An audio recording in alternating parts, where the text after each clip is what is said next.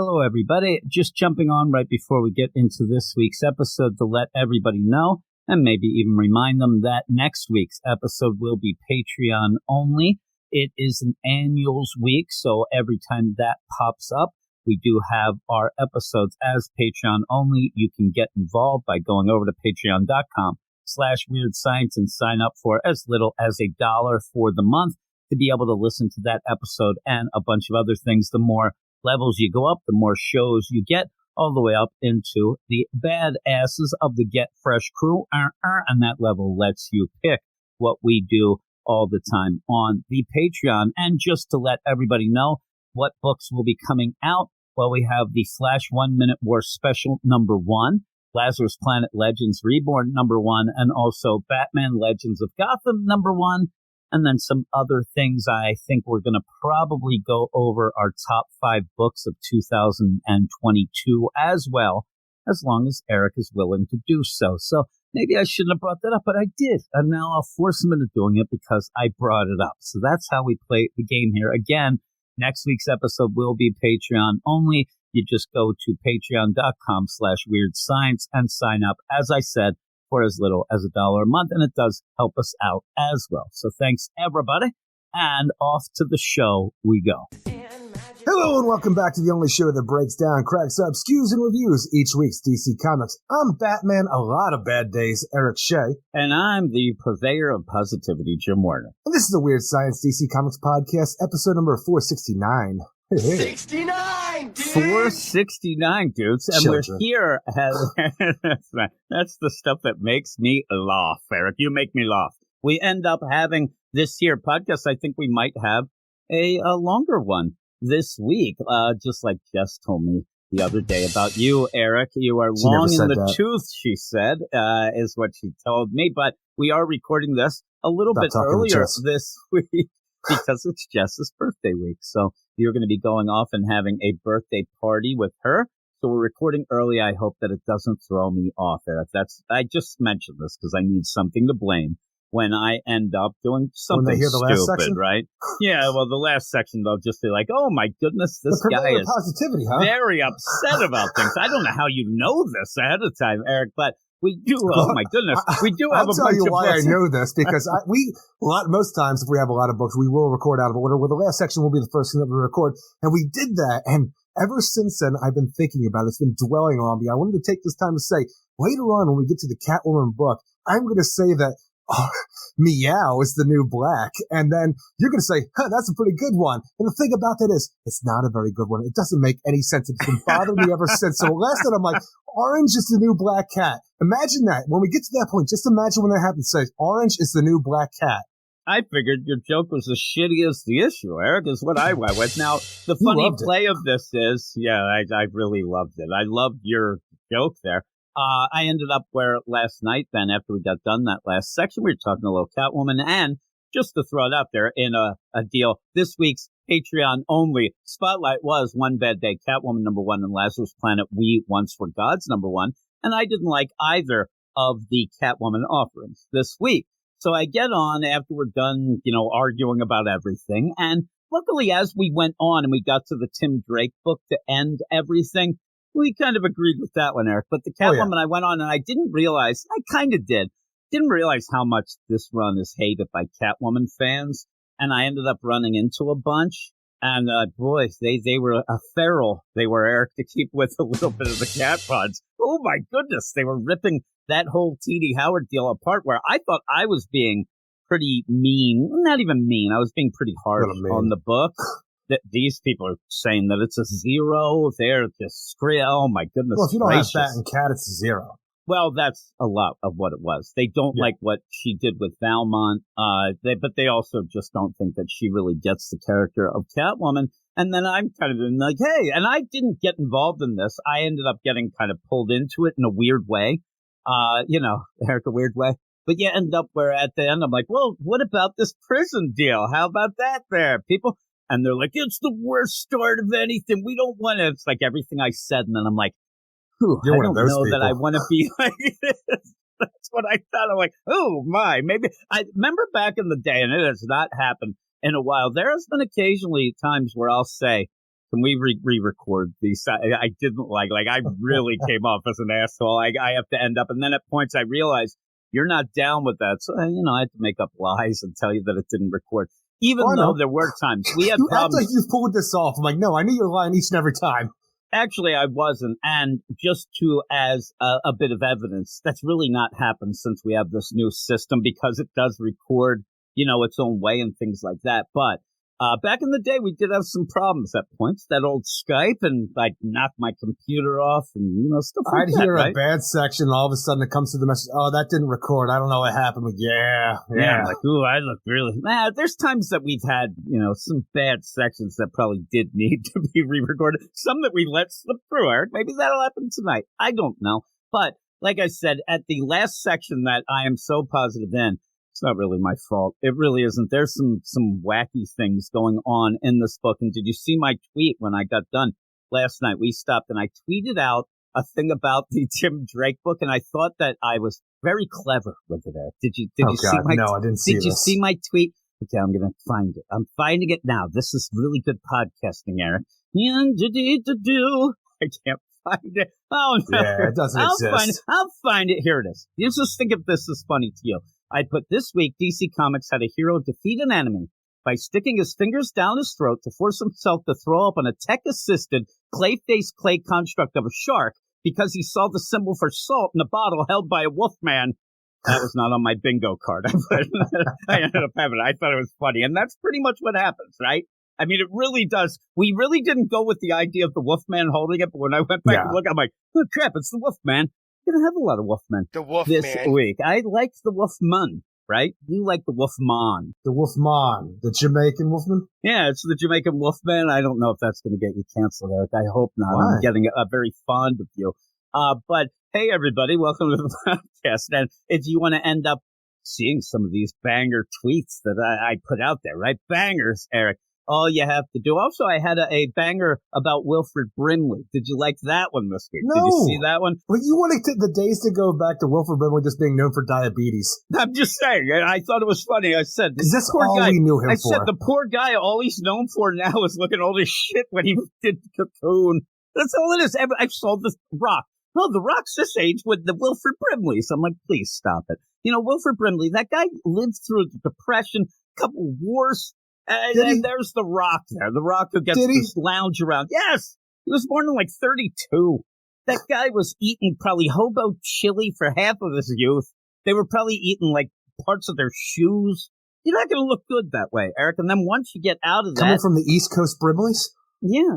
Unfortunately, when you get out of that nonsense, you're going to want to overeat a little. Diabetes is what he gets then. Oh, you grew up poor is what you're trying to tell me. Yeah. You did too, fatty. Hey, everybody. Go over to Twitter at Weird Science DC. You get all the bangers there, Eric. All the bangers. Even little tidbits of sound bites from the podcast. I put up a couple of those. People got a chuckle, Eric, I hope.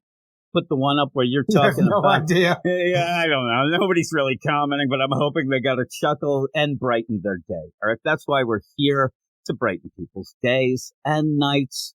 And all of that. But hey, go over to our website, WeirdSciencedComics.com. You can get written reviews pretty much by Gabe. So, there you go. And also you end up going over to the YouTube where you get real asshole Jim, me, doing the video reviews. I ended up doing a news show now on the YouTube as well. So if you want to see some comic news, I have that over at the Weird shorts? Science Comics.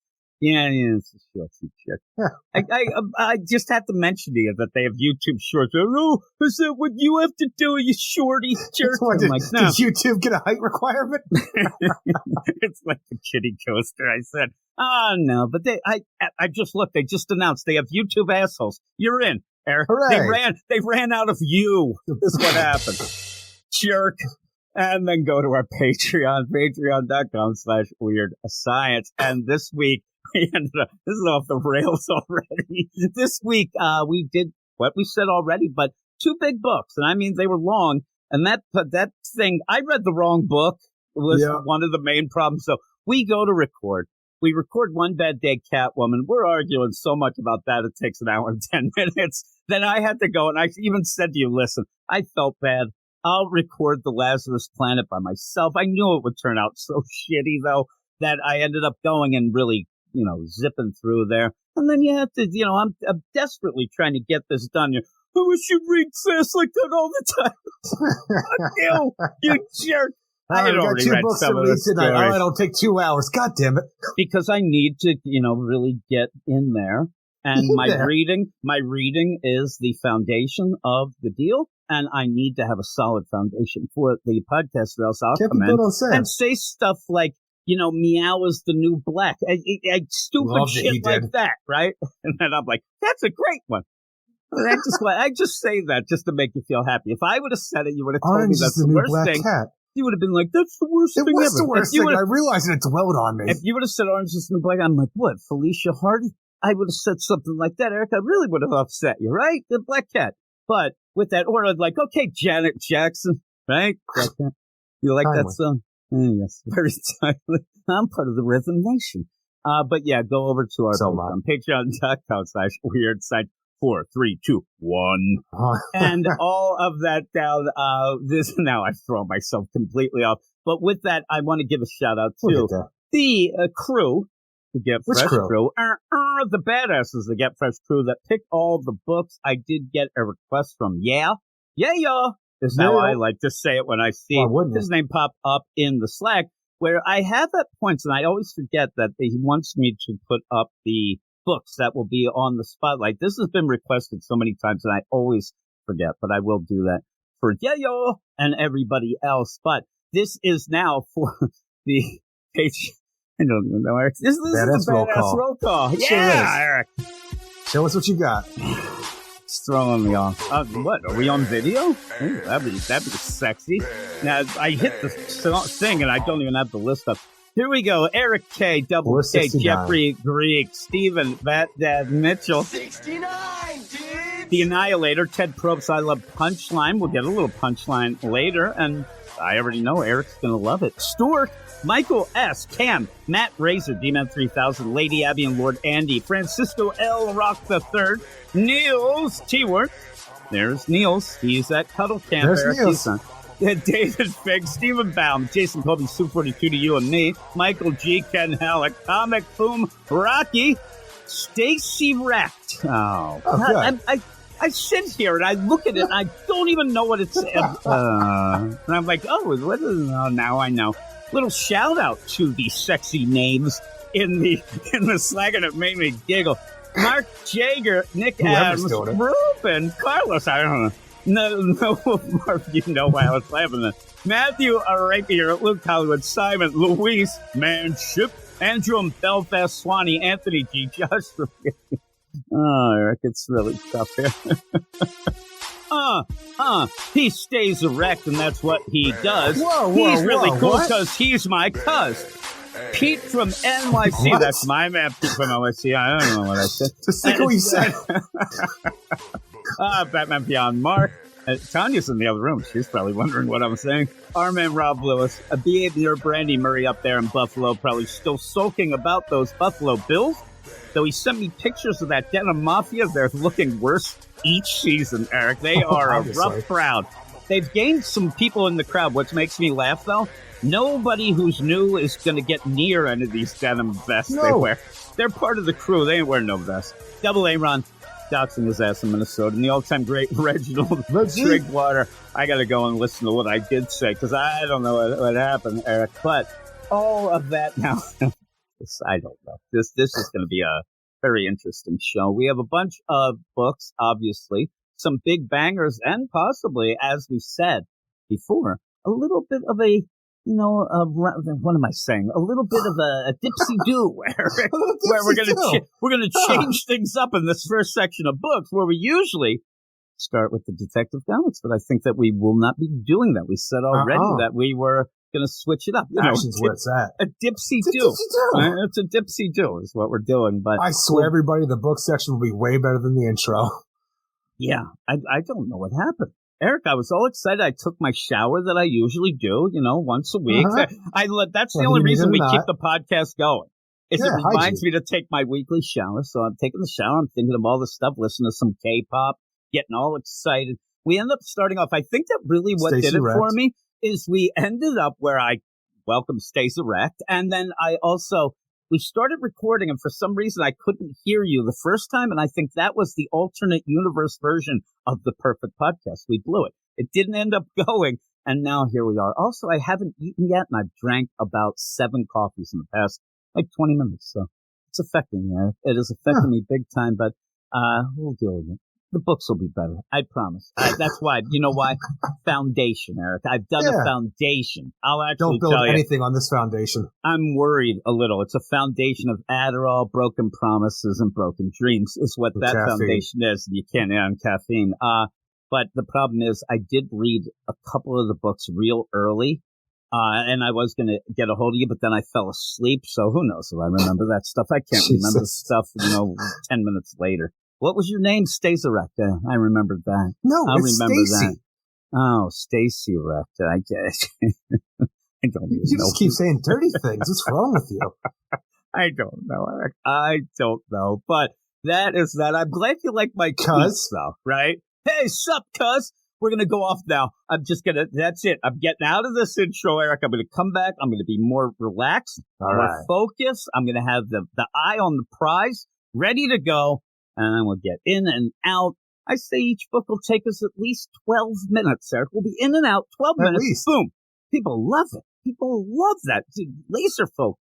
All right. But we'll be back right in a second right now. I don't know what I'm doing, Eric. Here we go, baby. We're going to be back in a minute with the books. They're certainly in Gotham, Eric. It is infestated with the werewolves. And the best part is, as we get there, at least they say it by name now. It is funny because at one point we were talking and we kept talking about the werewolves and stuff like that, and Gale Tenclaw and his asthma. And we kept saying, oh my God, Wolfman, Wolfman. And then at one point, I know you and me both started worrying that he wasn't really a Wolfman. And we were like, was it just us? Because it seemed we were real quick on that Wolfman talk. I don't know what it seemed right on Front Street, right? Or as they do, Morrison Street, possibly. I don't know what the hell Creator Street they would say, but you end up where we were like, oh, thank God. Thank God the werewolves are there, especially when you do a song about it. You're really going to have to worry about it. Yeah, I know. It drives me nuts, but I don't mind when I go to Apero Park, right, and have a sandwich now and again. But yeah, with that, we have these 3 books, and as we said, and this is the first section, but as we said, we decided that we're going to put Action Comics as the first big book when we have it. And I don't know that Dawn people... of DC, Jim. Seriously, though, I don't know that people, if they realize how big a move that is for me.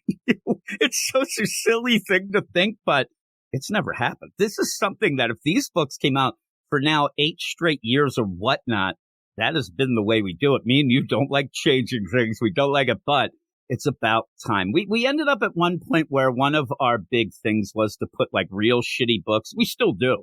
The last book of the podcast, just as a little wink, that's a real stinker for the most part. That was where Bendis's books kind of ended up at one point, and maybe even the Tom King. That's our personal preference, but we're going to change this up, and it makes sense. Not only just because we do like Action Comics a bit more than Detective Comics, but this is the start of the dawn of DC. This is it. It's starting out. Did it feel like a big start for you? Did it feel like the dawn of DC is here, right? Jim. Yeah, they did. They did. And I'll tell you, it was very subtle because I didn't hear anybody talking about it, Eric. That's what I'm talking about. But the thing is, I think they talked about it like 2 months ago when it was first revealed. Yeah, I end up where what you usually have is when these costumes are revealed, you'll get the same old people bitching and moaning. Then you'll get, I like this costume and I hated this costume. I did hear a lot of people bitching and moaning about the armored look of the new 52 Superman. Oh, yeah. And that sleek belt there. That I think belt it was a John cool, Romita right? Jr.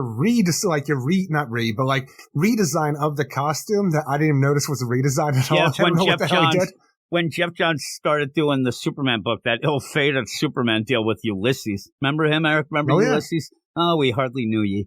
You ended up where that design came, and just as you said, the funny play, I still almost remember me going, you notice any difference? And we're looking at it like, I don't notice anything. And then you said to me, it's like, I think it's where the cape connects to the deal. I'm like, maybe. I'll go with you.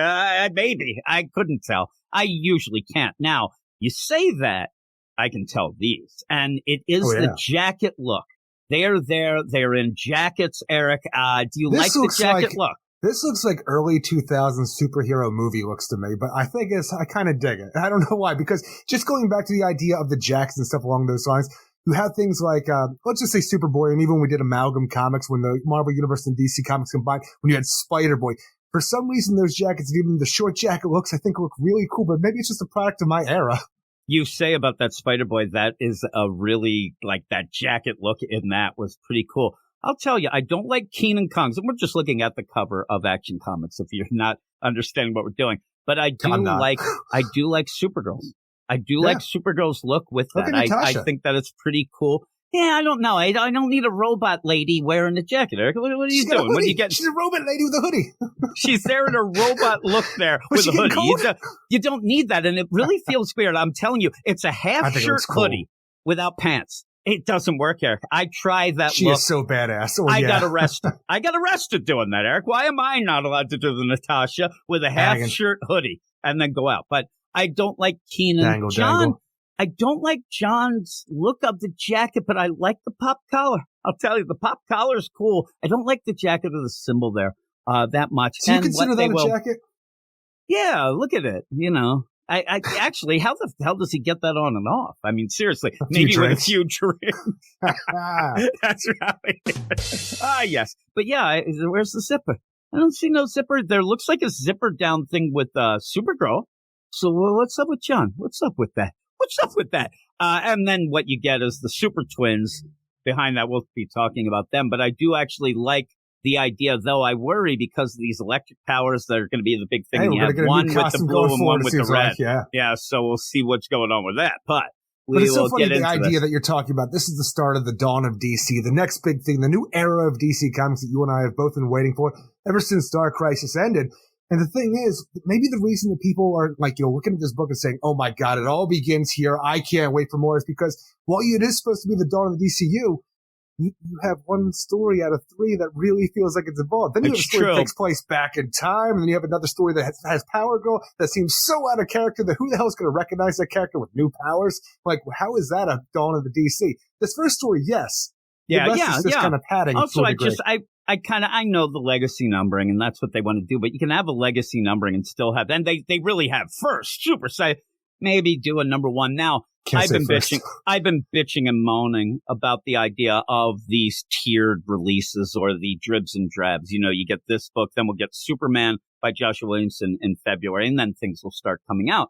But it'll be just, one book this week, maybe two this month. And I thought, man, I wish that they were all coming out. Oh, yeah, I can't wait. I just thought that it would be better, and it's the more oomph. So I keep saying that. And then I'm reading some things, getting some stuff for a news program. And I'm like, I think DC, they really want to stick it to me because then they end up with the new announcement. And the way they're really pushing the Dawn of DC now is Dawn of DC, one hero at a time. I'm like, what are you doing? You're driving me nuts here. And that's their actual deal of that. A hero at a, no, come on. Pretty stop cool, it. DC. Pretty cool. I don't know. But you do end up, this cover, not that it's, the biggest wow cover I've ever seen, but it does really give me that feeling of something new with the family there. It gives you that, the family feel of it. It feels different. But you said it. When you get into the book, you kind of wonder what the heck's going on, including something that I kept pushing,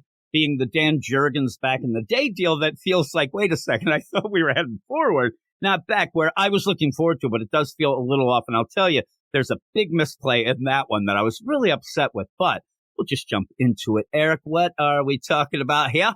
Action Comics number 1051, written by Philip Kennedy Johnson, Dan Jurgens, Aaliyah Williams, art by Rafa Sandoval, Matt Herms, Dave Sharp, Elizabeth Breitweiser, Rob Lee, Marguerite Savage, and Becca Carey.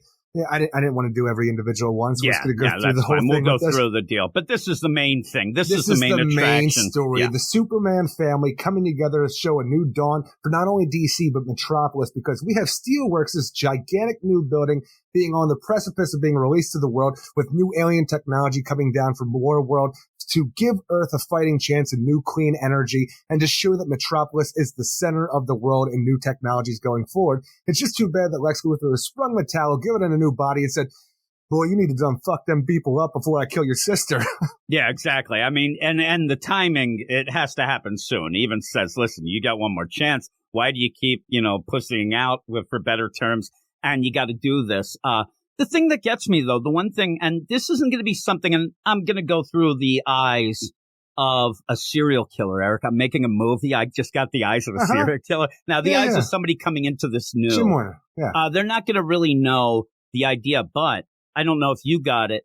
The idea of this, everybody against aliens, this, and we have this whole deal, and some of it's back in the day, and you go, this really feels like the stuff that Bendis started to try to push that was going to head into 5G. Yeah, and it worries me that we're still getting that feel of it. Even when we go to the Dan Jurgens story, where it's mentioned at that point, hey, after all this stuff happened, we have to kind of lay low. People are there, and John wants to, my dad, I got to help him out because everybody's again.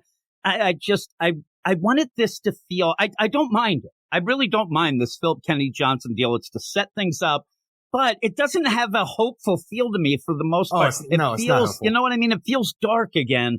It doesn't feel like what I thought we were going to get. You start out with a gigantic protest, whether or not you allow refugees here, no aliens in my world, to pretty much build a wall around the Earth type situation.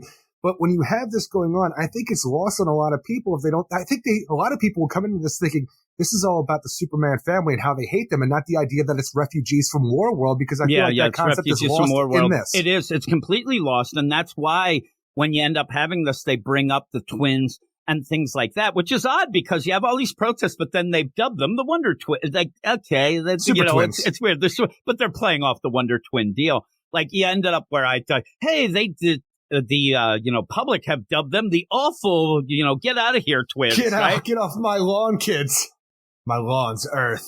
This also reminds me, and again, something, this is kind of, inside baseball maybe, but you'll remember the idea at one point they were going to have a story where they were going to build a wall around that's the why Earth. I said it, yeah. And so that seems like, and that goes in with that, the whole world. But really, that, I think, is the biggest misplay by Philip Kennedy Johnson. And maybe the idea, what they're saying to him is, listen, we understand you're doing this war world stuff, but we don't want it to feel like something from back that, but it is, and it really should have been played out more, that this isn't a protest against Superman specifically or the Superman family. It is a protest of aliens coming from war world that was parked in the atmosphere, and they would blame maybe a Superman for that. But when you have refugees welcome, it's very subtle. At points, maybe you have to be a little less subtle. You have to do that. Have a news report. Like, now that the war world refugees are here in the war world, you have to really push this idea. And the thing maybe, is, I couldn't help, though, without thinking on top of the idea that concept was lost, I think, in the way that the story was told. But you have the whole Superman family that I've been wanting to see. At least I want to think that everybody's been wanting to see. We have Superman. You have Steel, Natasha, and John Henry. You have Keenan Kong. You have Superboy Connor Kent. You got Superman John Kent. You got Supergirl. Everybody's here to a degree. And I'm like, yes, this is great. But how does everybody know Clark Kent Superman from what we saw before? Was everybody a part of the Justice League with the Martian Manhunter, telepathy kind of situation? Because a few of them I could see, but like Keenan Kong, for some reason, the way the things were set up for Lex Luthor's blackout situation, anybody figures out that Clark Kent is Superman, they're in big trouble. Like Perry White, he's in the hospital right now because his ass had a stroke because of it. Editor's note, Perry's whole body had a stroke, not just his ass. Because his mind couldn't comprehend because of what Lex Luthor did. But how does everybody else here in the Superman family who wasn't in the Kent family farm underneath the psionic shielding know the situation and okay with it here? I thought that right away we were going to get a play where we're just going to have to deal with it. I don't think they're going to get specific with it. It's going to drive you nuts. But I think that it's just going to be a play of, it's weird. Because all of this, and even in this issue, we're going to get a bit of Superman Reborn kind of feels, right? Must be Superman Reborn. And remember when they didn't explain that to us, Eric? Remember those days? But it was the idea of anybody kind of, I think they're just, don't worry about it. It worked out, Martian Manhunter, but it doesn't make sense because you really put that line in the sand. If you just know and find out now, you're in big trouble. Though I will tell you, when Superman and the Super Family comes in, Superman has a way of grabbing people and holding them because he's holding these two schmucks just like he was holding us, Eric. I mean, it's exact, isn't it? That's this exactly what I thought of it. when I saw this. Hey, look at these. This is how he holds scumbags. Yeah, that's what he does. And if people don't realize, at one point we were in an issue where Superman was holding like Green us. Arrow 26. Yeah, it was the Green one? Arrow deal. It was the hard traveling deal where Ben Percy was going through it, and he was holding us like this. And since that was us, I want to give people a little bit of a tip. If you're a villain in Metropolis in the DCU, don't wear a coat or a shirt, Eric, and then you're fine. But it's cold outside. He can't grab you then. He might grab you by the hair. But one of the things that I think I really was expecting, because remember, and also Lex is in prison, but they don't really spell that out. We know it, and he's coming in as a hologram. I wish they... Inside Metallo's mind. Yeah, there's a lot of, holes in the story, but I don't think they ruin it. But it just ends up feeling like, okay, why aren't you explaining this a little more? I just wanted them to expand on it a little bit more because this is a new beginning to a degree, even though it's a continuation.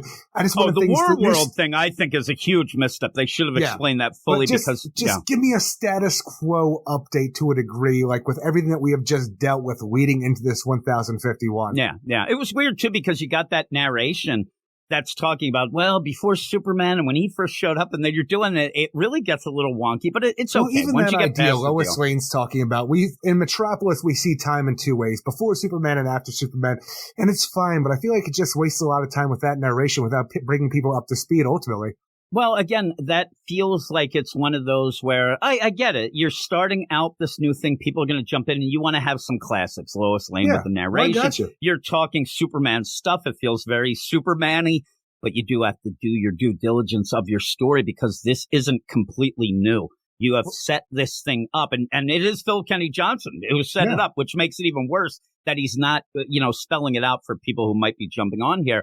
The other thing that I have a problem with is, come on, I need to be the PR agent. Let me be the Flavor Flav. I'm going to tell them right now, listen, people are upset with aliens. You can't fly in and hover above these people and look down on them the whole issue. Look, we're not aliens. We're gods. They're looking down. I mean, it really was ominous when you end up having them show up and it's just this, because you rarely, it's a wow moment. You rarely, if ever, get this many super family characters right there hovering like that. And I'm like, yeah, that doesn't look good. When you have people protesting, you don't need that. And I was actually really surprised it wasn't brought up, but Lex is in prison. If Lex wasn't in prison, I'm sure he would have been out there with a press conference. Hey, listen here. These gods, nonsense, get out of here. Look at nobody's controlling them, all that. But it's wow moments to have. And there's a lot of people that are smiling. But then you have Metallo who can't do his one job. He's got one job, Eric, and he can't do it. Again, this actually made me crack up. What do you think his job is at this point in time when you have all these protesters going on? Kill and then you have Superman. That's what I think it is. It might be at the ultimately, but for Maybe how it John. goes about, it just seems like a lot of different things going on because at this whole, protest that we have with both sides protesting, let the refugees in, let the refugees go home. All these things. You have these madmen with guns and other people with cars that have TNT in it trying to run people down. All this situation that the super family comes in and saves the day for.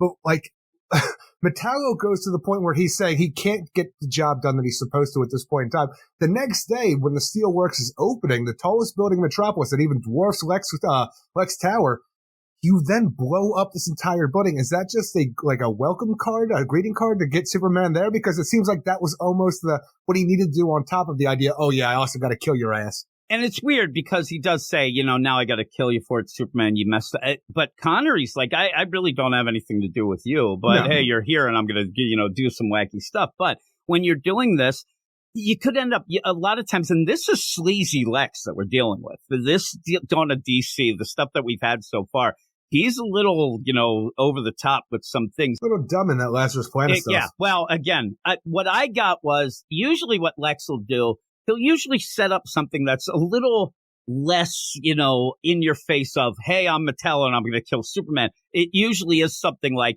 oh, this guy, you like Metallo, you look innocent, you get attacked, and then we're going to report. But I don't know. We did that in Public Enemies. Yeah, and he's in jail now. And so I don't know how a lot of things are repeating. But you end up where I don't know. I don't know what Metallo is up to, but he's desperate because he wants to save his sister. It could be a suicide mission. He might just be like, hey, I'm just going to go and blow up everybody. Good luck trying to kill yourself in that body. Yeah, really. But the weird play is he's there, And he sees a kid with a dog, and like, I love the idea that he looks over. This kid's like, "Oh my God!" The dog freaks out, and then when he gets back to Lex, he's like, "Hey, that kid knew something was up. It's my family." I'm like, "No, it might be that look you gave afterwards. Plus, the dog was going nuts, and you were about to pick up a gun." But yeah, he's really sensitive with his looks. Has a new body with new skin, and whatever it is, even though it's based on his own DNA, and this is supposed to be how John Corbin's supposed to look, he knows that something's wrong with it, and it just is like, people can tell that he's not right. Almost like when you spot a Terminator, there's just something a little bit off about that freaking Terminator. That is true. You do notice that, right? And then Arnold Schwarzenegger's. Well, if he's fine, your parents are dead. But yeah, you end up where Lex, he's on a time schedule here. He's on a time schedule. He's like, "Hey, you got to get it done. You better do it." And he's like, okay, I'll do it tomorrow. And I think that Metallo is one of those guys that, he needs to be under pressure to get things done. Eric, he needs to be on a timeline. But you end up where you go then to the super family. This feels a lot like Jeremy Adams' Flash book, the idea of everybody in there. No, it's not. And it's weird because I want the Superman family. I want everybody to have a family. Like I've said, I want everybody in the Bat family to hang out, the Flash family, all these things. Superman family, I've been waiting for a long time. When you have characters like Kenan Kong, who has been around for a few years now, he just never felt until recently in the backups of Action Comics like he's been a part of things. Like I wish there would have been something to really indoctrinate him into this group and make him feel like he belongs here with the rest of these characters who've been here for decades at this point in time. But like when you have everybody just hanging out, and even with the Super Twins, these new installments, so like even Kenan Kong, he feels a little bit new, even though he's been, like I said, around for a few years. But something just almost feels maybe it was forced the art. About it. I don't know what it is. And actually, I was going to say it's funny because when I did say, "Hey, it feels like the Jeremy," maybe that's the problem. It feels like a Thanksgiving with extended family. They don't actually get along with all that. Yeah, well. I'm with you a bit, and I'm with you. It does feel a little forced. I think people will like it. Oh, it's nice though. There's some forced jokes. You have these twins. Now, I didn't know that they were twins, and I still don't know that they're twins. I don't know if this is just the idea that, hey, they've dubbed them the Super Twins.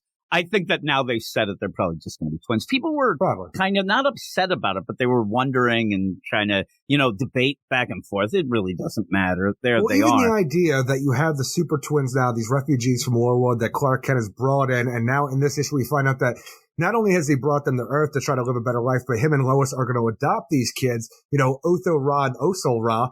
And are they going to get Earth names? Because I don't think can they just go around, because you have the Super Twins. They're not wearing masks or anything like that. They're not going around with like spectacles on during their daily lives. And now the Kent family, who nobody's supposed to know that Clark Kent's Superman, has adopted these kids. Like, is that public knowledge, or like, are they going to go around with secret identities and try to bring themselves like along the lines of like, pretend they're people on Earth, I guess. Yeah, I don't know. The thing is, you better hide them from people because they're the refugees that people are real pissed off about as well. But we'll have to see how that goes. Again, during this whole deal, and when we're talking about this book specifically, a lot of things start to bring up things that happen at Marvel that remind me more of. And this whole thing with these twins really feels like the Dan Slott stuff in Fantastic Four that just recently ended. And I didn't like that run, but I like those twins, the Kree and the Skrull kids there together. I like them a little more, but that's a fun way to have the Kree kids. Skrull, I know that's crazy. I know. And they ended up becoming best friends, but Lousy you end up Skrulls. and their kids there where they were supposed to be fighting to the death all the time in this arena. And it was really nice.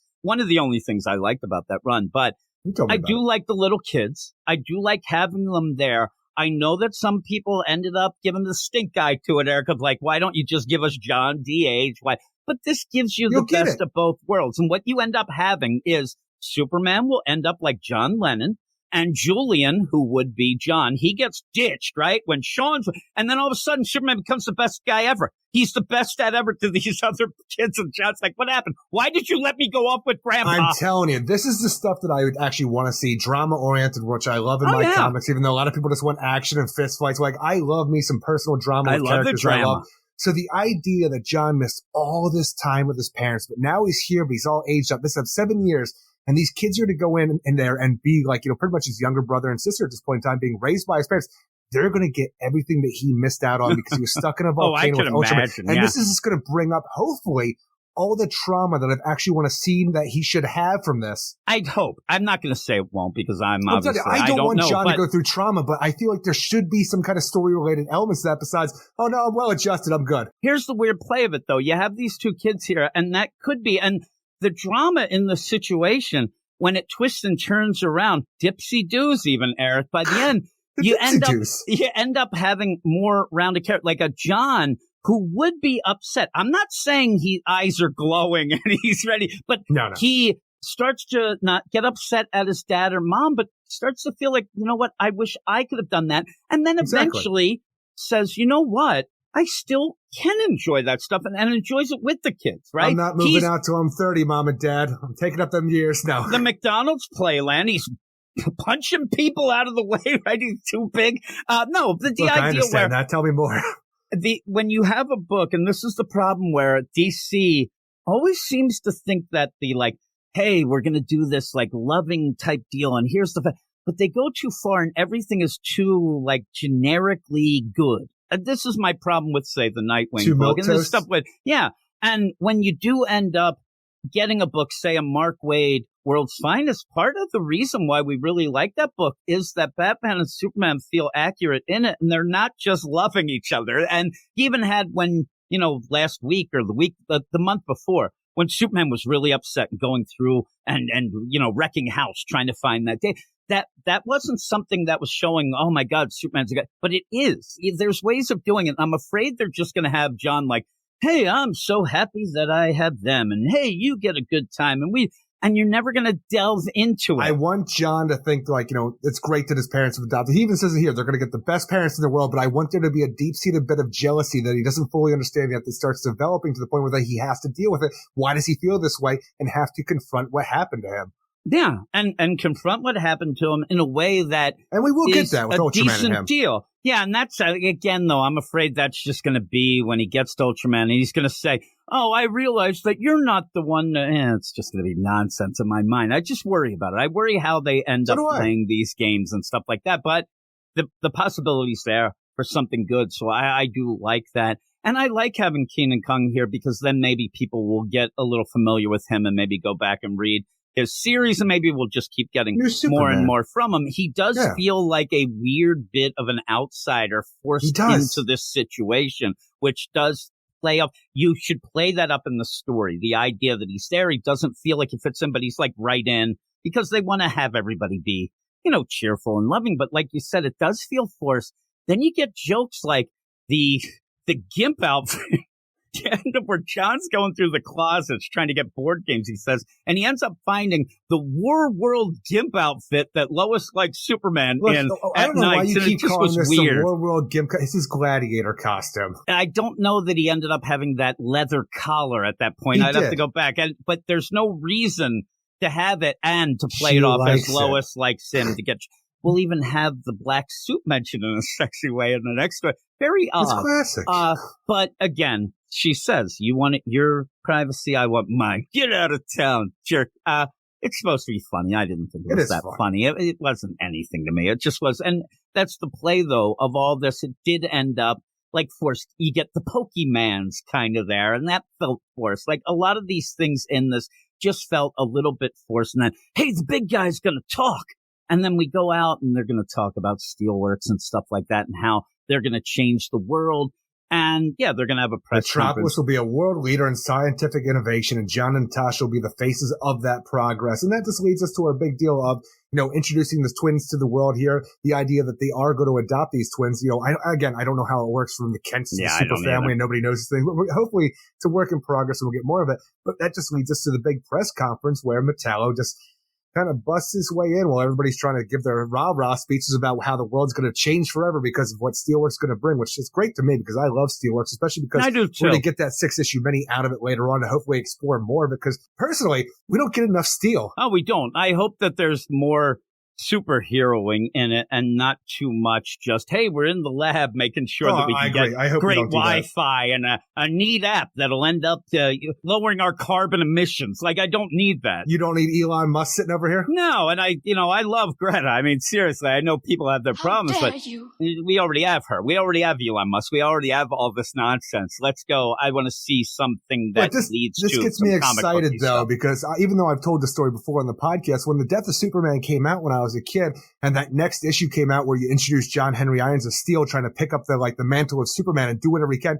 as a kid, I'm like, okay, this is Superman, and I was all about it. I didn't realize how things would work out back then, of Reign of Superman come back, because I believed the hype Superman was dead. We're moving on. And I'm like, this is going to be my Superman. And then he just kind of, meandered in the background for a while and a lot lately. So I'm really happy that him and Natasha are going to be in the forefront here with their own 6-issue mini and being a part of the Action Comics. Yeah, and hopefully that ends up, being pretty cool, and then you continue from there. Hopefully it's not something like, oh man, I wish this was good, and hopefully it ends up being popular enough and you keep going with it. But I think they can always be in this Action Comics. And we didn't even mention, but we have these 3 stories. They will start to, the Dan Jurgens stories, only so many issues, and the Leah Williams is shit. So you're going to Urban Legends. So even if you ended up where, okay, the Steelbook didn't quite work, but we can still have Steelworks stories in this, which I think is a cool deal. I actually wish that what this wasn't a rotating bunch of stories. I wish that it was maybe one. I wish that the Steelworks deal was right here in this book. We always knew it was going to be there. We'll see how it goes, but I do like seeing Steel. Isn't it weird that Power Girl's not here? Yeah, it is. I know weird. She's doing her own thing and her own story, but she feels like she should be a part of the Superman family here more than Keenan Kai, at least. And let's say we do go the Urban Legends route, where we have a great bit of characters that we can use here to here's a Connor Kent story that we're going to do for 6 issues within with his part, stuff like that. If we get to the point, though, where they're like, all right, here's our Bibbo story, I'm like, you done lost the goddamn plot. Well, that's when you know that we are like, okay, when you get down to Bibbo, and you love Bibbo. I do, but you have so many stories and all these characters within the Superman family. You should never be going to the freaking C or D list characters within Metropolis and tell stories. Yes, that can be fun, and I can agree with that, but you have so many characters that are not being utilized in the DC universe that you have the opportunity to use here in the Superman stories. Do that and keep doing that. Supergirl. Right there. Should be right in the forefront. And Connor's going to have his own mini-series coming up soon that he's going to go off into space. And that's that whole deal by Kenny Porter that was... That digital first. They claimed that, hey, this was the round robin winner, and they're going to kind of shoehorn it in and go. Yeah. But that's fine. You're going to get that book. But when that's done, he comes back here. And yeah, I hope that we do get... Now, there are some... villains and things you can have some stuff with, but... Toyman. Bibbo, like the story, Bibbo, want some candy, kids? That's the name of my story I'm working on. I hate your story. He actually is just working in a taffy shop, Eric. It's not sus at all. And then afterwards, he rides around this van, wants some candy, and now it is sus. It's going to get sus there. If we have a Perry White story where he's trying to get back to his roots and get on the beat for 3 issues. You like that? That'd be okay, right? I don't need that, though. I don't need that when you have all this amazing stuff to do. Lombard, reliving the glory. That's what I wanted a Jimmy story, would be fine. He would just be Uncle Rico from Napoleon Dynamite the entire time. I want that so bad. Just have Lombard just sitting there talking about how great he is. But Jimmy would probably get that. You can have a Lois story on her own, going off, doing her Author X stuff, maybe. But there's a lot of things you can do. Hopefully, like you said, you don't get down to, the deal. Eventually, Mark Russell will be on with a crypto story, and he'll be there, and he'll get it all wrong because he's really mad about the cryptocurrency, Eric. That's his trigger right now, and he'll write it about that. Don't you fucking say that. You manifested this into the universe, and I hate you for it. Oh, my God. He'll be like, what? A dog? Well, it is a dog. I mean, really, the prices are down. People would enjoy it, but I don't need us to go down those avenues anytime soon. You shouldn't. You shouldn't have to, and hopefully they won't. But maybe... here's the thing, too. And where's Crypto here? Why do we got no Crypto? Just as we're here, just as well, he's the wolf Crypto. He ripped out somebody's mouth. I just told you, Buyer. The little Crypto dog did that. You end up where this going on. I'll give you another thing that I don't need. I don't need, stories that are sus, like you're saying, that are 6 issues, too. If you play the game, if you're going to end up having a Bibbo story 1 issue, that's fine. We'll be in and out. It might be a little bookend type deal to get things in, but you don't need... started strong, but it fell down the wrong path really quick. Yeah, and some of the stories ended up being way too long. I mean, at one point, seriously, when we dropped it, it was Vita Ayala and Mark Russell. They had 6-issue stories, both of them. You had the Zatanna and Batman one and the Super Pets deal. And we were done. We couldn't take it, and we were out. But if that Super Pets was 2 issues and that Vita Ayala Zatanna story never happened, I would have been happy, Eric. I would have been real happy. But you end up with all this going on. And I thought that at the end of this first story, which is the most important one, I didn't feel as excited as I thought I would. I was excited about some of the things, but even you said the Steelworks stuff, that got you excited maybe for the Steelworks mini. Exactly. But I didn't sit there and think, man, this story with Metallo and this is so awesome. I can't wait. I think that it missed out on maybe a bit of a hopeful start, a bit of a fun start with these characters, because we haven't had these characters. You got the living room scene. That's what you got. And it starts so dark. And I know it was set up that way, but maybe for this first, deal, you could have had some fun. I'm definitely talking a barbecue with Buddy Baker. The thing is, I want to say I like fun, but we all know that's a lie. But I am really into the idea of the Metallo story continuing, because as soon as he was introduced before, I'm like, I can't wait to get more of John Corbin here. That's fine, but I wanted, and I'll even say the next story, the Dan Jurgens, that didn't even feel as fun of this young John story that I thought. But what I really want is, as I said, Buddy Baker, he goes to everybody's barbecue and ruins them all by demanding vegan menus. That's all he does. And you're like, really? Get this guy out of here. We don't need this. Ollie shows up with his chili. That's why they can't find him. He's pissed chili. Off. They don't like the chili at these, but he's out. So at the end, again, I'm wondering what's going on with Metallo. I think that actually the funny play is the best part of this first is Metallo. I'm actually really intrigued. And I kind of like this, like, don't look at me, Phantom of the Opera Metallo, who thinks that he's not pretty enough for people to look at. I actually like the way that was, because it felt different. It felt like something new. And, but the other stuff was fine. I didn't get that hopeful, fun feeling out of it as much as I was hoping. But, I'm sure, like you said, you're looking for this Metallo deal, but we then move on to the young John Several deal. years ago. Yeah. And it is a weird play to go back, but this is what people have been asking for. And again, people will tell me they're not asking for this. I see a lot of people, saying, oh, this is bull crap. Why are you playing this? But they're trying to do it. They're trying to give people a young John in a way that, makes sense. And going back to the guy who ended up, doing this, Dan Jurgens, and you could give the credits for it, and then we'll jump into the story. I already gave the credits for everything because I wasn't going to go through all of them. I thought you just did the one. So yeah, that's fine. But this is Dan Jurgens who did create John. And you end up where they're going to go back to the house. You ended up having Batman. He bought it. Yeah. And it was nice enough. You end up having that weird. It is nice enough, but I kind of wanted to be in Hamilton County with Kathy. I know. I really wanted Kathy. Also, when you end up like, oh my God, Ranger, I'm like, please, why couldn't Goldie be alive? Why couldn't the whole redo? But everything was Superman Reborn. You could have brought things back, and a reset of the universe twice now. Bring Goldie back. That's like the weirdest thing that John ended up frying his cat. It would have been nice to be like, oh my God, that's not part of his nonsense the thing is, from what before. I want to know about this is this. I didn't read the Death of the Superman 30th anniversary special where this picks up after with the idea that Superman fought Doombreaker, a character who was mutated into a Doomsday-like thing based on one of the spine/bones of Doomsday, giving him powers and turning him into a monster. This is after the fact where Metropolis is kind of a wreck because of that Doombreaker story. And like Perry White's like, look, y'all can work remotely. Nobody's getting to Metropolis. Roads are shit. So like, okay, we're going to work remotely. For some reason, we're going to go to California where we used to live when we used to lay low, even though that shouldn't be in the continuity anymore. But it still is with this whole thing. We're going back to our farm in California. And I want to know why. Look, I understand that Bruce Wayne brought the property and like in case the Kents ever wanted to come back here and stuff like that. But everything we have here is that weird Superman from like he was out of time from Convergence. And it feels weird even in the black suit, even though it's because he just fought Doomsday-ish again. But when they get here, it's like, oh, John's excited. Like, oh my God, I loved our farm in California. I'm so glad we're back. This is the best. Oh my God, Ranger. I'm like, what did they do with Ranger? Because I remember when you and I were talking about Lois and Clark, that Superman story this was all about kind of thing. Mm-hmm.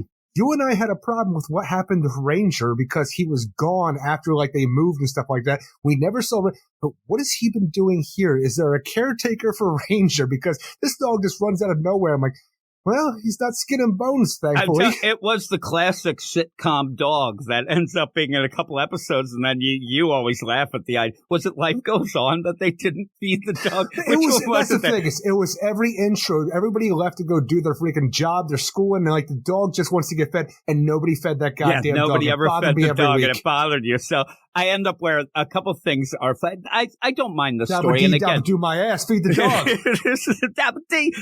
You end up where even that first story, these are to get you going, to get you set up. And a lot of this, you're not going to be able to explain very well. So they kind of like push through it, which is okay. You said that you appreciate it, but when you end up having this bit of Doomsday's bone missing, and you end up having it first off, it looks like something you would buy on eBay. It looks like it's a very odd plaque the way they have it, and John picks it up. But I love where you get the Force comic booky, I'll catch you up dialogue deal, where Bruce says, hey, I've been looking for this thing I don't know, and you end up Superman goes, you're saying that the shard of Doomsday's bone, which over the years created the Doombreaker, has disappeared, that no one can find it? I want Bruce to be like, what are you talking to here? I'm telling you, hi, Superman, but the thing is, it's very over-the-top forced dialogue to get everybody caught up in the thing. It gets them caught up. I'm telling you, I didn't read the Death of Superman 30th anniversary special where the story took place, and it caught me up. I'm like, thank you. I know this feels forced, but I appreciate it. But you read the classic Superman 75. I did. I'm like, I don't remember that. I don't have a good memory. I do know that they're bullshit making s'mores. I just want to point that out. But every good family does. Good families. Yeah, really. That's probably why I don't like them, Eric. I've never had a good family. I mean, you end up where they're really pushing that 30th anniversary special.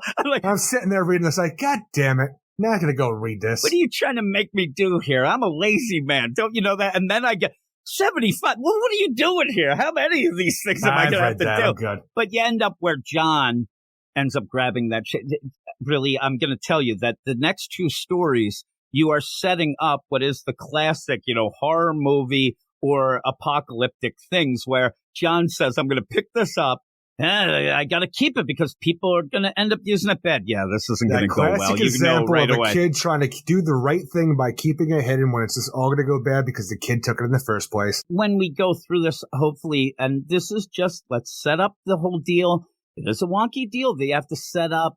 They don't get into it. I'm glad. I'm glad this isn't like, well, we had these two Supermen because one came back from Convergence after going back to the Crisis, and they did this. I'm telling you, it shouldn't matter anymore. But for what we're doing here and everything you're talking about, it feels like we're talking about it. Superman Reborn. Exactly. All of that stuff should have been washed away all the time in California. The Author X stuff with Lois, and it doesn't make a lot of sense for me in like this timeline. But you know what? I can go with it. At one point in their time, after they had John, they moved to California, and now they're moving back for a short time before they moved to Hamilton County. I was really, I'm with you, though. I was really, really upset that we weren't in Hamilton County, that we could get Kathy. Also, I like that in the Rockies fortress where it opens up at the top of the mountains and stuff. I really like that. You could have played a lot of things, but or was it the Himalayas? Because I think it switched. It was somewhere. It was a bunch of mountains. I don't know a mountain from a molehill, Eric. You end up where John is going to cause some problems. I want to have some fun. I hope it doesn't get too dark. And I want to see, Dan Jurgens has to know that what people wanted from a young John that they think they missed out were kids stuff, going to school, maybe Damien showing up, or also doing things with his father. And I hope we have more of that. I don't really know that we needed to have that much of a overarching story of, okay, I got Doomsday Shard, I'm going to do this. I think that this could have been just the fan service that people had wanted and just have some fun with it going. And hopefully you get that a little. You might still get some of that, too, because John goes off to his treehouse after his parents think he's asleep with the bone of Doomsday. And you love a treehouse, right? You love Who doesn't love a treehouse? But while he's out there,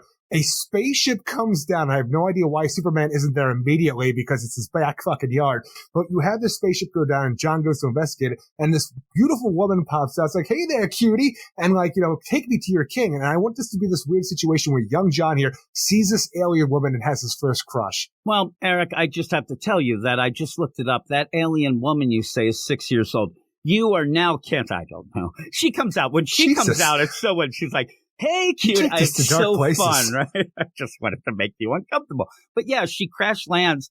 You can only think that she, unlike a Bruce Wayne, Batman had a sensor that can pick up an aura radiation from Doomsday's bone, which I don't know why Batman didn't. But she looks like she's fun, but definitely she is there for Doomsday's bone. Oh, yeah. And it plays off as well of like a Supergirl. It could be his little super. What happens? John's like, great to know you.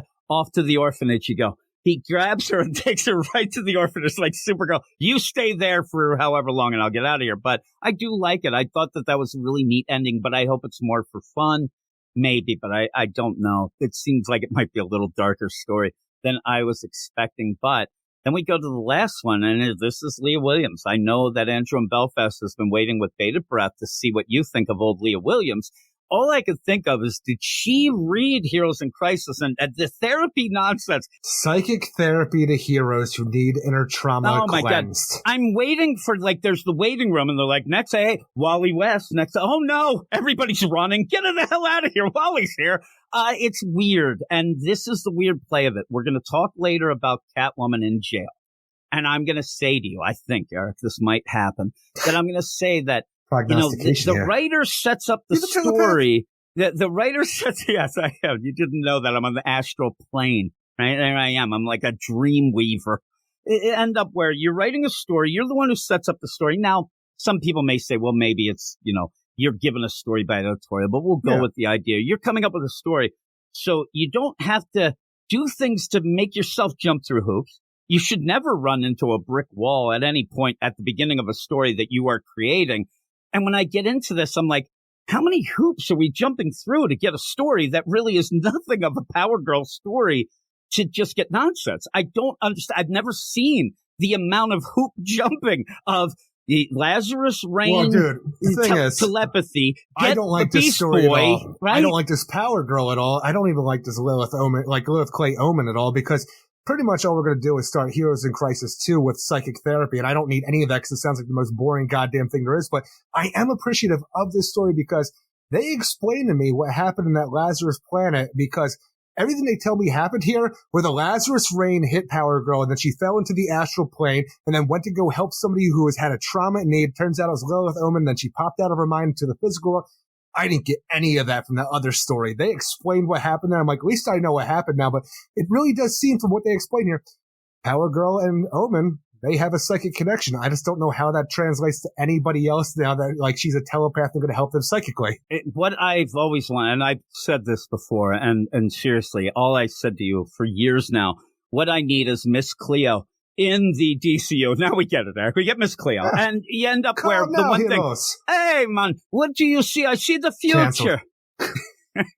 Am I now? Oh, my God. I don't want to be canceled, Eric. Why did I think that your husband is in jail. Is that right?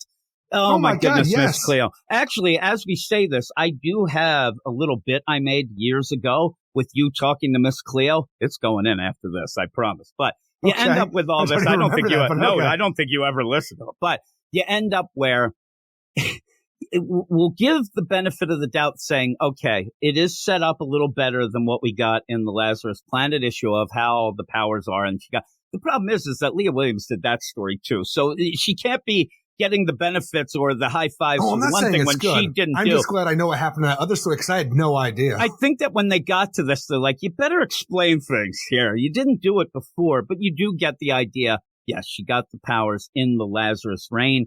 Now she has the telepathy. She has a connection to Omen, but really the connection becomes way over the top and everything is explained in such a weird way. All of her friends' graves and the freaking Grim Reaper talking shit on Power Girl this whole time. And this was like, Omen's like just hanging out in the freaking I don't know, the freaking snowy mountains like, oh, you heard my trauma and you came to me psychically and then dream walked astrally and jumped out my fucking ear hole. Yeah, I'm telling you, this is such a weird play. Like, I wonder if Leah Williams is like, all right, I'm going to do some therapy stuff. They're going to eat that up. No, they won't. You better keep that away from the DCU. Oh, it's so goddamn boring. It's one of the worst things that happen, and it is boring. And it has to be explained in a way, again, where if I'm the editor and I see this script and I'm like, well, you spend half of the issue explaining this, maybe it's not a great story. If you have to, it's almost like a joke. If you have to explain the joke, then it's really not a great joke.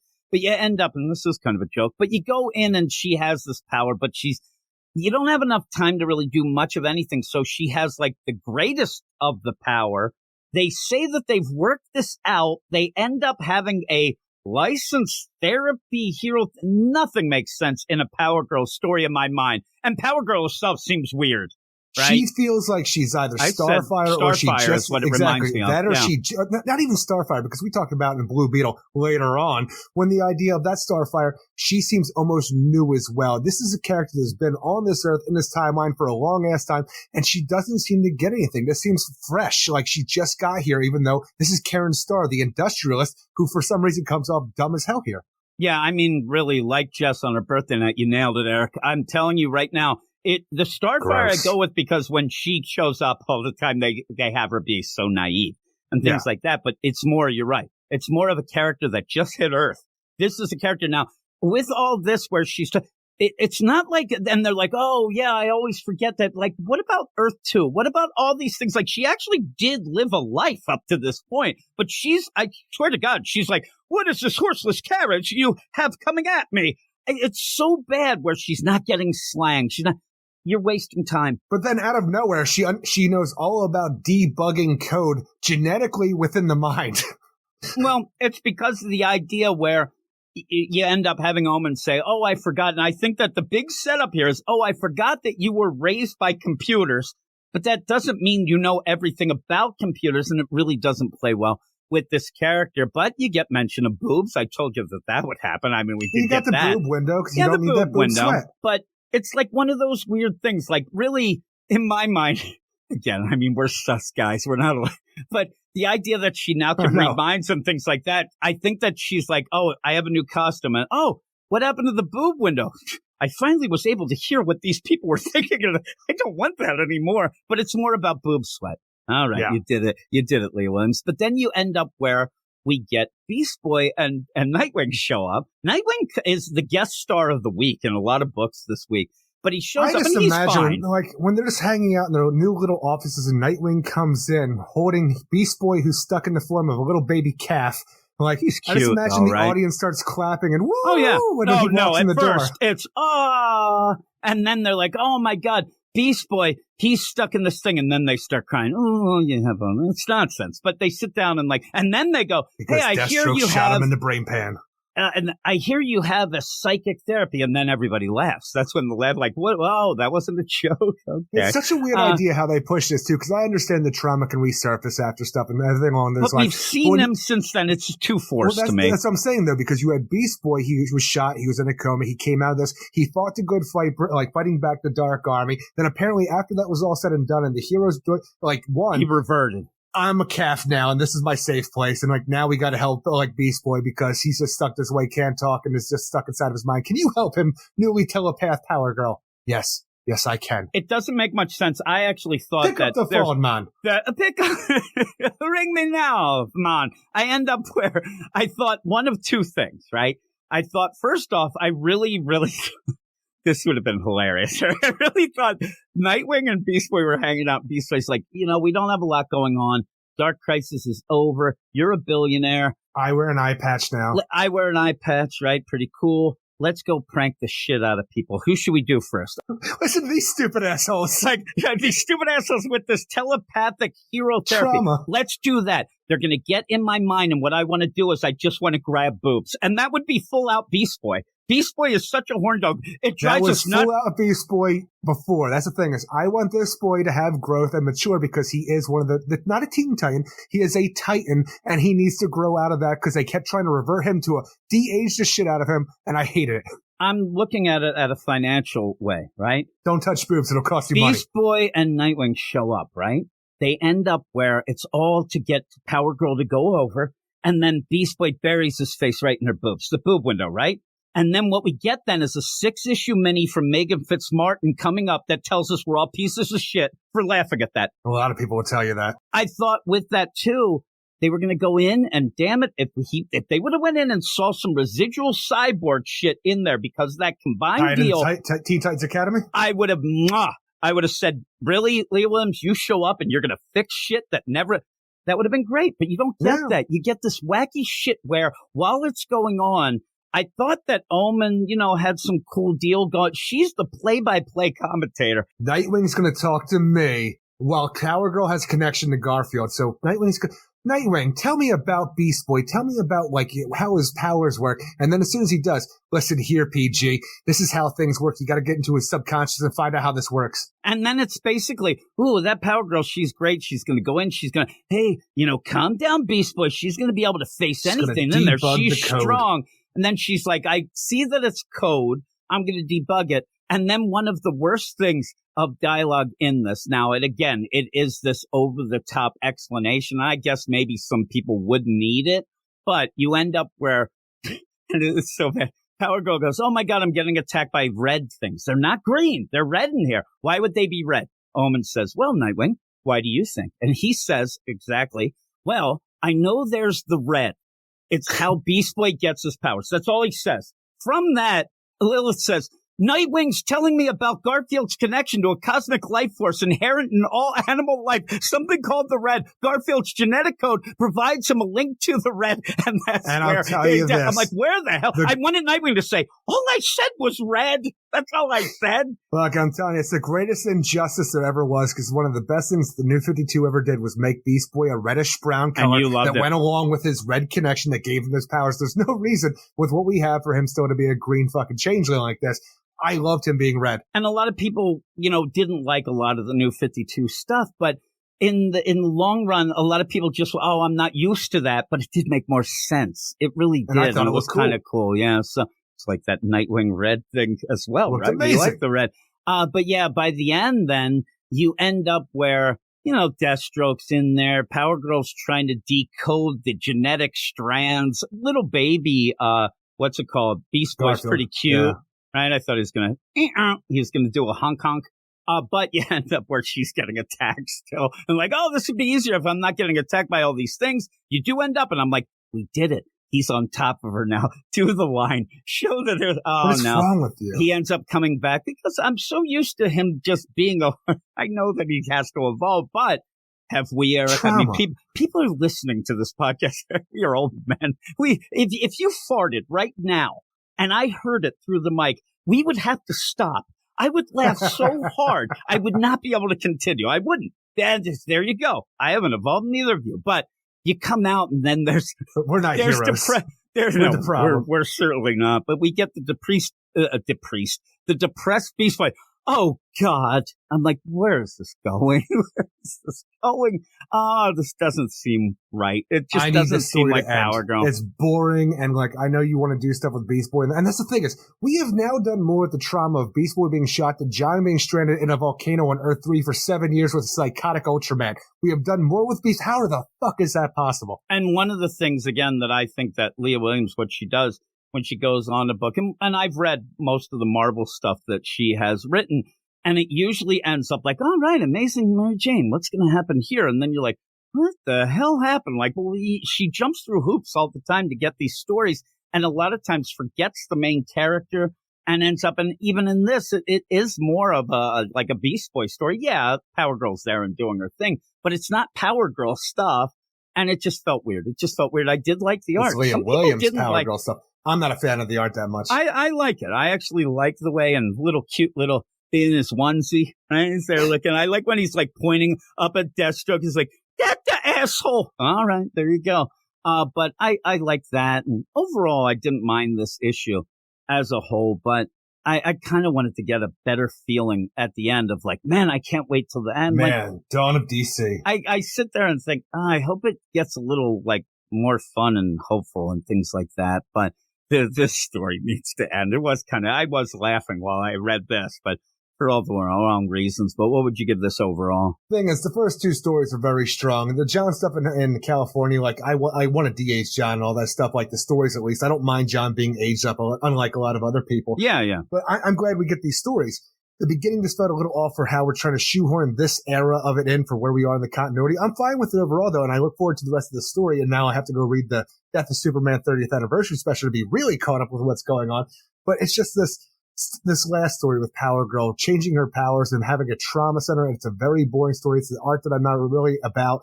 And I don't know where this could actually go to elevate the character or anybody involved in it. But like, is it just to show that Omen's a character? Hey, everybody remember Omen?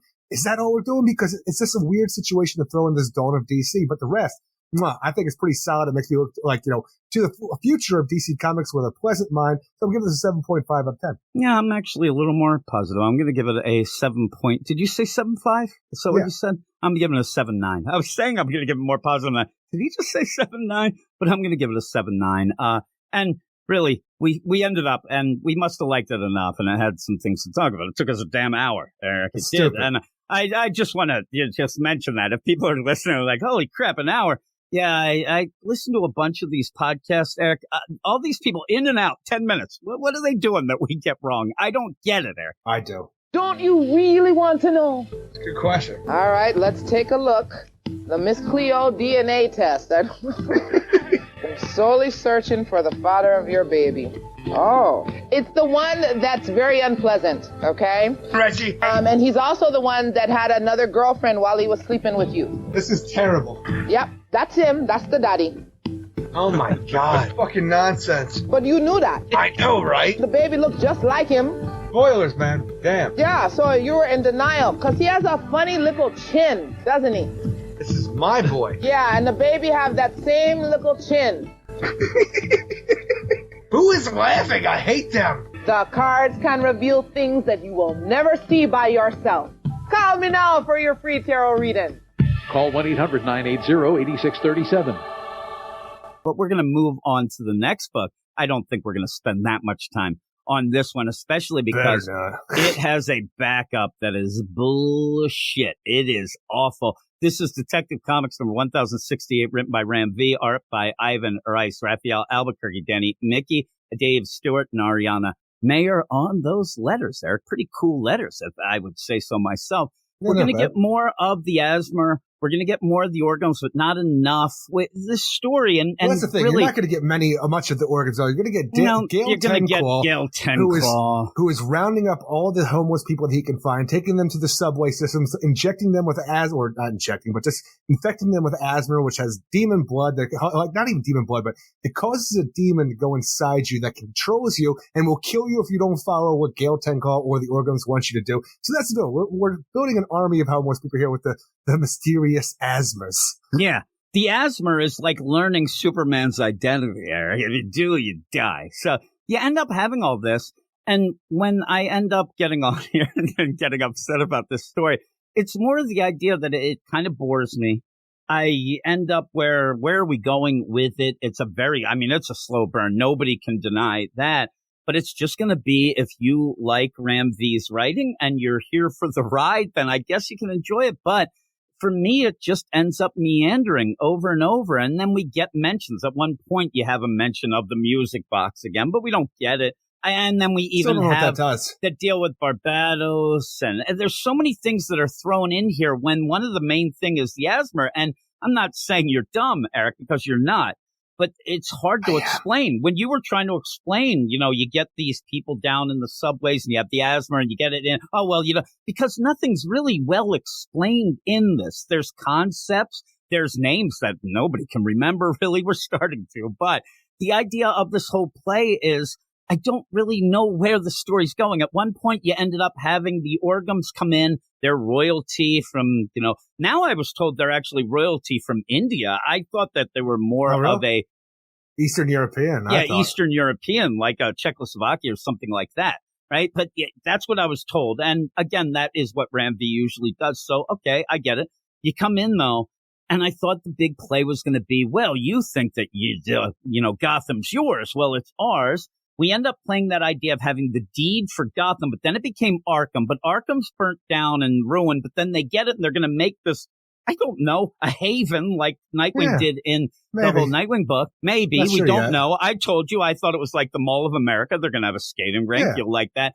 So then from there, now we're burning down half the city, yelling to Bruce Wayne and making a, zombie people army of asthma in the subways. I just want to know what's happening. I want to know what's happening too. The story has been a bit, so like you said, slow burn, but convoluted in its slow burniness.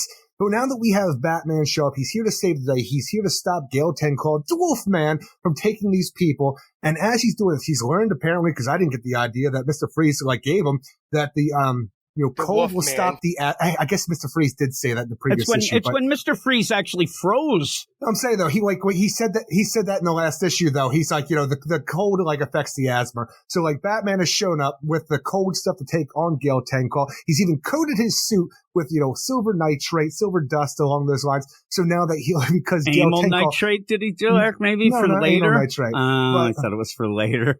It's because Gale is a good and proper Wolfman until it seems like he's not. Does he just get his powers from the mask that he's wearing? I thought that what happened is the opposite. I think that when you get that, what Batman is doing is not killing him with silver. He's actually dissipating his Wolfman powers that then he becomes a man. But then he grabs a mask. I don't know. I think the mask is different. Then when you end up, the other guy shows up with the mask. I thought it was him with another mask. I was confused. Well, that's the thing.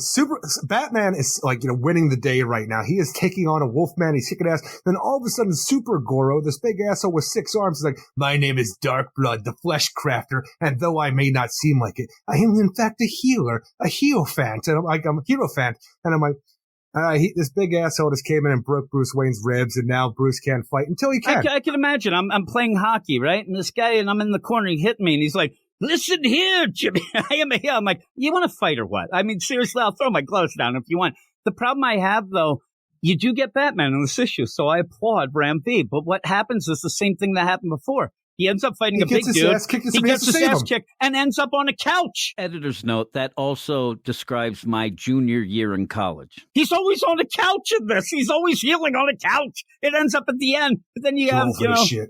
Crazy nonsense. But well, that's the thing is I don't care about Super Goro just coming in out of nowhere and kicking the shit out of Batman for then Gale Tencall to try to infect. He's going to infect Batman with the asthma so we can use this, this Batman as our own soldier. And if he doesn't do it, he'll die anyway. So it doesn't matter. But then you have the situation where Batman's going to fight through this whole thing. And he's like, you have Two-Face waiting in the wings this whole time. Harvey Dent is fighting with the Two-Face persona inside him. Let me out. And the thing is, if you do let me out, I can save him right now. You just have to tell me who Batman is, because the two personalities, Harvey knows who Batman is, the Two-Face doesn't, and Harvey's going to take that to the grave.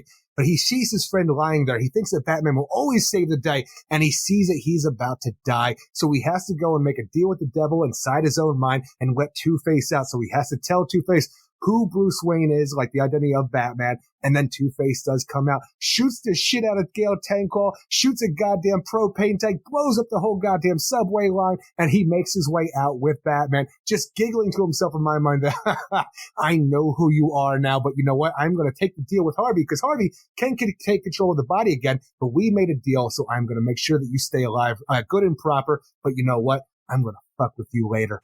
I thought you were going to just stop, but we're going to, you end up where I thought, obviously, I think everybody would think that the Two-Face stuff's the best stuff here. I love the Two-Face stuff. I think it went on way too long. We get it. And it was it really felt like by the end, it was a battle of like, all right, you're yapping so much, I'll let you do that. But I was questioning it the whole time. Like, is Harvey going to take the reins and be a hero and try to do it himself without Two-Face? We've had it since the beginning. We've had it every issue of, hey, I want this. And when you get to this one, again, and I think it's a little bit over the top, not as pretentious as Harvey's talk with Bruce Wayne earlier when Ram V jumped on, didn't sound, the idea of the dialogue didn't sound right to me for even a Two-Face. It's very, very flowery, but it's okay. But by the end, again, the most interesting thing is not Batman in Detective Comics, and he ends up getting the shit kicked out of him. He's on another couch that we already had, and that's what happened, And the strangest thing about this story is, like, Two-Face takes him to the offices,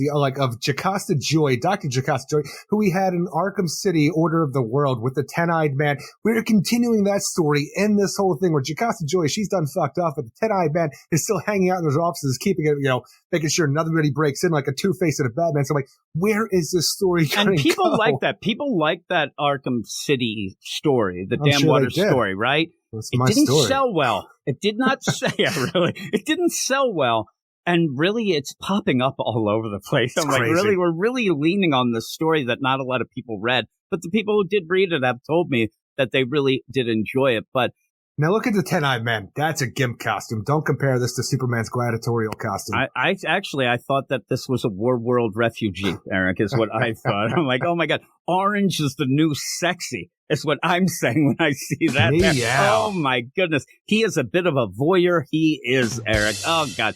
But you end up where, again, it's very quick because, there's a lot of Two-Face talk. It's back and forth. And like a lot of battle with Batman. And there's a lot of fight. And the funny play is this issue, when I was looking at reviews and things like that, I think that this for Ram V, this is at a point where maybe editorial said to him or he himself, it's like, okay, I got to do some comic booky things. I got to have this big fight. I got to do this. It's like but people are like, I don't like this as much. They just like people standing around doing stuff. And Two-Face is back and saved Batman's life. I'm telling you, the thing is, this is not a perfect issue. I'm not a huge fan of Ram V on this book because it's meandering so much and I want him to get to the story at hand with the organs and stuff like that. I just want to really understand what's actually happening in this book overall. But you know what? This is the best issue that he's put out in my mind with everything that's been going on. And that's my whole point. This is what I was laughing about, that it's one of the worst reviewed issues. This always happens with us. We end up, we're like, oh man, this is it. And when we finally get something, we're like, okay, this isn't that bad. Maybe the pace is being picked up. We're going to get some stuff. And people are like, yeah, I didn't really like this one as much as the others. The backup, Cy Spurrier's backup is like nonsense. I can't even make, as a Two-Face pun, I can't make heads or tails. Well, that's the thing is, I got you to start reading the backups when it was Two-Face involved. And I was cursing you out tonight. Exactly. And the thing is, I forgot that it was like Two-Face's stuff had ended for the backup and now we're back to the Jim Gordon, which you and I both said, this is garbage. Let's stop reading the backup. And then I read it. I'm like, look, I'm going to talk to Jim. This backup is back to Jim Gordon. It's back to garbage. Let's not talk about the backup ever again. Because we got on and I said to you like, who's that backup? I mean, really? And it's bad. Cy Spurrier, I think, is just, I can't say it's overrated. That's being stuck in people's heads, but when it's discovered, it starts going other places. And there's this boy who's pretty much the boy from the first season of Castle Rock on Hulu, who's trapped in the prison. It's almost exact, but he's like, I can see the music and I'm going to follow it, and then I'm going to freak out because Batman's the fucking knight, and then I'm going to have a stroke. There's nothing to it, though. And in the end, like, is the tattoo? I'm just asking you here. The tattoo, obviously, a bird, but is the bird's wings? Is that a piano, Eric? Do you get that with the tune? Because the artist is indecipherable. I hate the art so much. The story is completely ridiculous. It's already bad, and then you have this guy like, I see you. I can see the true you. I'm like, I think that Jim Gordon has a vestigial twin with a boob hanging out. I don't know what's going on. And maybe we're dummies, but boy, it was, to me, it was unreadable. But boy, did I like this actual Detective Comics story. Yeah, I didn't love it. It just, we still didn't really progress the story about that at all. Two-Face. Oh, no, totally. Yeah, but that's all we did. Batman's still the biggest problem. The only thing that we got in this was, now Harvey and Two-Face know that Bruce Wayne's Batman. That's it. That's all we got. Here's the thing, and I've been waiting for that a while because that's a gigantic thing for it to happen in my mind going forward with the whatever Two-Face is going to do. I think that you're just he's going to get a Norman Osborn conked in the head, and then I guarantee you he's going to get shot again in the head, and they're going to have to decide, and he'll be like, who? In the story with Gail Tinkle, the Wolfman, trying to get... By the way, I do think that is piano keys on that wings. Okay, I'm never going to look at it again. It's so nonsense. But go. Keep going. When you have Gail Tinkle using the asthma to make homeless soldiers for the Orgums, I'm fine with that. And then Batman fights a Wolfman with Wolfman abilities. Like, he's like, hey, I got silver here. Fuck you, lycanthrope. I'm like, this is fun stuff. I hate Super Goro showing up for no reason out of nowhere just to kick the shit out of Batman. But I'm telling you, that's where the book took a fall from my mind. And then when, Two-Face is arguing and whether or not he's going to go do this, and then he saves the goddamn day. I'm all about it. Batman is a problem in this book overall because he keeps getting his ass kicked. Somebody has to save him. But the supporting characters, at least Harvey Dent in this and the goddamn Wolfman, I'm enjoying in this issue. Oh, Bower, I'll never forget, Eric. But the big play too. Remember we had the deal. Well, again, that's why I think that the whole idea, Harvey knows, and it'll drive us nuts. Later on, we'll try to debate, 3 years from now, does he still remember that? I don't know if he does or whatnot, but the whole play of, remember, Mother likes this. We ended up where the Orgums and, oh my God, this big, kept. Also, we will get back to the solicitors do point out that the League of Assassins, that'll come into play and might be explained. So that'd be good, but it's been so long. You end up having, again, the asthma. You end up having, let's control Gotham, what they're building. There's so many things going on. And then to throw in, what was it? The freaking, time machine wishing deal. The reality engine. Yeah, the reality engine. I mean, how many things can you throw in? Batman's a mistake because the reality engine that happened 300 years ago. Music box that was part of, now I'm getting that's like a audio version of the ads. I don't know a lot of the things, and that's what Ram V does. And I said before, Ram V is more of, he's not like a details guy. He's more of a feel. He's more of an ambiance type of guy. But I'm not an ambiance type of guy, Eric. I wear a hoodie and shorts. I don't even change. I've worn the same thing since the shutdown. I'm on a protest, Eric. And so that's not my deal. Protest before that. I like to, yeah, exactly. Well, it's a lifelong protest, Eric. I just have to, I'm a guy. Life. I'm a committed man, right? I'm protesting life, yet I never lived it. You end up where I don't need to be spoon-fed things. A lot of people like and I don't mind reading something. But what I like to have is I like to be, I like to get involved in the story. I like to not just be told things. I think that Ram V does that a lot. But he's big on like I said, the ambiance and the atmosphere of it. That's not going to impress me. So it's just one of those things. I'm saying me and Ram V, we're like oil and water. I'm the oiler because I'm disgusting. I know. But still, I know that people do like this, and this issue is pretty good for what we've had. It's going to be probably my highest rated one since the first one, because when he jumped on, I was really enthusiastic, thinking we're going to get some really cool stuff, but he just likes to tell long-form stories. That's not my deal. I'm a short guy, Eric. I mean, story-wise. But what would you give this? Ultimately, I think the art's great for the main story. I love the stuff with Gail Tenkoll and Batman. I love the stuff with Two-Face. The Supergirl is bullshit and the backup's bullshit, but ultimately I'm giving this a 7 out of 10. I had a good time with this issue. Nah, it's so funny. I'm telling you, like, people, I think that, and really just everybody that's listening right now, everybody probably thought you were giving a 9 out of 10 or something, because you really were, but I'm a 7 as well. So I liked it as much as you. It's just, a weird way of going about the thing. I've been disappointed by this book, but this issue felt more like, okay, we're getting going and it's a comic booky deal. And okay, I'll go with it. That backup though, garbage. I've never even touched that thing. Salisbury, I said earlier, and I said, he's not really overrated because he's not really rated. He's one of those, he has a niche following.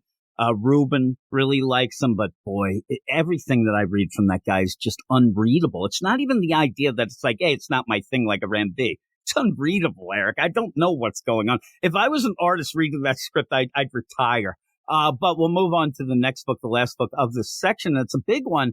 It ended up being delayed, it seems. And, I don't know. We're going to talk about this. I liked it, I think, a little more than you. What is it? It is Justice Society of America #2, written by Jeff Johns with Arthur McKell-Janine, Jerry Ordway, Scott Collins, Jordi Belair, John Cleese, and Rob Lee. And if you remember the last issue, we had the Huntress sent back in time by using the snow globe from the Flashpoint Beyond series to be, we have to save the Justice Society of the future by going back and fighting Dr. Fate in the past, because Perdegaton, once he kills Dr. Fate, he's then going to kill Huntress, which Selena Kyle found out about years ago in this strange timeline of events that we do with the story with issue 1 and now in issue 2 again, with the idea 26 years from now, 26 years ago, and all these things of jumping back and forth. But ultimately, when we start this issue up, Huntress is back in 1940 with the original Justice Society of America. And when I saw this, I'm like, I got so excited because I want this to be something so huge where here's Huntress. I like the idea here. It's called the New Golden Age. And what we're doing with a lot of things from Jeff John, whether it be from Stargirl, Flashpoint Beyond and stuff along those lines, you are taking Golden Age characters and stories, things that have happened, and within the Golden Age of the Earth 2 situation when you had Crisis and stuff, you were making new stories within that timeline in a way that it makes sense to continue on and be a part of the stories now. And like we did with the idea that the Green Arrow and Speedy Roy, those are the present day ones. They went back in time and they were the Golden Age Silver Swords of Victory. Saying that makes a lot of sense. Why would you have this then? If you have it now, it doesn't make sense. They went back in time and you can make it work. The same with Huntress. Huntress is a classic, Golden Age character, the daughter of, Bruce Wayne and Selena Kyle from Earth 2, who would grow up to become Huntress. If you leave her back in time now, she can just be the Huntress of this, this era, and I'm okay with it. It's just everything else involved because I want to see Hourman. I want to see Spectre, Sandman, Green Lantern, the Atom, Dr. Fate, Hawkman, and Johnny Thunder, all of these classic characters of the JSA and the Flash. Don't forget the Flash. I love seeing them here. I love the idea. There's a strange woman here who says she's from the future, who's coming back to save her Justice Society of tomorrow by coming back and finding Dr. Fate now. And all this stuff is so great, but when we have Dr. Fate, then look, last issue I was talking about how I can read everybody's future. And just before we go, and when we go into this, the thing is, again, I'm not going to say that this book is easy to get through. I'm not going to say that it isn't convoluted. the reason why I like it, first off, I like Helena. I like the idea of the JSA. And when you see them, I do get, a little bit, I don't know, a little excited there. Well, yeah, so do I. But when you're going, I think the art's great. So as you're going with it, there's parts, though, that, all right, finally, I'm relaxing. I'm doing what you tell me all the time. I'm finally because this is a 12-issue deal. We have a lot of time to explore things while you also have the Stargirl going. And when we ended up seeing, as we're going to get to this part that you'll explain, the idea of, some of the stuff from the Lost Children and stuff like that. And you get Salem and also Sweeps. I'm telling you, it ended up really, really making me smile that I know, okay, it's starting to come. It's not coming together fully because I don't know what this timeline, I don't even know where people are confused as well as me and you. Is this the Jeff John verse? Is this going to eventually fold into everything? I don't know. Is this more Doomsday Clock deal that it seems like? But when we end up having the thing starting to tie in already where you have Dr. Fate go and he ends up zapping into Slaughter Swamp and where am I?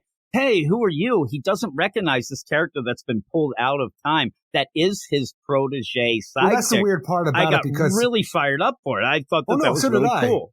But the way that we do this, though, Dr. Fate was going to read Helena's future, stuff like that, like he was talking about in the last issue with all of his friends and stuff like that, like whether or not going to get married and have kids and stuff because he's using the power of Nabu to his party tricks, essentially. Hey, Ken, go in here and see, what she says is true about the future, about the Justice Society, and what you can glean out of all this. And when he does, whatever's, happening to Helena right now, being out of time, whatever spell has been on, or not even spell, but just whatever Per Degaton has done to her throughout the time, being the stranger that's always always watching her throughout the timeline and stuff along those lines. When he goes through this, he is zapped to a year into the future where he is going through Slaughter Swamp with his new protege, Salem the Witch Girl, because he wants to find help for her and her curse by going to the Justice Society Dark, which is a great new concept. And we're going to find the original Mr. Miracle to do this. And when you just have the situation where, Kent doesn't know, he's almost like, he just jumped in. He almost quantum leaped into himself right now. Like he's Sam Beck. He's trying to get his bearings of what's going on. It's just weird. And oh, Thaddeus, there you are. Hey, what's going on? I like this a lot because it's doing a lot of concepts and things that I enjoy, especially when Thaddeus goes and says something about, I ain't never seen the bride of Solomon Grundy. I'm like, you just said the most magical things I've ever heard in my life. I'm telling you, this is the stuff that I like. And even Justice Society Dark in general. I'm like, tell me everybody who's involved with that. And maybe my score will be higher than a lot of other people's because we're not going to get a lot of answers here. And it's one of those things. I'll complain all the time where, and it's only the second issue. I mean, even I realize that, right? And usually I'm all fired up and I'll say to you, why do we get more questions? But the questions are so cool. And I'm not meaning the question, Eric, obviously. But when you even have the idea where Jeff Johns is so great with this stuff, when you have Salem here and you go, when she starts talking about stuff, it's not that generic, like we had with Leah Williams, where everybody's explaining things in a robotic way. She mentions things. Oh boy, it's the curse again. And it's such it is a Star Wars type deal, a lived in universe with characters that are going. And in that, it's a weird play where when you have Dr. Fate jumping and he comes in, I don't know if everything's going to be on the same timeline. Is this going to be alternate deals of how they got pulled out and he ended up getting pulled into something? Because you don't get the, 5 years from now at that point when he's there. You do right after that. So I don't know exactly what's going on. It does confuse me. But as I go through and get the individual scenes, and even when Degaton is there and just trash talking Selena at that one point after she's already sent Helena back and just yeah, you're going to join, say hi to Bruce for me and say, I thought it was really good. It's just, by the end, I'm a little confused and I want it to make more sense. I was kind of upset that we did that, year in a row that we had in that. I thought it was going to get a little more explained, but these individual scenes, especially with Solomon Grundy and Mr. Miracle and Dr. Fate, I thought it was so good that by the end, again, it was almost like okay, here we go. We get the movie and the ending part that gets confusing. To me, that's the end credit scenes, Eric. We'll get to those later when that other movie comes out, but I really enjoyed it. I really had a fun time. I think the art does a lot with it, but also the characters that we've been wanting to get. No, I love these the art, are more I love your the characters. I love the moments that are being set up, the ideas that are being presented as well. It's just when we have Dr. Fate snap back to his own time from a year in the future back to 1940, and then it seems like he's seeing more into Helena's future now. He doesn't know what happened. It was like something that caused him to go and be displaced in time to try to hide what's actually going on right now. But all of a sudden he starts seeing into Helena's past. But now we have to deal with 10 years from now when Helena's getting suspended from school. And then we have to see when Catwoman, after she sent Helena back in time, where she's killed by Prodegaton, and after he kills the Justice Society of Tomorrow. And then we have to see the grave of Bruce Wayne and Selena Kyle, or Selena Wayne in this timeline, but how it works out. But then it seems like Helena starts seeing these things for things that she shouldn't know about yet because she was sent back in time before her mother died. And then bam, the snow globe activates again. And then she's sent back to the future throughout these different timelines where it says 1941. 13 years ago, 8 years ago, 1 year ago, where you have her then meet up with essentially the Justice League Dark here, where you have Khalid Nassour as Dr. Fate, you have Bibbo, and you have Deadman, who don't know who this Helena Wayne is. And it could be, the idea is it's before she's born or she's still a child at this point in time. She's not a grown-up Helena Wayne who's a huntress at this point in time, but it's just next. We're going to find out what now is. That's the biggest problem where it keeps saying now. We have no idea what the timeline is, what now is, how that works. So we're jumping through timelines. You're like, I want to spend time in 1940. I was having a good time I do with too, that. and I think that might.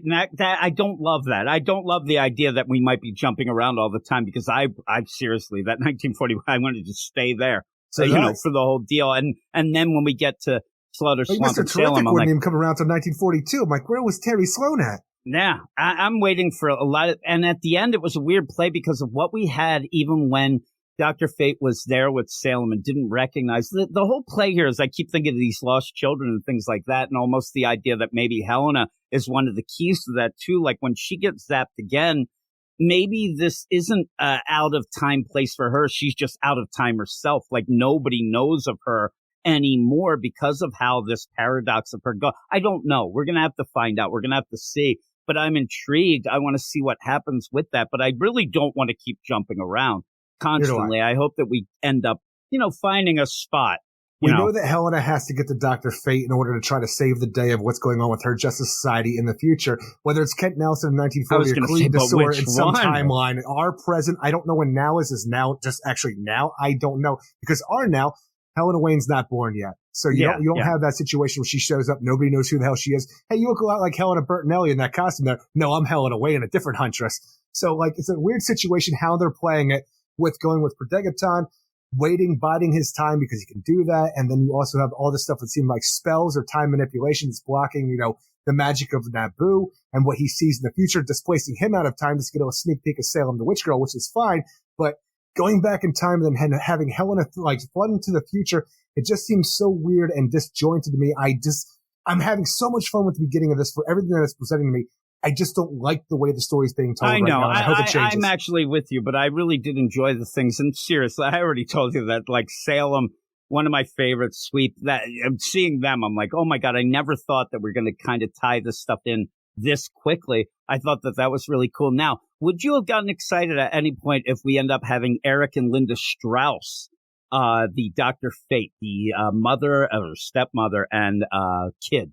Are you aware of that Dr. Fate deal? That's so crazy. I don't know a lot about that, honestly. Yeah, because there's a lot of different ones. I know that. Oh yeah, I know there's a lot of different ones, but there's ones I didn't really gravitate towards. Yeah, it was when Kent Nelson ended up recruiting that young kid, and then they aged him up magically, and that ended up giving him cancer later, and he died. Oh, but his stepmother was with him. It's a dark story. It was JMT See, for some reason, I went all in on that 90s Fate, the reimagining of Dr. Fate for a new era. Well, I didn't like it. I just went all in on it. On Patreon, me and Matt Razor doing Millennium, and during the Millennium deal, it was that, Eric and Linda Strauss, Dr. Fate. Right. I'm like, oh man, that'd be awesome now that I know about it. I'm a little selfish with that, but I really liked it. Now, I say I love the art. I love the art at the beginning. Me and you are not usually the biggest Scott Collins fan, and it kind of does lessen in my mind. It doesn't throw it completely off. I wish that we didn't end up. I wish we just had one artists throughout just a regular deal. It's not like it's oversized or anything. It's okay. But yeah, when you end up and you see Khalid and stuff, I thought it was a little off. But overall, what would you give it? Well, ultimately, I want to know this before we continue on. Was it in the end of this podcast, or was it the Patreon Spotlight where you and I argued about the timeline of when Superman died? That was on nothing, Eric. That did not make the cut. That hit the cutting room floor. Because we went way too long with that, Eric. And I'm like, I don't think people want to hear us argue. Was it the Patreon Spotlight? It was the Patreon Spotlight. Okay, well, anyway, you and I argued about that and the idea of time displacement, how things work with an aged up John and stuff like that. But if you go by this here, this continuity of timeline, Batman Year One took place 13 years ago. And I'll tell everybody, because even people on the Patreon Spotlight, it was during the Lazarus Planet story with the Martian Manhunter and the psychic energy memory of Doomsday. Left behind by Metropolis. And my whole idea was, I thought that a lot of people would have forgotten by then. And I just said to you. Because I placed out the Superman about 5 years ago. Yeah, and I said to you, what are the people in the universe, what do you think they think? And we got in an argument about how people would, how they would think and whatnot, and John's 12, and it went on and on. I'm like, people don't need to hear that. But if they do, I could put it up as a B-roll, as they called them, Eric. But it was a while. I'm telling you, it was just me funny and you seeing this timeline here where Batman Year One is 13 years ago. I'm like, that kind of goes in line with what I think. Yeah, we ended up talking about just the craziness of that. That ended up hitting the cutting room floor. Eric, it was already too long a podcast, but we can put it out there, me and you arguing, and me just going, I don't think you understand what I'm saying. Do you understand the words coming out of my mouth? But overall, again, I'm excited about it's just that idea when you end up where Superman's identity causes, aneurysms. If I say to somebody, and I'm a 12-year-old kid, hey, Dad, when was it? How many years ago before I was born did you get, oh, no, it was actually 5, but I'm 12. Oh, no, my head explodes. Hyper time. I don't know. I got no time with a hyper time. I got no time with a hyper time. But what would you give this? I like the art in this a lot. I love a lot of the concepts. I love the characters. I can't wait to see what we get next. I just wish I could follow the story a little bit better. It wasn't so mysterious because it's hard. It's not even hard getting through. It's just hard trying to wrap your head around this. We had the same problem with Flashpoint Beyond at times because you and I just had our own hypothesis about what could be going on here, there, the next thing. We just jumped to a lot of conclusions of things ultimately. But this, I'm telling you, I love the first half of it, but by the end, they're like, oh, why are we doing it this way where I don't even know when now is? Because I had the same problem, if you remember, in the first issue of this where I tried to figure out the timeline of events and how the story is being told because I didn't understand what now was. And apparently we'll find out to the next issue, which hopefully is just now. But I'll give it a 6.5 out of 10 for the way that the story's being told. Really excited about it, though. Yeah, I'm a 7.5, and having it already tie into the Stargirl Lost Children, I thought it was pretty cool. And that stranger. Stranger. But the funny play is you're saying this now bit, and I don't know when it was. I don't know why I bring this up then, but I remember, what book was it? Was it Doomsday? There was another thing, and you had a real problem because you kept yelling, what is now? Like, you haven't told us. No, that was JSA number 1. What? Now, there was another one before that. I'm talking years ago. There was something else that you ended up where we kept talking each time, and it went on and on and on, and eventually it made more sense. But the idea of, how can we get a footing when we don't know this? And then it happened again with this book. And so it probably is a Jeff Johns deal. Jeff Johns, he drives you nuts at the end of series where he ends up, 50 years from now, we're going to have that. You hate that as well. But again, timeline wonkiness and, timey-wimey stuff, it is tough. It is hard to follow at points. But it's stuff I love, mostly. That is a bit here that is holding it back a bit. But I still enjoy it, and I'm still looking forward to it. I was, as I'm talking, trying to go, because I didn't look to see what the rating was for this for most of the people. It's not getting great reviews. A lot of people aren't liking it, but then you get the whole, there's Jeff Johns hate going on, and so I don't know. But it is getting, lesser reviews when I thought everybody wanted the JSA back, so I thought that it was going to be this. Yeah, but what JSA are we going to get? Well, that's true. And just as an aside, though we don't get full out numbers, for the sales, the first issue of this did not do well. It didn't even, I don't even think it cracked the top 100, that's a shock to me. But again, you have said it all along. A lot of the books that aren't coming out that people are always yelling about, when they eventually come out, nobody gets them anyway. And then you're like, well, that's why they weren't coming out before. Exactly. And it happened again, it seems. So we'll see. We'll see how this plays out. But that's it for that first section of books. A heck of a section, Eric. A big section. That first bit of Dawn of DC Action Comics. Pretty cool. And the new golden age. Yeah, we're going to end up where take a little break, come back with a song, a dance, maybe some, I don't know, rapping? Maybe you're going to rap for us there? No. But we're going to be back and clown around, Eric. It's the clown around section. I don't know why that cracked me up so much. You down with the clown? I did it, Eric. But we're going to be back with Punchline and Harley Quinn. People do love that Punchline, Eric. They do. And back in the day when I did that, I was known as the resident Harley Quinn fan on the podcast from you and Reginald. And I don't know that I can say that anymore. I don't know if that's something I can say with what has been happening with the character. And in the section, obviously, they are battling it out. We ended up having this section as a TGIF the last time these books came out. And yeah, that's going to clown around here and still go bananas. But with all this, and it is Friday as we record this, so it does make sense, Eric. It really does, right?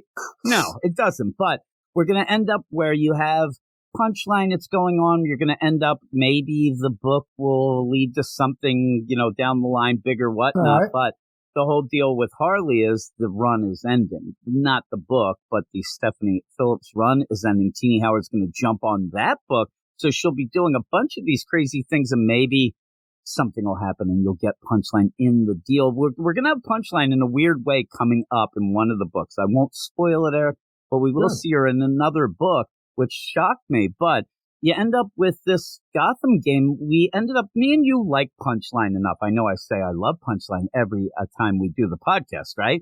But we ended up, that backup really wasn't doing much for us. It really seemed to meander. Once you ended up having James Tynion kind of going off, things seemed to kind of fall apart a bit.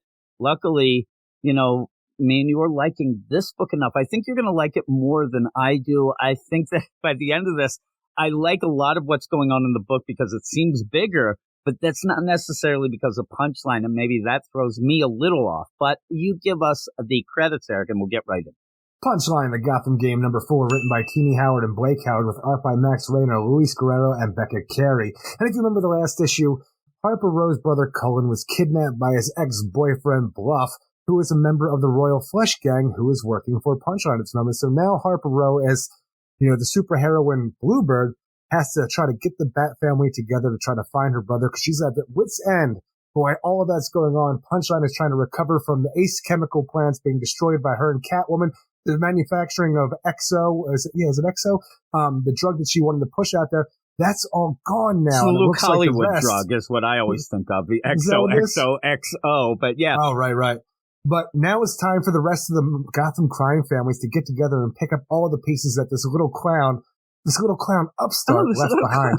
Yeah, when you get to it, and it's funny, on the cover, you'll even have the villain's ventriloquist. You'll end up having, these new deals here where Nightwing is in the book, and he doesn't feel like he fits. I don't know who this Nightwing is. He's doing weird stuff anyway. But it is that time with Bloodhaven. They mentioned, hey, we're going to go. Yeah, really. And so when you have that, though, at least they're, pushing what is the best part of it. When you end up expanding the, rogues gallery that's involved and going up, or maybe even... And continuing on the Catwoman story while that can't do it. Yeah, it's okay. I do like seeing some of these villains and the way that they're presented. I like the art a lot. It's just the story itself with this. I'm not really into this Royal Flush Gang. I know that that's the setup of the story, but none of these characters are that interesting to me. I want more Punchline. Oh, no, not King and Queen. We do get, King and Queen, and even Bluff. Tying in. And we had talked about the idea of Harper Rowe. Not Navy SEAL. I don't know that I need Navy SEAL. I don't know that I need Harper or Cullen. These are the setups, though. We're going to get them.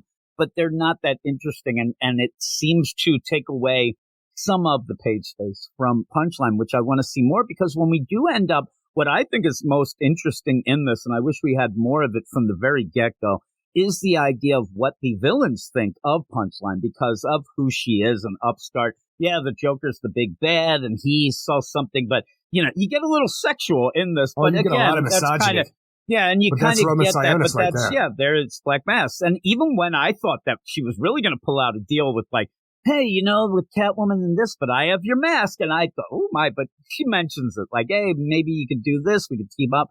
They want to do their own thing, but Punchline is kind of that wild card to go with the card dealing play. Joker. And I do like where she ends up, kind of being that new face on here and wants to get involved, but they're the old boys gang and they're going to say some crazy stuff. But when you end up having stuff with like Harper with Nightwing on, it loses me a bit. It really does, because I don't need that. I want more of Punchline and just see what she's doing.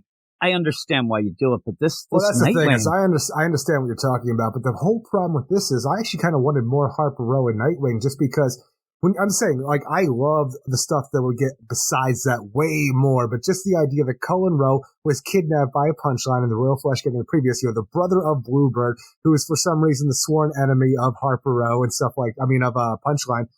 You have this situation where it's like, okay, we track them down, and then a whole lot of terrible shit happens. I'm like, man, I'm going to have to wait another month to find out what happened to Cullen and Harper. I need to get to this now. They're in the story, so you have to have them now, but I wish that they were never in it. It just ends up taking it away from me. But it's right when you have Nightwing, because you have Harper, she lights up the signal, and then Nightwing shows up and is like, hey, what's going on? He hates when you do this. Okay, it's okay. And then, oh man, it's Punchline. She's unhinged. She's doing this. And Nightwing goes, gee, she's like a persistent zit. Not that I would know what that is, but hey! And then you just go from there, and I'm telling you, he is off so much. That Punchline, she's so extra. I'm like, the worst part about this is that Nightwing is here to work with Bluebird, because he should be doing Bloodhaven things right now. I understand that it's right across the bay and stuff, which I want to bring up in the situation of this book. But you should have used pretty much anybody in the Bat family besides for Batman and Nightwing in my mind to work with Tim Bluebird Drake right now. works great in my mind for this. I think the Batgirl would be great. I think the Signal would be awesome, Batwoman because too, you give him something to do. And yeah, it would be Nightwing.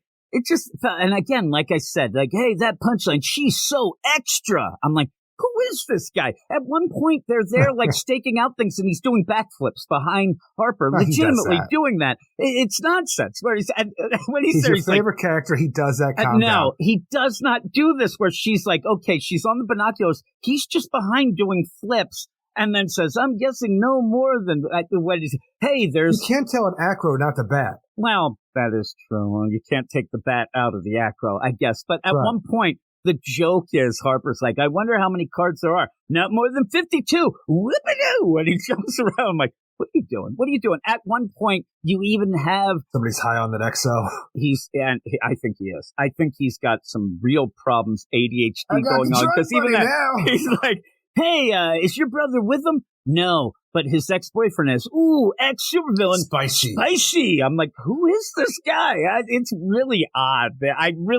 Any sort of book that Teenie Howard's on, don't let her go anywhere near Nightwing. I'm telling you, Nightwing is a little bit over the top here, and I agree, but maybe he's just try-harding a little too much to get in touch with the kids, the younger generation. It is funny that you kind of have that, but even then when they're talking, and I like where he says, it's like, oh yeah, is now his catchphrase. He says it a bunch of times in a row. He's like, oh yeah, he's the freaking Kool-Aid man over here. He's the Kool-Aid man. Yeah, Duff Man. Because he's like, oh yeah, he's going to be just fine. People used to kidnap me all the time as a means of getting to Batman. Really? Oh yeah. He does it again. He's the Macho Man. Big egg once. Oh yeah. I want him to be Duff Man.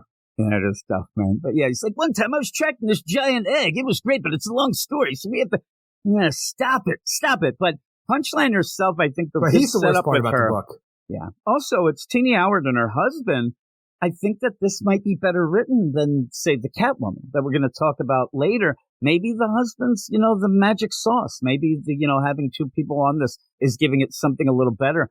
But Punchline, I like the setup because she has been set up to be really a loose cannon. You don't know. You could end up, messing up and she won't do anything. Or you can end up doing everything straight up. You did it, and she could get mad and just slice you. And I do like when you do have bluff, and she goes with them. There is a bit of a tension. Oh my God, what's she going to do with this? But the whole story around, having Cullen captured, and we're going to do this. We had all this set up with, the warehouses and things. And it makes sense for the crime families to move in here. But overall, especially with Aiko out of the picture for the most part doing Catwoman stuff. Yeah, and overall though, I kind of just want to see more Punchline, and it's a weird play because they are expanding the universe around Punchline, which I guess you have to do as well to continue with the character if you're going to. But then I don't know. It got a little over the top. It's pretty much the Punishers show up, and they're going to cause some trouble. That's the coolest part about the book in my mind, because what I said about beyond the freaking chauvinism of Black Mask, who just wants to say the worst things possible about Punchline, when she does show up to, like, you know, pretty much prove a point about the old guard and how things have to change because all you care about is money, but money burns. And it's such a weird thing, because I said the worst part about the book is Nightwing, but I'm also trying to figure out the motivation of Punchline, because what she wanted to do was set all this up through the XO and sell all this illegal drugs, which will get you fucked up, but there's nothing that the courts or like the police can do about it. Yeah, we said it's like bath salts before they end up coming in. Eventually, this is all going to fall apart. They're going to end up, you know, you have to get your money in quick because somebody's going to come in FDA, and they'll shut it down eventually when they catch up to it. So I think that should be played out a little bit better as well, like the crocodile. But I'm saying the idea is she comes in here and talks about a really big Joker game because all you care about is money and all of this. I just want to see things change by burning it all down.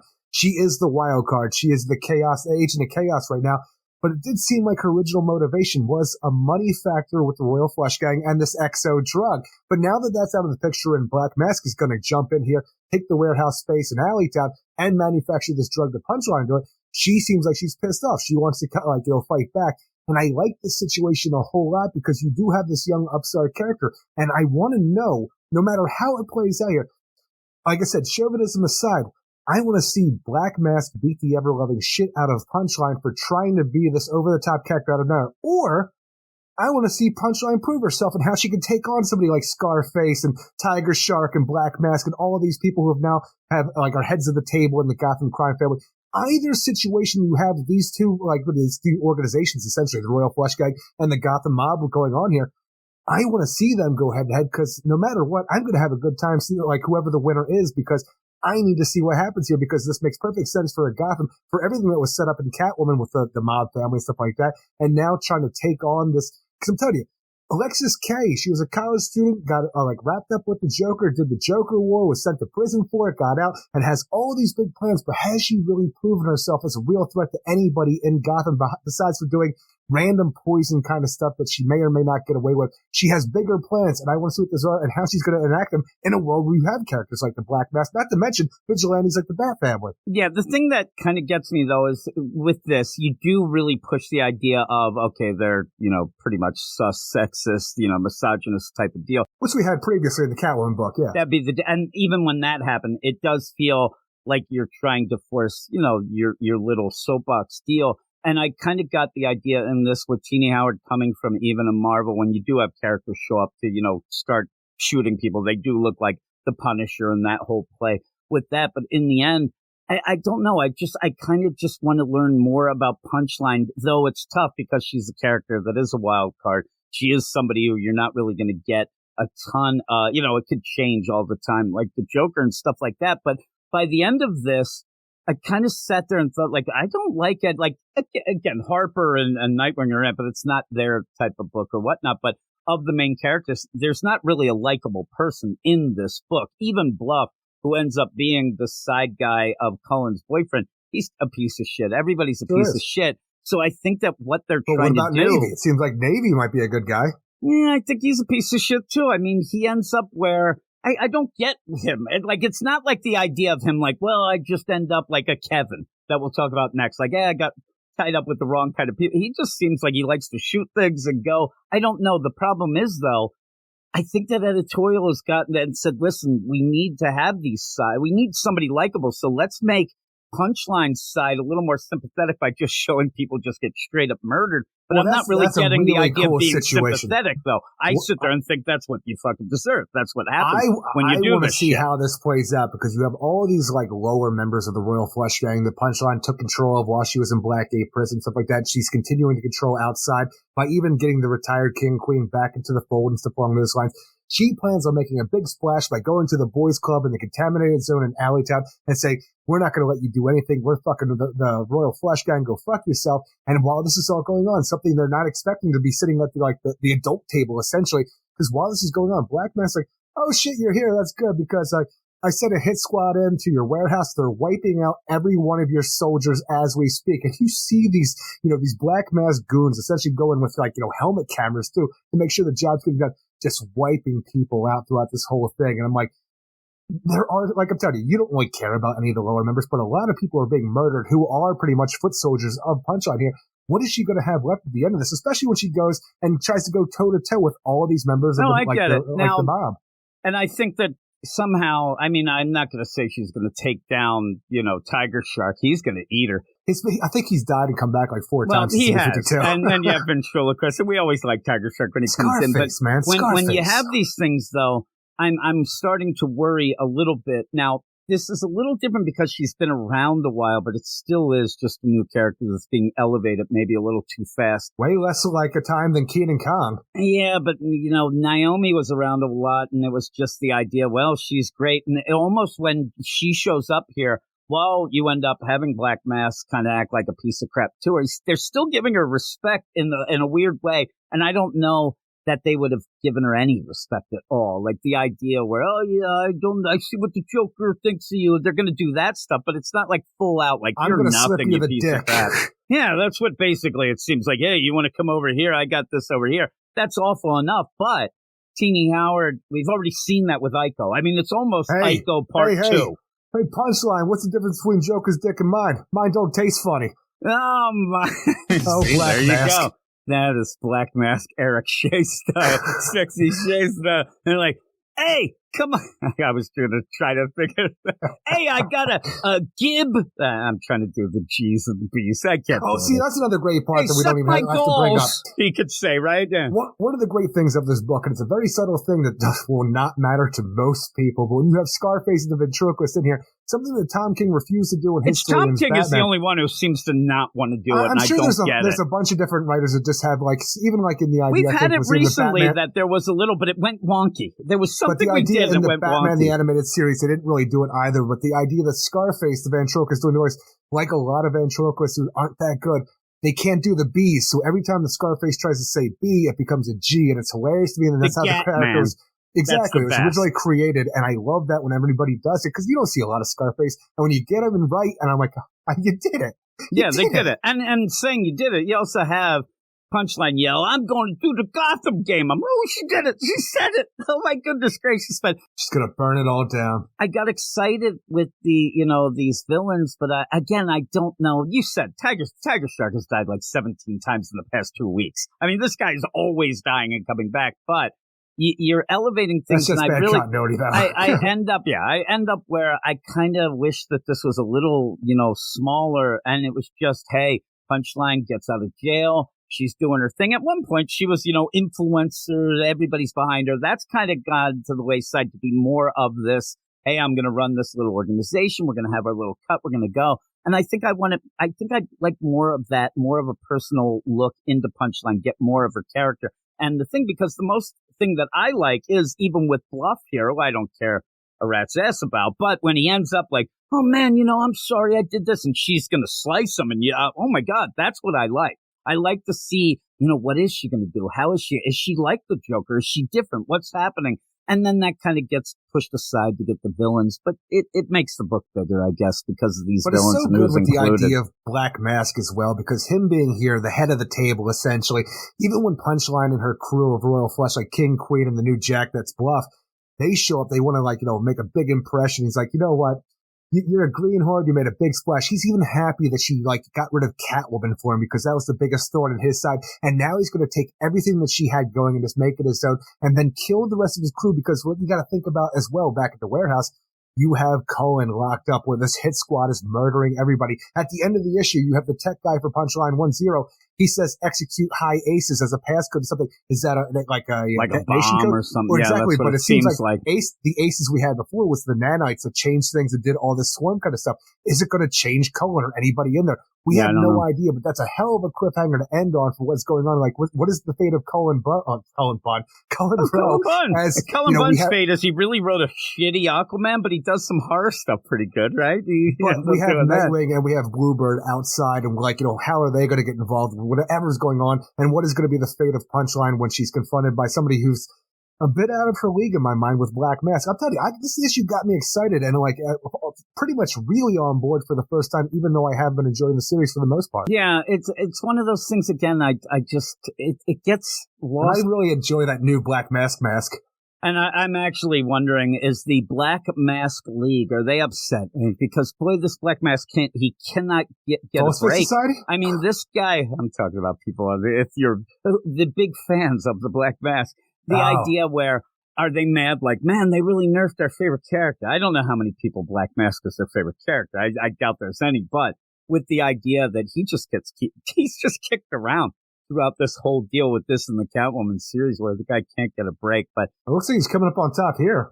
Well, maybe. I don't know. Hey, look at these guys that he's had. Once you start hanging with Tiger Shark, you know shit's going wrong. And the ventriloquist. Ventriloquist, too. I'm telling you. You may love that, where it's just odd, though, right? Scarface, he's got a little Tommy gun. What do you want to do with that? He does. He's cute.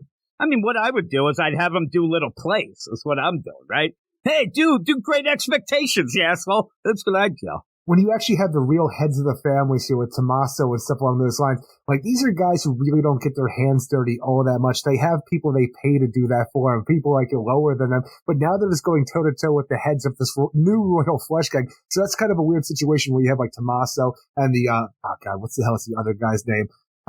Yeah, I had it. I'm trying to get to it. It's Federico Tommaso and Dragos Ivanescu.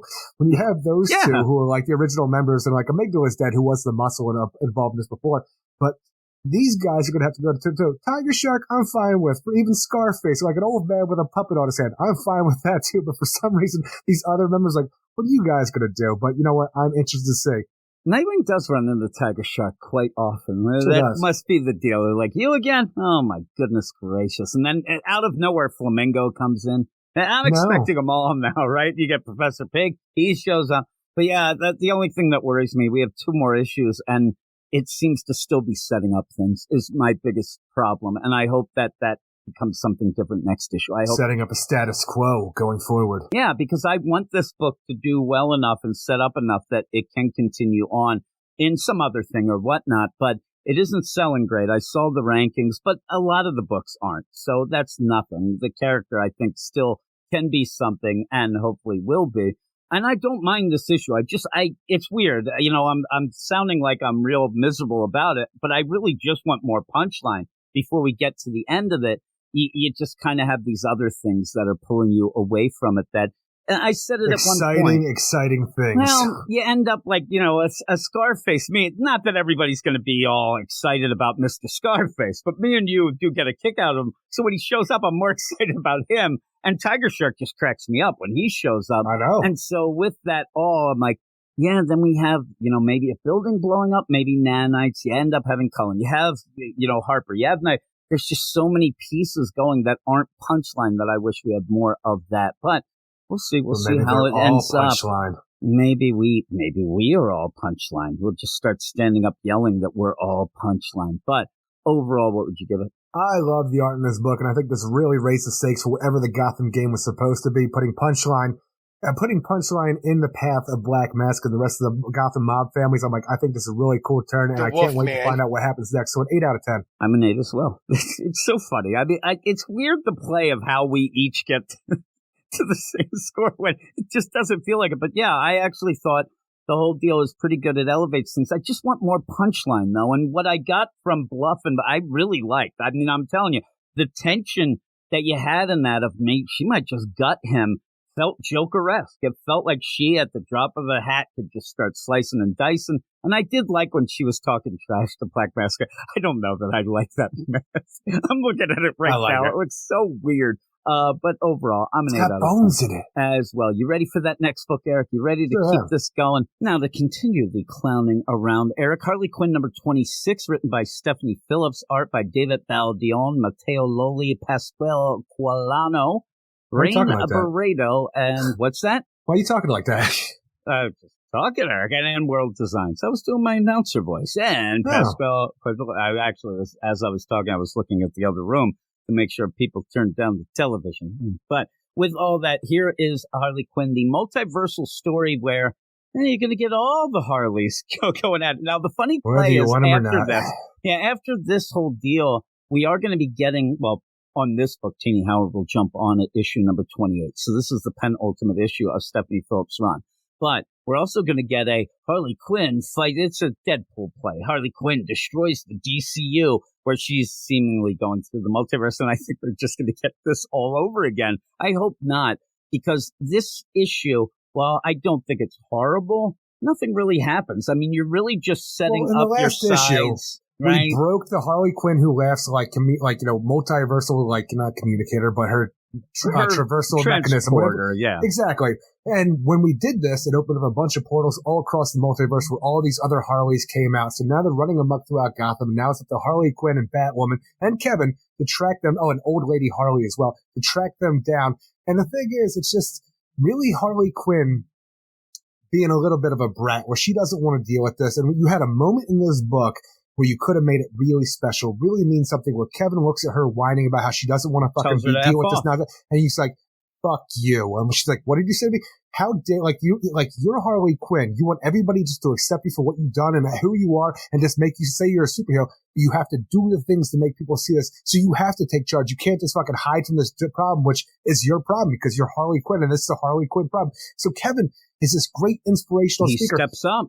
But it doesn't do anything because here I'm sitting with this idea of where did we go from the Harley Quinn who laughs murdering you, Kevin traversing the Himalayas to find a Lazarus pit to bring you back where you seemingly came back bad, like you came back as a dark version of Harley, to where that just all went away because now we're doing multiversal shenanigans. You had all of this stuff you could actually have done with and talked about what that meant and everything that Kevin's been through, being there for her and everything she's done since then. Like you said, you're just a brat, but you had a moment and it just wasn't there. To him to say, fuck you, stop acting like a brat and do your job. It should have been way more than that. And I like the idea because of what she wants. She wants to be a hero, but now she's kind of given up and saying, I deserve more like this. And when Kevin says, fuck you, and then starts talking, when she's like, oh, don't treat me like a baby, I'm not acting like that. And he's like, no, you counting on, you keeping a tally, that's not a hero. That's not, you do the right thing, you keep doing it. And this is a Kevin moment that is, why is his character growing so much more than Harley's? Because when we ended up with the series, me and you at the beginning, we did like it. Because every plot point gets scrapped and moves on to something silly. That's my big point. The idea, and really, you nailed it there again, just like Jess on her birthday. You ended up where Kevin shows up and he's such a good play of redemption while Harley herself wants to be redeemed, but thinks that she's more of a hero. You had this really good setup. And at one point, me and you were talking about, which Harley are we getting in this series? Because it seemed like Stephanie Phillips couldn't really put her thumb on which one she wanted. Oh my God, now's the smart therapy Harley. But then the next issue, you'd get over the top jokey Harley. And then we thought, okay, well, maybe we're playing that game. But it just became at one point just over the top, even more so jokey Harley, almost a Deadpool-esque deal. And then there's no progression. And you said, plot points come up and some things are like, oh my God, that's really an awesome idea, right? God. She always ditches those. She ditches those to get to a lame joke. Every interesting element that I'm like, I can't wait to see where this goes. And you get there, oh, it didn't go anywhere. That sucks. Yeah. I mean, and what you're getting here and what you usually do get near an end of a run like this, you get a victory lap, right? And it's setting that up. But did you get that idea when she says, okay, everybody, let's go. And really what this is I'm going to grab all the characters that Harley ran across, maybe change their lives at points even. We're going to get them all in this room to be Team Harley and go. This should be a moment where we're like, oh my God, this is awesome. Like a Solomon Grundy. That's the only one I got excited for. Solid gold. But he hasn't been solid gold since then. We also get that alien that was nothing. Yeah, that was the best part. You get, a Batwoman who, but she hasn't done much. Killer Frost. Who showed up, last issue? Yeah, Zaz tied up, Lou and Bud. And the Codes of Harley, who showed up, last issue? Yeah, and so that's my problem. When you get this and you're showing us, oh my God, these are the moments where when you're writing it, you're like, okay, now it all comes to a head. I'm going to show you all the things that I work, and I'm going to show you how much we love Kevin and we love Solomon Grundy. So good. You ended up veering away from them to get a Killer Frost that's just there. This Code of Harleys that doesn't mean much, this multiversal nonsense. And then when you do finally get to a point where the progression is Harley, who all this time, and not even just this run, but a lot of the other runs preceding this, she wants to be looked at as a hero. She wants people to, it's not just being a hero. She wants people to forget her past nonsense, and she wants to be celebrated as a hero. Kevin just about gets to that point to teach her, don't worry about that. Just fuck what they think. Don't worry about what Gotham thinks. Just save Gotham. If you're a hero, be a hero. But it gets convoluted, and then you end up going off and telling stupid jokes. I'm telling you, then the issue devolves. You don't have to always just stop to tell a joke that just never lands. And it does. It devolves into just because nonsense. Now, like I said, we have all of these characters that we've had throughout the run. Pretty much you just care about Solomon Grundy. Victor's, I don't know what Zaz is doing in a chair, but somehow he's hunting Harleys tied to a chair. But that's kind of funny to me. But you just have, okay, we got to get all these multiversal Harleys, round them up, get them the dock, because that Harley Quinn who laughs, she's still out there, and she's still ripping off the movie The One, where she wants to kill all the Harleys in the multiverse. So what we're going to do is we're going to grab all the Harleys and use them as bait, and then the Harley Quinn who laughs in the dark multiverse for some goddamn reason is going to come to us, and we just go through that. We just have a scavenger hunt of Harleys, and just do that goofy nonsense, and when we do eventually get to the docks, like, here she is. Oh my God, she has Poison Ivy as a hostage. I'm like, why does Poison Ivy look like that? Why is she in Gotham? It was like, it just doesn't match up with anything that Poison Ivy has done lately. It's just this old stuff, like, a Deer State Poison Ivy who was just tied up here by the Harley Quinn of last, and I have no idea how this just happens out of nowhere. And it just looks, again, they're trying to play the fun of the animated series now. And I'm talking the Harley series, but, you got to do something more. And then one of the gags in this is that, Batwoman's going around, she's got lollipops in her hand. Oh, the lollipop. I'm like, she's got what? Hit me with a mallet sign on her back. Yeah, and it hit me with a mallet sign because she ended up running into some of the Harleys. And then you end up, but in this all, Did you see the Injustice Harley? It's such, yeah. You just see some weird, and the Kevin stuff, like, just all I needed was you have a small, you don't need all these nonsense people. And it would be like, hey, Harley would be upset. I thought more people would come to help me. I'm Harley Quinn. I thought that I was a hero now. I thought people realized. And she realizes, no. I only need these people. I only need Kevin. Say Batwoman is still there. Kevin, Solomon Grundy. You know what? We're the ones that, even if we do good, they don't recognize it. But the hell with it. Let's do good for us. And we're a family. And that's what I really wanted. And I'm telling you, a funny play would have been in my mind. Now, I'm no writer's Eric. But Kevin says to Harley, you know what? Fuck you. And she goes, what did you just say? And he goes, I said, fuck you. And I wanted Harley to look, and then she's so in tune with Kevin and realizes, holy shit. And she goes, you know what? Fuck me. And then they just go like, come on, let's hug it out. And really, if you're going to play this, let's do the whole stand-up deal. She's got to get the who in with Solomon Grundy one last time to go. And it would be so good. Or you have Harley where they're going to go off to do something. And just for us and whoever else remembers it, Harley gets it right and says, you know what, I went whom. And you see Solomon Grundy gives her the thumbs up. And then they just go. That's fun. That's the situational humor that I want. But I also want this whole play that now Stephanie Phillips, who a lot of people have it for some reason, praising her, Harley. And we'll talk about this even with the Catwoman book, next section, things like that. You get real hardcore fans of characters. And yeah, some of them just want a specific way. I don't want, any other way. But a lot of the Harley fans, really what they seem to want is a Harley that is smart, a Harley that might not be a hero, but wants to be, but just can't get out of her own way, but does it in a way. It's, and that's what you have at points. And we really like that. Kevin is such a good character, and this should have been this should have been his shining moment. I hated him so much when he showed up in the first issue of this. With that goiter thing where you were so upset. I went on the side deal. I made him a juggalo, and I sent it to you, and it was pretty cool. But you have all this going down, and you go with what got you to the dance here. I mean, I'm telling you, Kevin, Solomon Grundy, and play the family aspect. You don't have to do at the end of, oh no, Poison Ivy. Like, that is just, let's just do the greatest hits, again. And I don't need that. I wanted a progression. And when we say at the end of things, oh, they always put the toys back in the toy box. There's not many toys to put back now. This book is just, you end up in space for no reason. You keep mentioning Luke Fox. There's no reason at all. Hey, I should call Luke Fox. No, just stop it. Do your thing. Do what's going on because people like you because of you and how quirky and stuff is going on. Not just, hey, we're going to get the Hot Topics version of me, and hey, I know what I want. And We never got that mermaid, Harley. She got away. they talked about it. I mean, why even bring her up then? It's kind of funny that she got away. I think she'll save the day. I think she'll I actually just like show to up at the end. think this is all said and done. All the Harleys are sent back where they go. We defeat the Harley Quinn last, but somewhere out there in the sea, there lives a Harley Quinn mermaid. I just think of her as being like a Nazi piece of shit like Klaus. I think she's a That's fishbowl. a weird take. I just think of her as Klaus. Holy shit. So you end up where that's hanging why out with she's Simon out. too much. She's awful, right? Yeah. But again, you end up, nobody wants this dark multiverse nonsense. You get the Harley who Hate it laughs. so much.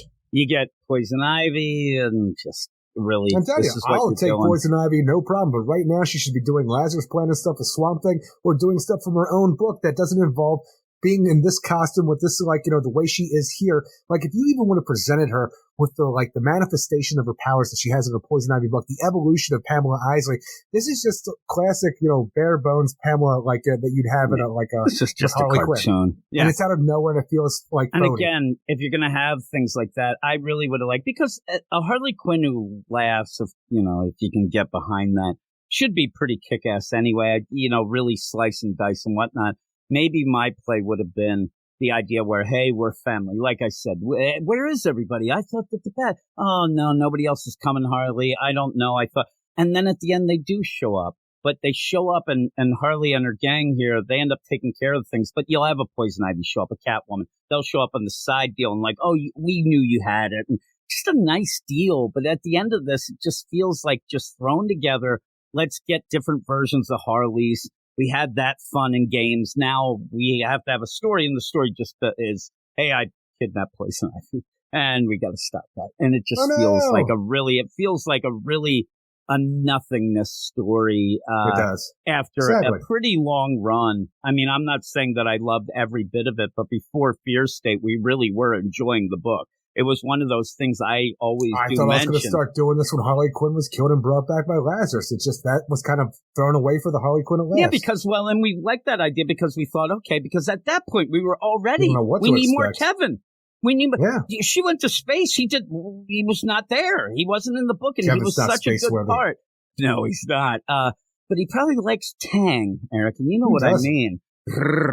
But you end up though at the end, it's just like, and it's not that great. So we'll see. I don't know. I don't know what Tina Howard's going to come on and bring.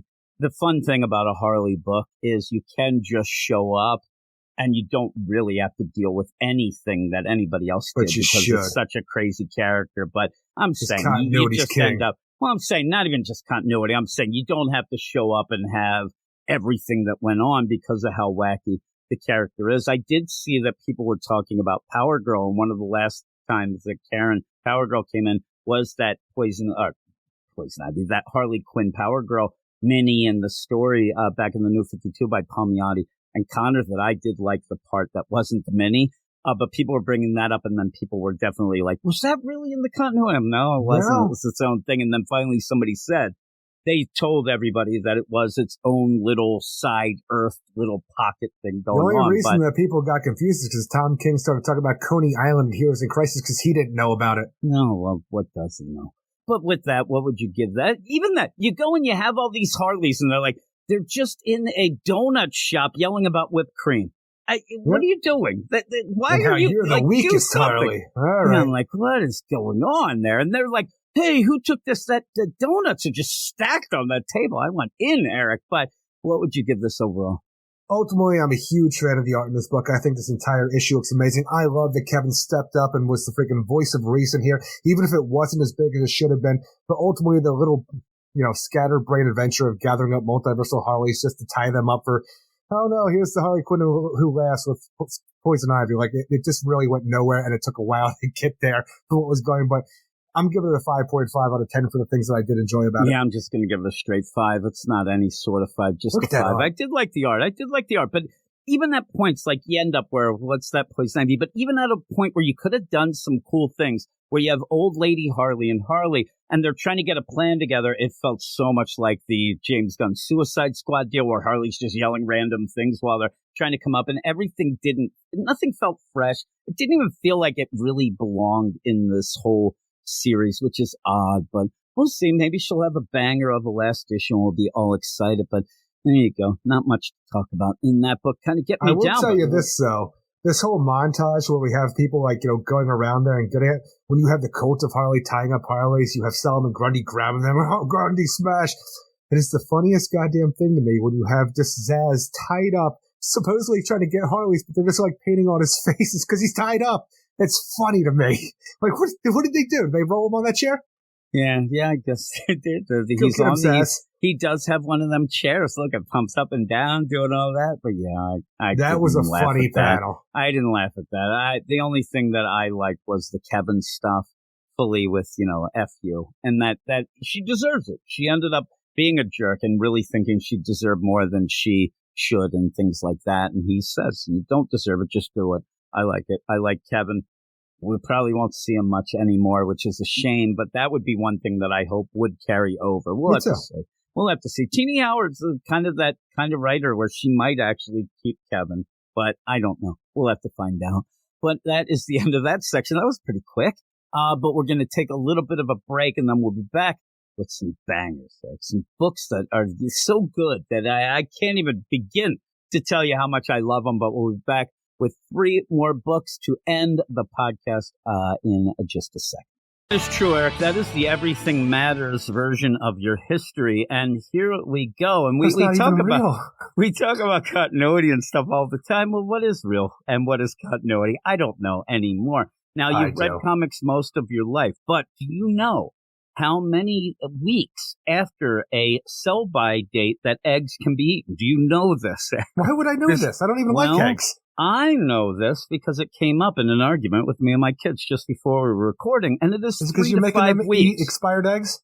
Well, I ended up making a fried rice type meal, but it wasn't really fried, but there was rice. I have to watch what I eat, Eric, unfortunately, but I ended up making this, and then Logan said, "Oh, man, I'm not eating that. Those eggs are expired." And I looked, and in fact, they're 2 days since the sell-by date. But then I looked it up, and it said 3 to 5 weeks. I just want to put it on record. 3 to 5 weeks after the sell-by date. And here's a little tip for everybody out there. If you think that your eggs are bad, all you have to do, probably throw them away. Because if you do think so, because eggs last a while. But you put them in water, and if they float, you throw them away. If they sink, they're good. There you go. I just get rid of them, buy some new eggs. A lot of money. Well, nowadays, here's the thing. My dad used to tell me that a dozen eggs was $12, right? At one point, because they're $5 a dozen now. I'm like, really? I'm not paying that exorbitant amount. I just saw a meme waiting for you to come on where it was ooh, deviled eggs because they were just a carton of eggs for $6.66. Yeah, really. I mean, it's crazy. It really is. So I ain't throwing them eggs away. I'm gonna put them in my rice, Eric. And then I made the rice. And also another hint is don't eat raw pork. And that's just for everybody out there, but. I did eat the rice. Cool. I did eat the rice and I got diarrhea really quick, and I had to hide it. I didn't want them to know that was happening there. I don't know what happened. It was something from earlier, I guess. Maybe the eggs I ate earlier. I just don't understand. You can do this. It's bad, Jim. The eggs were bad. If they hear me, they're going to end up getting upset. They might be. And then in the meantime, they went and got Chinese for everybody but me. Thanks a lot, kids. Well, that is true, and I'm not allowed to eat the regular Chinese, but that's fine. Eric, I was very upset at the whole egg ordeal. But while I was eating and talking about eggs, I was also talking and reading about books, Eric. These books, this is the final section of books here tonight, and I'm very excited about this section. This section, I think we love to have theme sections, Eric. What is the theme of this section? Is it unreadable nonsense? Is that what it is? Because I think that's what it is. I'm telling you, I have some problems here. Again, like the Spotlight, I don't really mind the Catwoman. It's not great, but it's better than the others. Really? So you like to go through an entire issue of a book that's a superhero book with a woman, Catwoman, just trying to get ramen. That's all that happens. I mean, nothing happens in it. And actually online right before we came on, some people were pushing the One Bad Day, which I didn't like and you like more. That was on our Patreon Spotlight. And I said, yeah, I didn't like that. And they came back with, at least it was better than that bullcrap regular 51. I'm like, Let's see what Eric has to say about that. I'm just not sure what you want out of an idea where Selena Kyle goes to prison. Do you want her to just be gone and do it onto a next caper this issue? Here's what I want to say, and we talk about this all the time. We get into arguments with this. Here's the thing. The situation Catwoman is in, this was not forced on Teenie Howard. Teenie Howard has to get an idea that if I send Catwoman to prison, I also have to have a story based on that. This isn't like somebody said they rolled the dice and said, oh, you lost. She's going to prison. Now deal with it. She has made her own bed here, and it's bullshit. I mean, the idea that you could sit there and say that she pitched a story. Oh, my God, Selena Kyle is in jail. Well, what happens in jail? Well, she needs street flavor ramen that her cat delivers through a vent, and that's it. That's not good. I'm not going to give her any props of, well, she's stuck there or whatever. You have to have a story before you do this shit. And this is bullcrap, but we'll talk about it. I don't mind some of the other things, except for I just one girl. imagine you went into the show Prison Break, and after the first episode, what is he still doing in prison? This is bullshit. That is a Prison Break, where the whole concept of everything being done is him trying to get out of prison. This is a Catwoman book. And this is one issue where we're in prison. But you're not. You set this up. Speaking of which.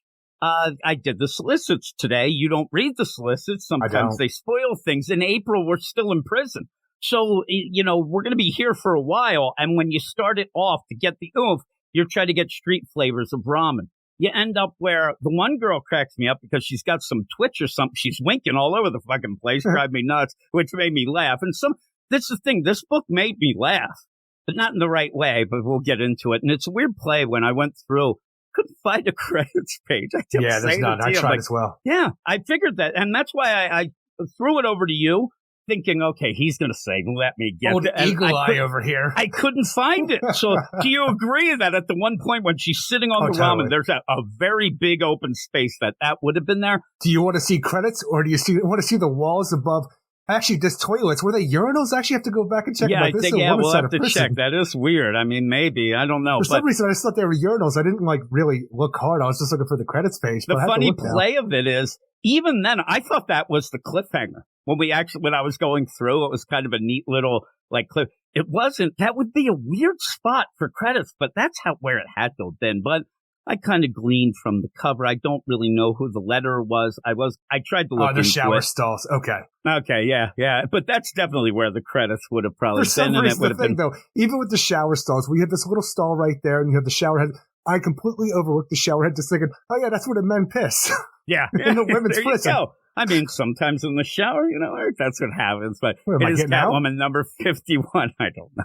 Written by Teenie Howard, art by Sammy Basri, Vicente Cifuentes, and Veronica Gandini. And you go into this, and just really, the whole deal is... Yeah, ramen, they're like a major currency in here. That's basically it. I mean, you end up where Selena goes in... Selena has to survive in prison, Jim. Yeah, she has to survive in prison. Somehow she has, a little helping hand with a paw, maybe. I still don't get the cat. No, being the liaison. I don't mind this story with the idea of Selena being in prison and even spending time in here, because why, rush a story if you're going somewhere? Right now, this is just the beginning of her in prison for the choices she made by killing Valmont and allowing herself to get arrested. When you have the Cat Duchess, the show up in the solitary event in the end of the last issue. Oh, thank God, Duchess here. You I had theories about it, right? I'm like, who the fuck put this cat here? And then all of a sudden, the Duchess is still here. Duchess is moving freaking contraband through the ventilation chassis. I'm like, I don't understand this. And all I can imagine is somehow Valmont, that League of Assassins member who was also a thief, but was the pseudo love interest of Selena Kyle, who Selena killed to be going in prison right now. Somehow his ass gave Duchess to Selena, and his ass has been Duchess this whole time, and he's still alive, just to be this weird voyeur-esque kind of fucking pervert. I don't know. And this cat is the stupidest part of it. And the weird play is, if you wanted to play the idea, it's weird. Because Dario's supposed to be watching Duchess, and he's like, I don't know where Duchess is. And I'm like, okay, well, it wasn't him.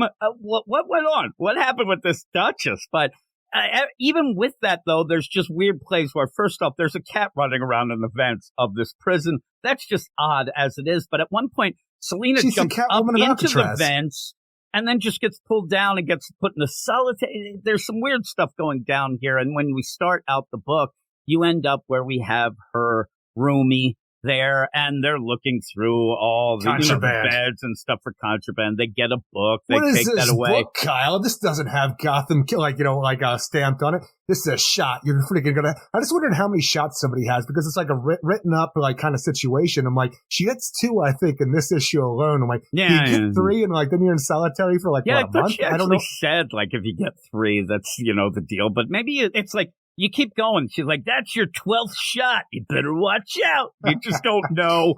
It's your last warning, Kyle. It's hanging over you. Like, oh my God, the next one could be it. But yeah, she was reading Dangerous Liaisons. You don't need that in the prison. That's going to cause problems. But you end up having this little connection with this roomie who's like, hey, I got you back. And Selena doesn't want her here back. Before. I don't need no friends. And that's like the whole deal of this. Respect.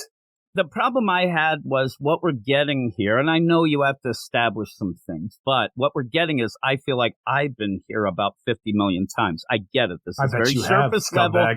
Well, it's very surface level of, okay, I got to beat up the biggest person. I got to do this. I got to do that. And in fact, with this whole deal, it felt a lot like the Punchline book. Now, everybody hadn't read the backups and things, but these all, really, it just ends up feeling like, all right, let's get on with it. I get it. And you have these gangs in here. Yeah, you have everything going on there, but it just feels very generic, very blasé in my mind, if I want to be fancy.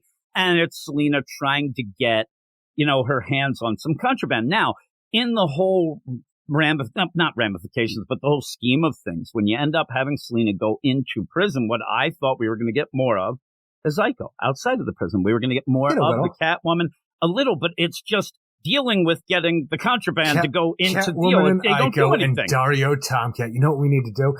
We got to get ourselves some of them street flavor ramen. We got to get it inside the prison and make sure that Selena Kyle can pretty much survive and not make friends, but earn respect by giving all the women inside the prison all the street flavors they want. All the street flavors. I mean, they got all of it. Get me picante beef. Bitch boy. That's all it is. That's all it is. You gotta keep Diamond Phillips happy. The big play of this, though, is I really think, and, there's things that we complain about and things like that. And one of the things you might complain about is, okay, Catwoman is on the cover. She should be the most thing in the book. You should deal with her. But while she's in prison and what you're dealing with is picante beef, I kind of want to see the other Catwoman, the newer Iko, out with, Dario. I want to see that. That's the most interesting part in my mind, if Catwoman herself is in, or Selena Kyle is in jail, but that is reversed. We're there seeing a couple mundane things here. I mean, yeah, we get the idea that she has left little trinkets for herself. She gets out a book. Oh, you took out this book before. I certainly did. And ends up going, and I left this here for me, and I did this. And she's trying to work her deal, but all in all, the weird play of this is, in my mind, usually this sort of story, especially with the main character, what we're going to get is, okay, I'm in prison undercover. I'm doing this, I'm doing that. But she legitimately, they think that she has killed Valmont. This makes way more sense for me than Harper Row in prison trying to infiltrate Punchline's gang and find out what she's up to, because that didn't make a lot of sense to me. Don't point out a shitty story. I'm not talking about you can That's compare what a this shitty to the shittiest thing. This is just shitty because all I'm doing is sitting there and oh my God, I hope there's no tension to it. Do I think Selena Kyle's going to stay in jail forever? No. Do I think she's going to get killed in jail? No. I just think that she's going to work things out. Oh my God, using cat puns, but it's not that fun. I don't know how you think this is fun where, okay, she's waiting in line for the phone. She punches a girl, she gets on the phone. She leaves code for Dart. Then somebody gets mad at her. Punching that girl, though, gets her ass kicked. Hoops says, you don't use the phone. Oh, I didn't think you were a talker. Okay, we're going to beat you up. But by the way, I have picante beef. I have street flavors. Tell you this. All right. It's a little disappointing to me for all the stuff that we had with, Punchline in prison, especially how closely this book had been tied to the Punchline Gotham game until, that whole thing wrapped up and Selena wound herself up in prison now. But I kind of still wanted to see, Orca in prison, because this should still be the women's side of the Blackgate prison, stuff like that, and being run by the Royal Flush Gang to a degree. This just seems like a lower level prison, even though she's there for murder, allegedly, because she's not, and been it's Selena tried yet. Kyle. Exactly. You kind of play the idea of who knows what and but whatever. Nobody knows anything about Selena Kyle Catwoman, it seems like, in anything anymore. So I have no idea how it works out. But I just wanted to see a little bit more continuity, especially because this was tied so close to the Punchline book. And when Punchline was in prison, her ass was running the joint with the Royal Flush Gang and even took over that gang and all of that.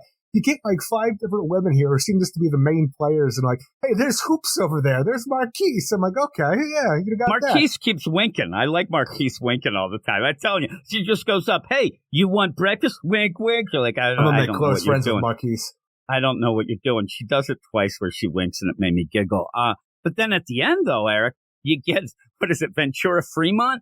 And oh my God, that's the lawyer from the Punchline. Well, that like what? That's just a weird part because in the last issue of the Punchline thing, where where all this culminated, didn't she go around the whole wreckage of the Ace Chemical Plant in Alleytown, talking about how she's with the DA's office and stuff like that, and she doesn't think that Kyle's involved? Like, hey, she admitted to it, she did this.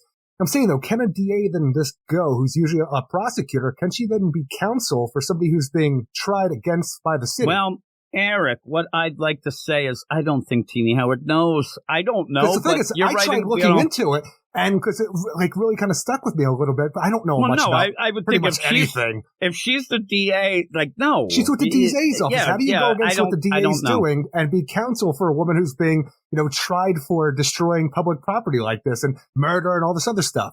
The only thing I can tell you is when a book involves a precious cat that goes through the vent system and pushes ramen out at you, all bets are off. All bets are off. You don't know what's happening in this, right? I can kind of understand this because every morning my cat's a little bitch, even though I love the hell out of her, where if I don't get up in time for her, she'll jump up on all my things and knock everything over to wake this morning she fucking threw somehow. I have no idea how she threw my laptop off my desk. It's because you ended up, you didn't go to work today, right? Yeah. You actually had off, so you ended up probably sleeping a later than she's normal. It wasn't even that. It was like at 5:30 in the morning before I would even get up to go to work. There you go. My one cat, we have Finn. He's on a diet. I put him on a diet, and he yells at me all the day, and I talk back to him, and I know what he's saying. He's like, why aren't you on a diet, fat ass? And I get so mad at him. You should hear me yell at him in the morning. But he's doing good. He wasn't able. The problem was I saw him. He couldn't jump up on the table anymore. Let's see your ass jump up on the table. Well, the one time he went, and he kind of got halfway and then slid back down and looked at me with this crazy look.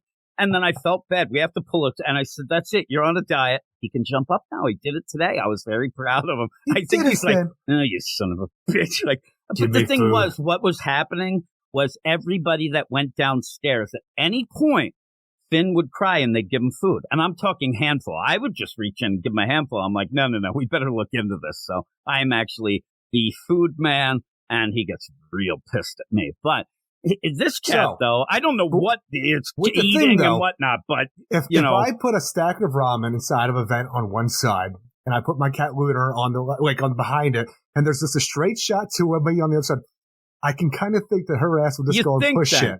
But this has to start at the other side of the vent. I'm not saying it's good. I'm telling you, they're making lefts and rights and a U-turn. This is the idea that...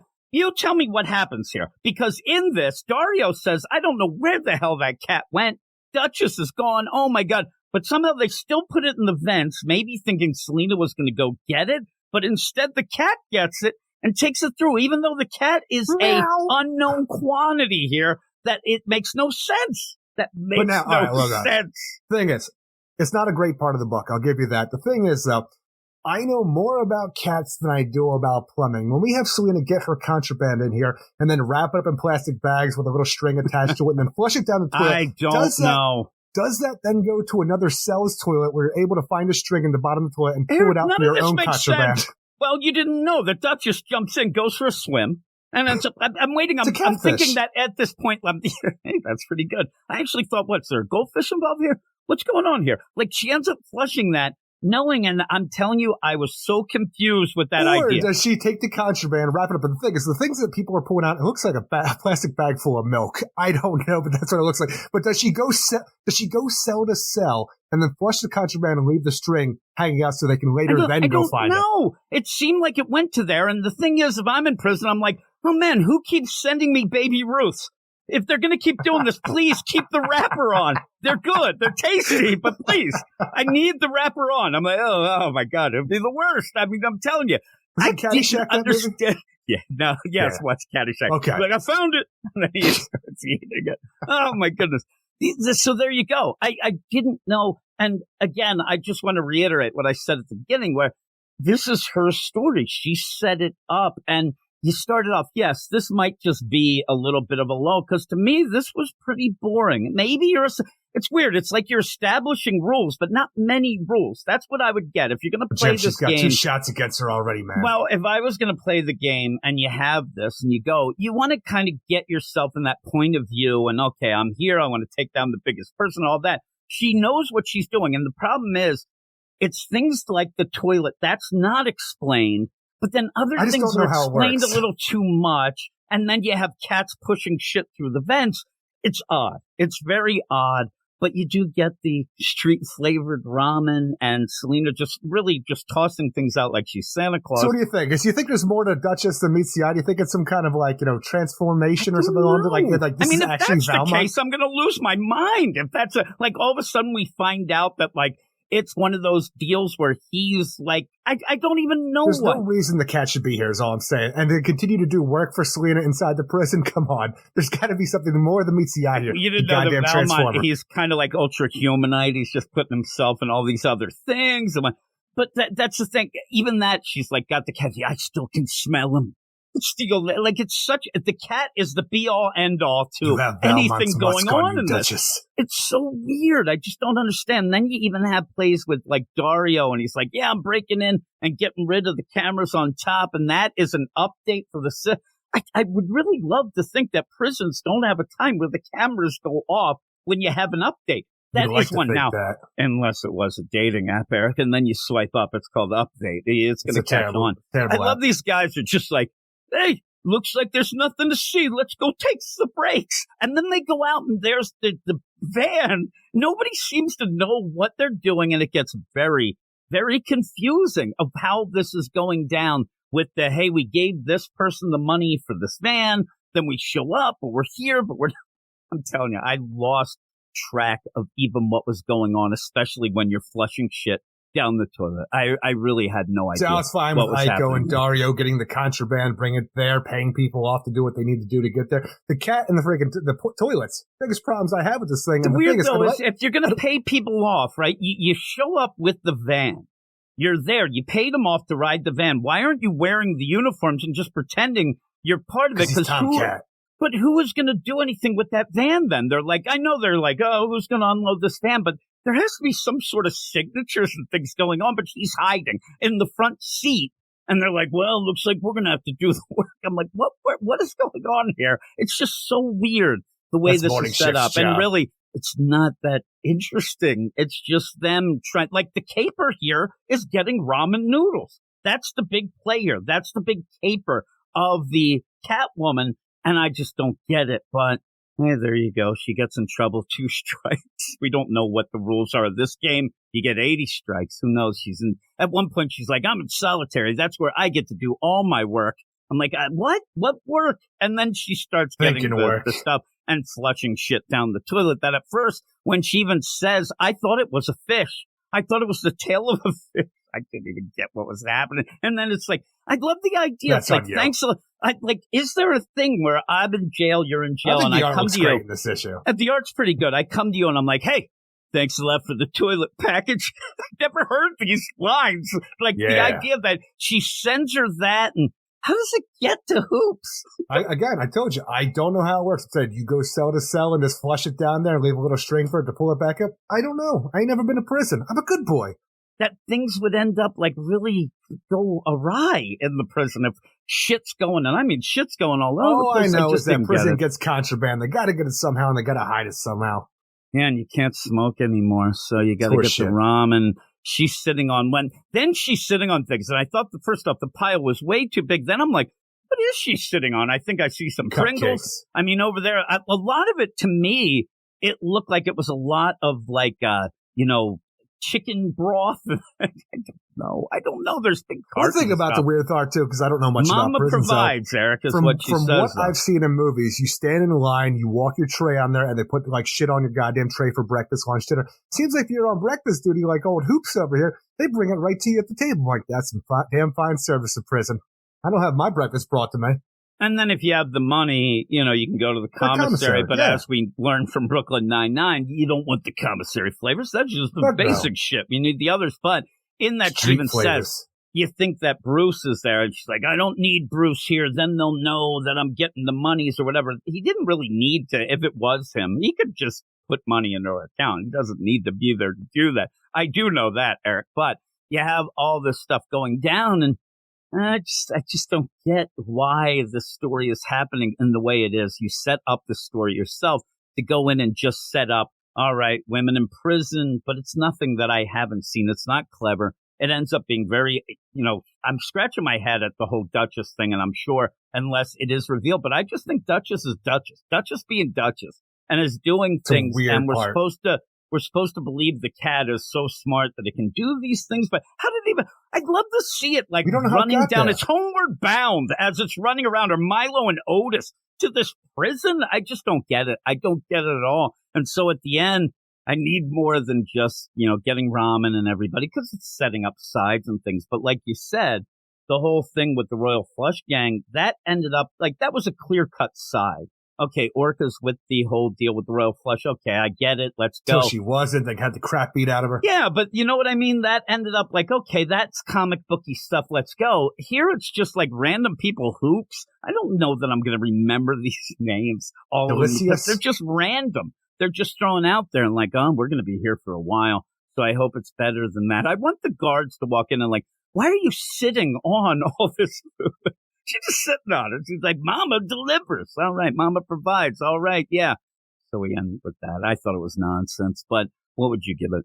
Ultimately, I think the art looks great in this book, and I'm fine for one issue of Selena in prison, like setting things up. I hope it does get more exciting, but I'm okay with the stuff that they set up here. There are some really weird parts with Ventura Fremont being from the DA, going to be her counsel, the cat doing all these errands and events, stuff along those lines. And I do hope that we get to see more Aiko and Tomcat outside, because their stuff could be really fun. But I don't mind Selena in prison, especially for like even the time being for a story arc, because it's just something different right now that we can do with the character. I want to see how she deals with this and how she comes out of it on the other side. So I'm giving this a 6.5 out of 10. I'm giving it a 3.5. And again, this is just the same or worse than Harley in prison that we just got.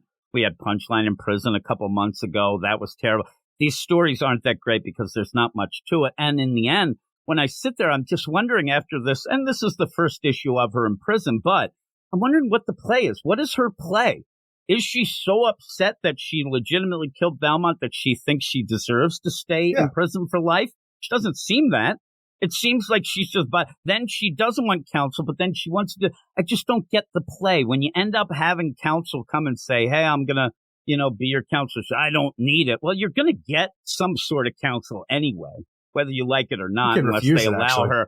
Yeah, but in the end, the judge can say, no, this is too big for you to refuse, and they will make you have counsel. They've done it recently on a couple big stories that have gone down where some, people with these nonsense that they're going to defend themselves, eventually they can demand that you have counsel. But it's a big thing. Are they going to allow? I don't even know. We're going to get a trial? Because I don't think we will. It doesn't even feel like it's heading to that even.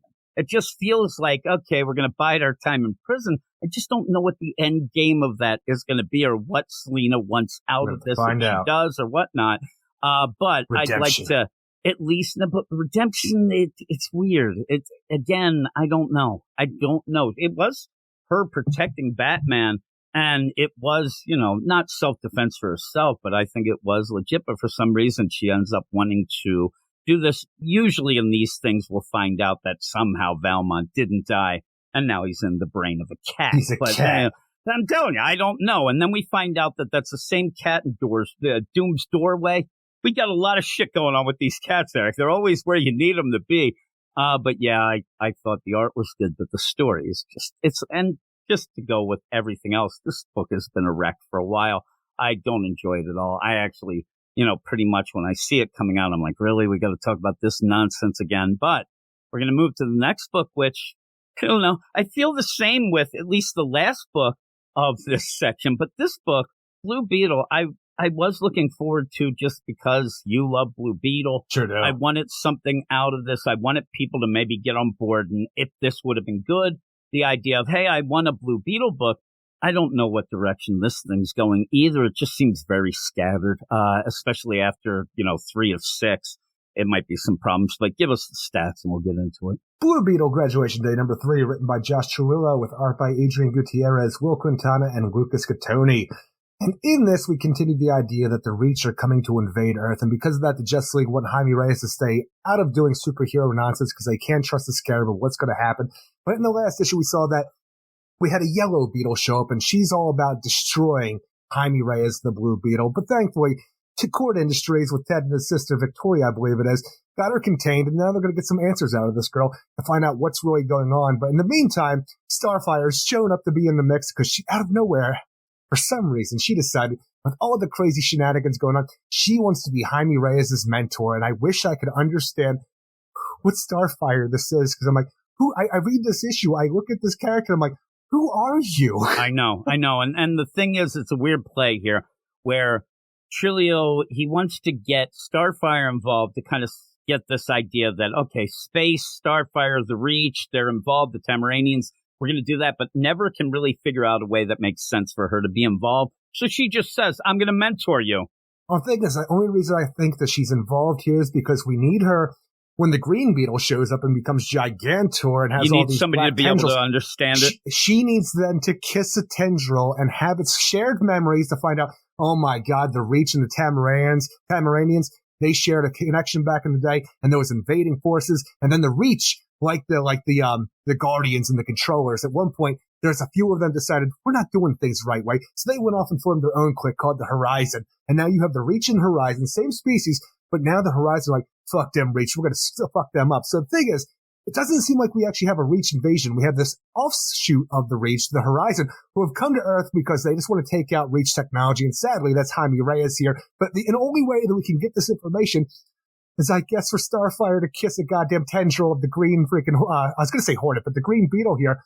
And even the idea where we set this little bit up, because in case you don't know about Tamarans, they learned language by kissing people. And I swear to God, there's no way. It's yeah, you there's know what no I mean. way, though, that Starfire hasn't, learned Spanish and kissed somebody who speaks Spanish all the time she's been on Earth, but she has to do it here. When she showed up last issue, we were like, what? Like, what's going on? And the way that, why Starfire? Speaking of hoops, and the hoops that you're jumping through to make this try to work is so odd because it is that weird play. This is the idea where I hate when you're reading a story where it seems like very on Front Street. Well, the story itself isn't being told in a way of, okay, and then Starfire comes in. It's more of, okay, how can I make this work down the line? I'll retroactively put Starfire in it, and it doesn't feel right. It doesn't feel right the whole time. Even as she's saying, oh, what Batman and Superman don't want you to do anything? Well, I'm going to mentor you. I'm like, mentor? What are you going to mentor him on? He's Blue Beetle, for crying out loud. And she ends up then, kissing people. That's set up. It's so forced. And then you end up with this whole Green Beetle. And that's even out of nowhere. It was hard to even follow the progression of what was happening. But overall, it's so weird because the story itself, with maybe this other faction and then them coming to get the Reach technology at a point where Jaime can't talk to his that's interesting enough. It's just the way that it's told is the most convoluted way that I think that you could tell a story like this. And I don't think that anybody's going to be involved that isn't a big Blue Beetle fan. Well, they're going to read this and go, Blue what Beetle the hell fans, is this? I want to be you here are. for the Reach invasion, stuff like that. Okay, there's an offshoot to Horizon. They're here to fight Reach technology. Cool, I'm good with that because even the Green Lanterns, which is a cool idea when they had before, where the Reach are sworn enemies of the Green Lanterns and vice versa. That was a cool idea. Now you have the Horizon as well, who are an offshoot of the Reach, who want to take out their former, species kind of like technology because they find them to be evil. But when you have the idea where Batman's like, hey, Ted, I heard you have Jaime doing shit. I told you not to have Jaime doing shit. And then Ted's like, hey, as you know, I'm the world's foremost expert on Reach and their technology. Me! I'm like, by the time Jaime became the Blue Beetle, you were already dead. And I know you had the Scarab, but you never got it to work and didn't understand it. I don't even think you knew about the Reach at the point. I would have liked to have seen something, like even the lead up when Ted came back during the New 52 into the, like, DC Rebirth era when Jaime had that book where Ted, like, first came back and was mentoring Jaime, to do something to really establish the idea of the link between Ted Cord and the Reach and stuff along those lines. We just have him here as just a guy. Hey, I'm looking into things as my sister goes and, like, interrogates this yellow beetle, but really you don't get anything out of that except for, hey sis, we got another beetle that showed up in downtown. Okay, I'm going to leave now. We're going to get on it. And that's really all you get out of the Cords in this whole thing. And the thing is, I want to love me some yellow beetle. I want to love me some green beetle.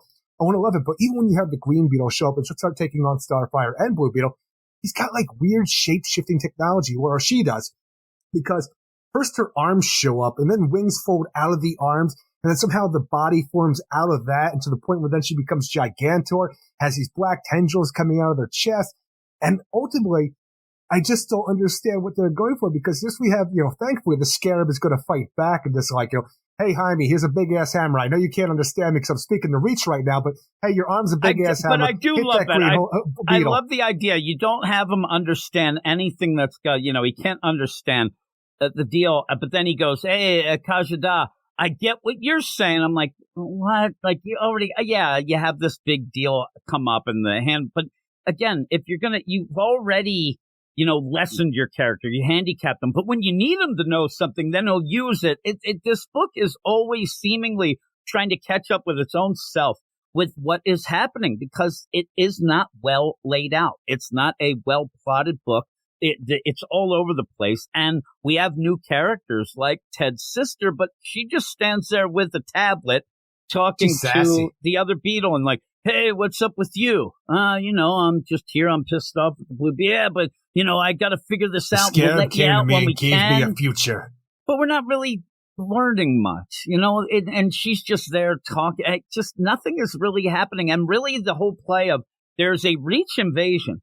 I don't know if they realize that should be big. I mean, even if we think it's, here we go again or whatnot, but in this universe, it's happening. They think at least, but everybody's pretty loose about it. Like, hey, what'd you find out there, Ted? Well, I'm the secret, big guy who knows everything. Well, what'd you know? Nothing. All right. Well, I'm Batman. I don't know nothing, but just make sure that Jaime doesn't do anything. We're going to leave him by himself because, we don't care really about him. This is supposed to be this Reach invasion. Why wouldn't they have assigned maybe a Green Lantern to him? Maybe you could add Kyle Rayner in this. Doing space stuff. The idea, though, that Starfire just shows up and says, I think that I'm going to end up helping you out of nowhere. We've never seen anything quite like that anyway. I don't think you want a Green Lantern, because the way that Kanji does right now, I think it would just go into defense mode if there was a Green Lantern anywhere around and try to kill it. Well, maybe that's something you should see what is happening. Maybe you should be doing, maybe the idea that you are interrogating this other deal, maybe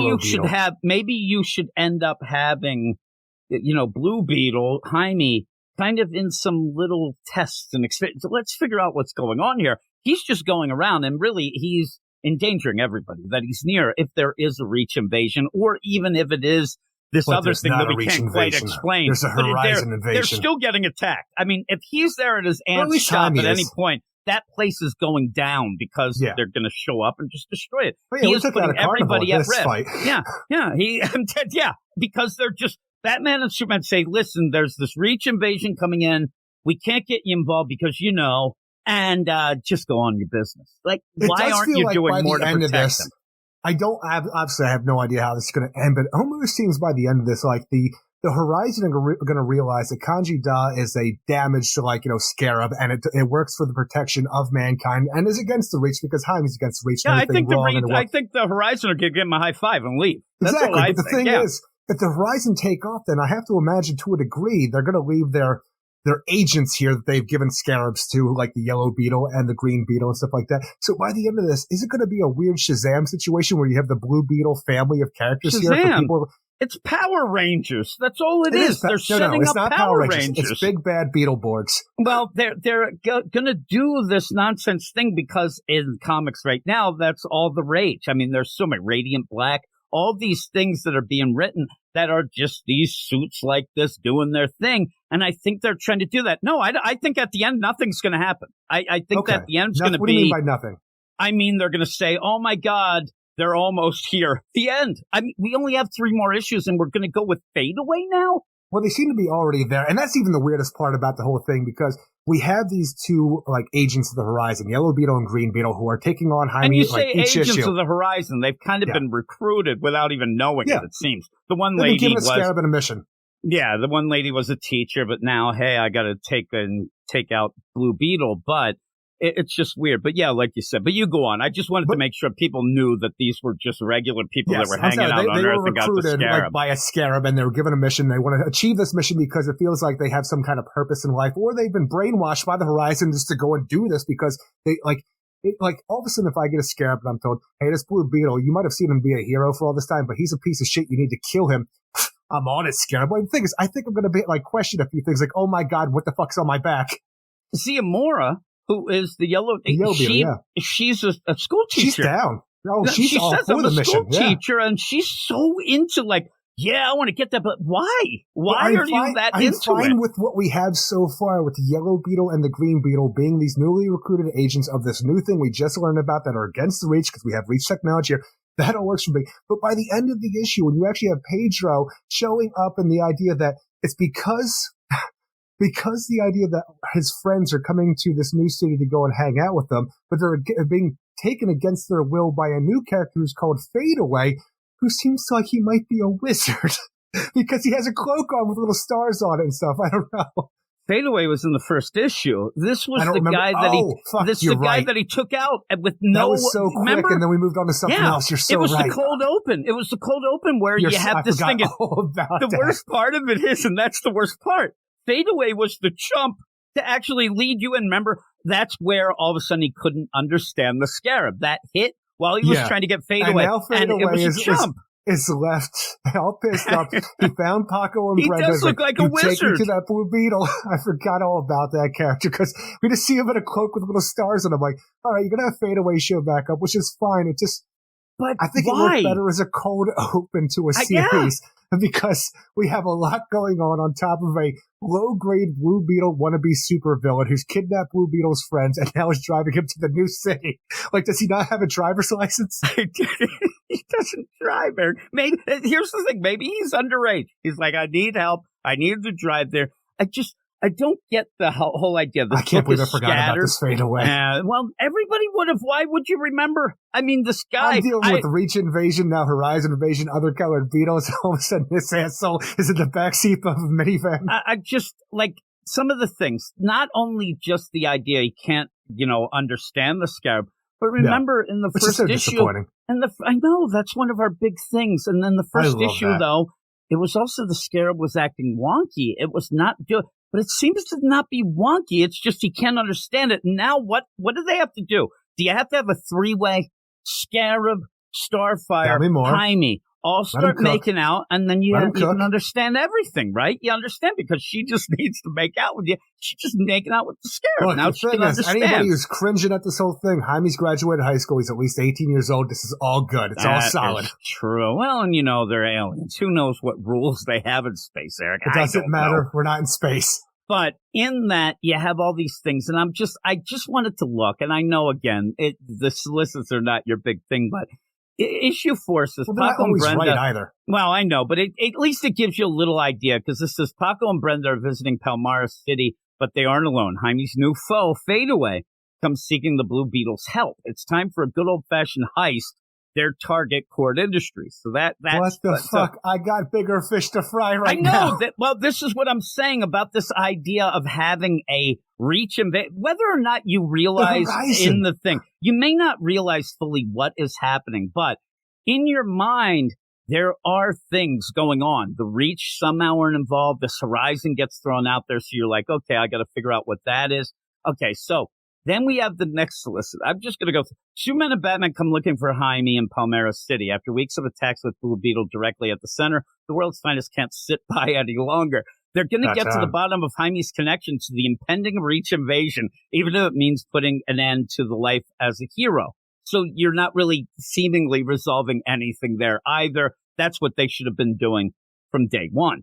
Graduation day one, Eric. And then at the end it says, number 6, it's all come to this as Jaime faces down the encroaching alien armada. But is he really ready for what comes next? And what does this mean for the future Blue Beetle? I don't think he's ready. Their ass has a jamming signal on his suit. I'm telling you, this book, I said it right away that why aren't we just having fun? Here's the other problem I have, and I don't know if you'll agree with me here, but you get a lot of background, kind of. You learn a lot about Starfire in this issue. You learn about how the Tamaranians end up making out. Why are we learning more about her than we have about Jaime in this whole series so far? This is the third issue, and I wanted to get people on board with Jaime and Blue Beetle. We're learning more about Starfire in this. We gotta wait for the movie, I guess. It's pretty much like a detour in this, only to be able to understand and connect with this horizon. We could have done this a better way. Starfire is showing up out of nowhere with it. Like, let's just say there's not a million things going on to, like, Dick Grayson's not reforming the Titans to be the new Justice League. Just the idea when we have a supposed alien invasion, Starfire's like, you know what I haven't seen in a while? That Blue Beetle kid. I'd love to be his mentor. Let's go over there and do this. It just feels so out of character, because it's a nowhere. Device. She's not a character. She's a device, and she's a prop. And when you get a tool, seriously, what is up with that hair? But you end up where she actually looks a lot like she did in her own series that we had in the DCYU era. Yeah. And again, you have this idea where. What is this guy writing? This is really, really bad. The plotting's bad. The setup's bad. The characters are just wonky, and you don't really get much of them, but it's just like, hey, this is this. We're going to... And I'm looking now, because I just wanted to see what he was involved with at points, and he's written some Rick and Morty and Adventure Time. Okay, well, you're not real good at Blue Beetle, because this is turning into a mess. A real mess. It's not one of those where we're like, oh my God, he's ruining a character. What he's doing is missing an opportunity to get some people on board. I'm not sure that he knows how important this could be to some people like me, who I want to get on board with you with Blue Beetle. And if we keep getting bullshit like this, just put him away. I don't need this bullshit. This book means nothing, and it's selling horribly. And I can tell why. Because like you said, sometimes you have that deal where maybe you get a little too crazy, and you're only going to deal with the idea is there's not a lot of Blue Beetle fans out there, right? You can tell me how dare you, but it's true. We know this. So you might get the urge to really get those people. You want to impress those people, right? Guess. And he's fun. And he actually, the whole thing with the Scarab and stuff could be really, really neat. But when you have a book like this, you can't, I don't know what he's doing. He's not going into the, okay, I'm going to go to the minutiae and get all the people who love him. I'm really going to impress longtime fans, because I don't even know what's going on in this. You're more of a longtime fan, though. And it's definitely not getting new readers to get any information about Jaime or the Scarab. So I don't know what the hell this book is here for, except just nonsense. And a movie was announced, and let's see if we can get some things in. It's such a weird idea that we have to move this new city to do any of this. Yeah, and then I said this before. This is kind of the idea of, as I said, with Catwoman in jail. You came up with the story, so why do you have to jump through hoops to do things? In this, oh man, he's moving out. He won't have Paco or Brenda. And then all of a sudden, they come as a captive of Fade Away. Which we could have done in Austin to begin with. Oh, I was thinking the whole deal of this, the whole play of this easily could have been, and I think that it would have felt better in my mind. Jaime decides not to go to college, right? His mom and dad say, well, you're not going to lazy about here. You better get a job. He gets an internship at Court Industries that was there in El Paso. And in the meantime... El Paso. I said Austin. Yeah, whatever. And if it is, you end up where then, just because seemingly you want to have some craziness, Brenda and Paco, they were going off to college, so they go off to college. Now they come back during break, or they get... It's still summertime. You could still make them... They're in college, I think, now. They were supposed to be leaving, and they said, I guess it was right after graduation. Why didn't they let them have one summer off? Jesus Christ. But even then, the whole idea of it would have been a lot easier. Why did you go through? You went, down the road, turned left just to come right back home to set up a book that should have been there anyway. I'm saying everything seems weird. You're jumping through a lot of hoops when you don't have to, but the art's pretty good, I guess. It's fun, yeah. I think that at points, some of the faces and things like that are a little bit around like the Clayton, very anime. Like the Clayton Henry look with long faces. When you end up having Ted, when he's like, me, I'm the one. So, yeah, I have a clue. And Batman, really long faces. Why the long face there? But, yeah, it looks like a youthful book, right? It does. That's the thing. The art's not the problem in this. It's not something like art that I really gravitate towards, but it is still fine art overall.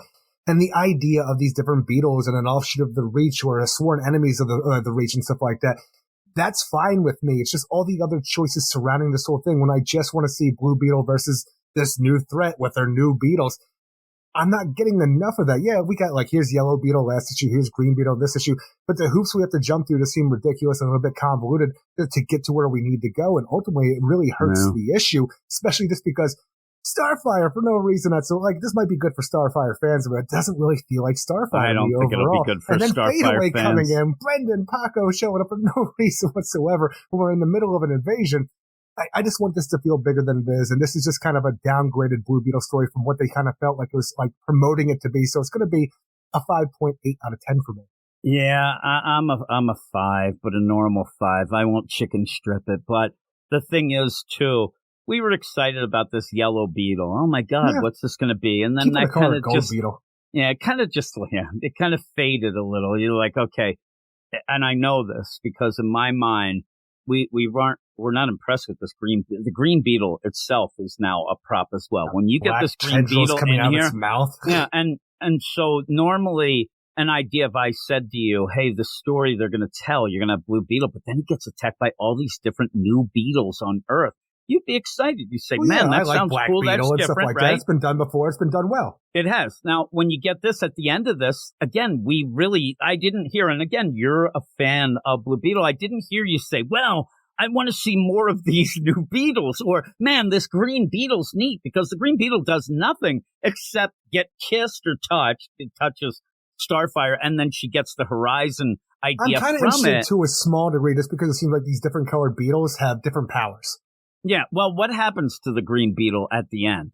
Because I really was... Well, she gets slammed into the water and then comes out to the shore outside of the Beetle armor. And then just walks around and just disappears. So I guess that doesn't really matter or mean anything. They didn't even capture her. It seems to get some info, so we'll see if she does anything else. But Ted and Victoria are going to be on the case. I mean, that's what I'm saying. We don't know anything about her, and we're already halfway through, so I don't know. We're going to have a lot of time. It's just, why aren't you dealing with the cool stuff and not Fadeaway or Starfire explaining how she ends up learning languages? This is not the time for that. We want Blue Beetle. We want to learn and show me how cool Blue Beetle is. But throughout all this, all you're doing is telling me that Blue Beetle isn't allowed to do this. Blue Beetle isn't allowed to do that. And now it almost becomes a Starfire issue out of nowhere here. And it's a real shame. It is a real shame. And I do like Fadeaway in the back seat. Hey, everybody, look at me. I'm Fadeaway. I hope your friend can help me. Hi, me. Was it? I'm like, all right, get out of town. So you end up, I'm a 5, normal 5. But here's the thing. All this is set up to the worst book. The worst book. This book is bad, and it's Tim Drake, Robin, and this is where I said, and at points I have talked, even had videos about the idea. Me and you have had even behind the scenes talk where we don't like something, and again, this is going to sound funny and kind of pretentious, but we end up going and saying, I'm more me to you. Hey, did you see people don't like blank? But they don't like it in the right way to not like it. Like, they're centered on the wrong thing. And I say this to you a lot. Like, man, everybody's upset. And usually what it is we get upset about something. We don't like something. Everybody says it's great. The tides turn, but they turn in a weird way that doesn't make any sense. I'm like, no, you got to not like it. Why we don't like it? Why are you doing this? And this Tim Drake book, everybody sat there. Oh, my God, he's bisexual. Screw this. That's bullshit. When we talk about this book, how bad it is, that is not 0% of the reason why this book is bad. This book is bad because it's horribly written plot-wise, story and character. Everything is wrong with it. And then you have Riley Rossimo's art on top. That's the shit cherry on the shit sundae. And it's terrible. It's awful. It is awful. And you gave it a book of the week. The one bit, I'll tell you right now. 2 months ago. I give you shit about that. Definitely the best issue of this series. At least that issue was readable, and I knew what was going on. This issue is a fucking wreck. This is a wreck. Well, you almost do, but you don't. You have Nightwing here, but who the hell knows what's going on? Plus, again, This is one of those where it's not selling. And I've seen people defend the book. Why. Well, this is my point where I would start it with. I usually sometimes get back to things.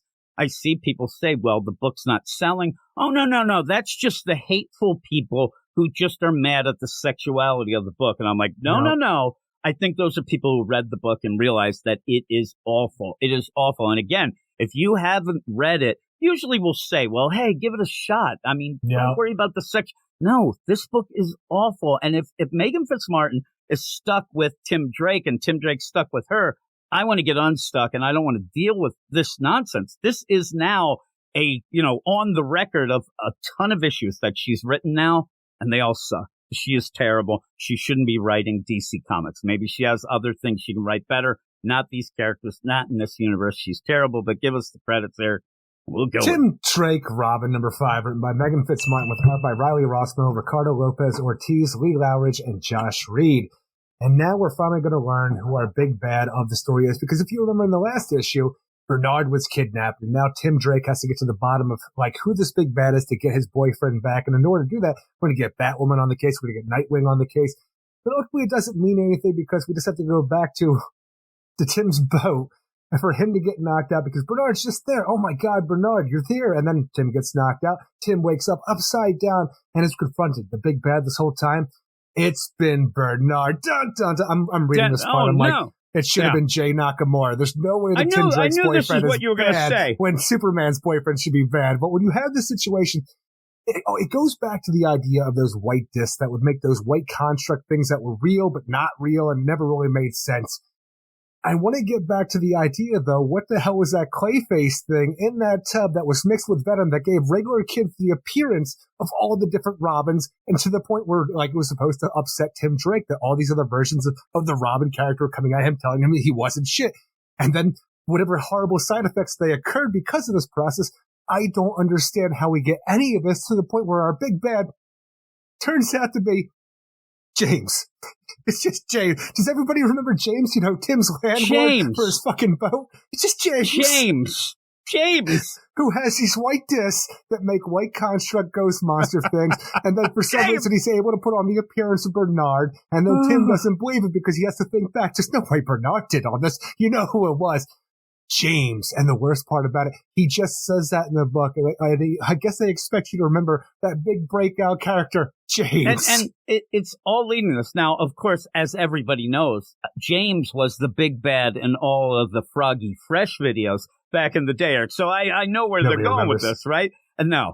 But with that, me saying that might make more sense to people than when we get to this, where you have been leading up to this big reveal. You've been waiting for this. Oh my God. Is it Clue Master?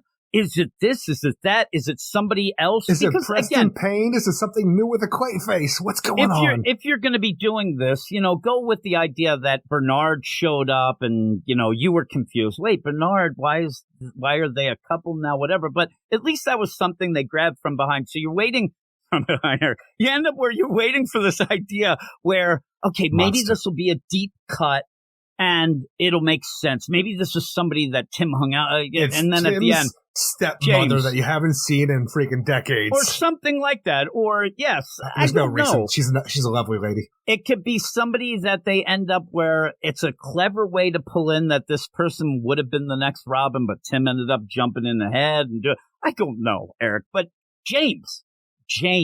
And when you're doing this, you just turn that, and I don't know how anybody, and I'm not just talking Megan Fitzmartin, I do not know what the editors are doing nowadays. These 3 books and some others, this is what's getting me now. We used to have continuity problems all the time. We still do. But with that, you're like, okay, well, what is going on with nobody even understanding basic structure of a story, and how when you turn the page and you get the reveal that it's James, somebody that you haven't referenced at all really for so long. Well, you thought Fade Away was a weird cut in the Blue Beetle. James is the big bad, and you're like, James? And then James has weird shape-shifting abilities from whatever these white discs are. Yeah, and also Tim is chasing down symbols.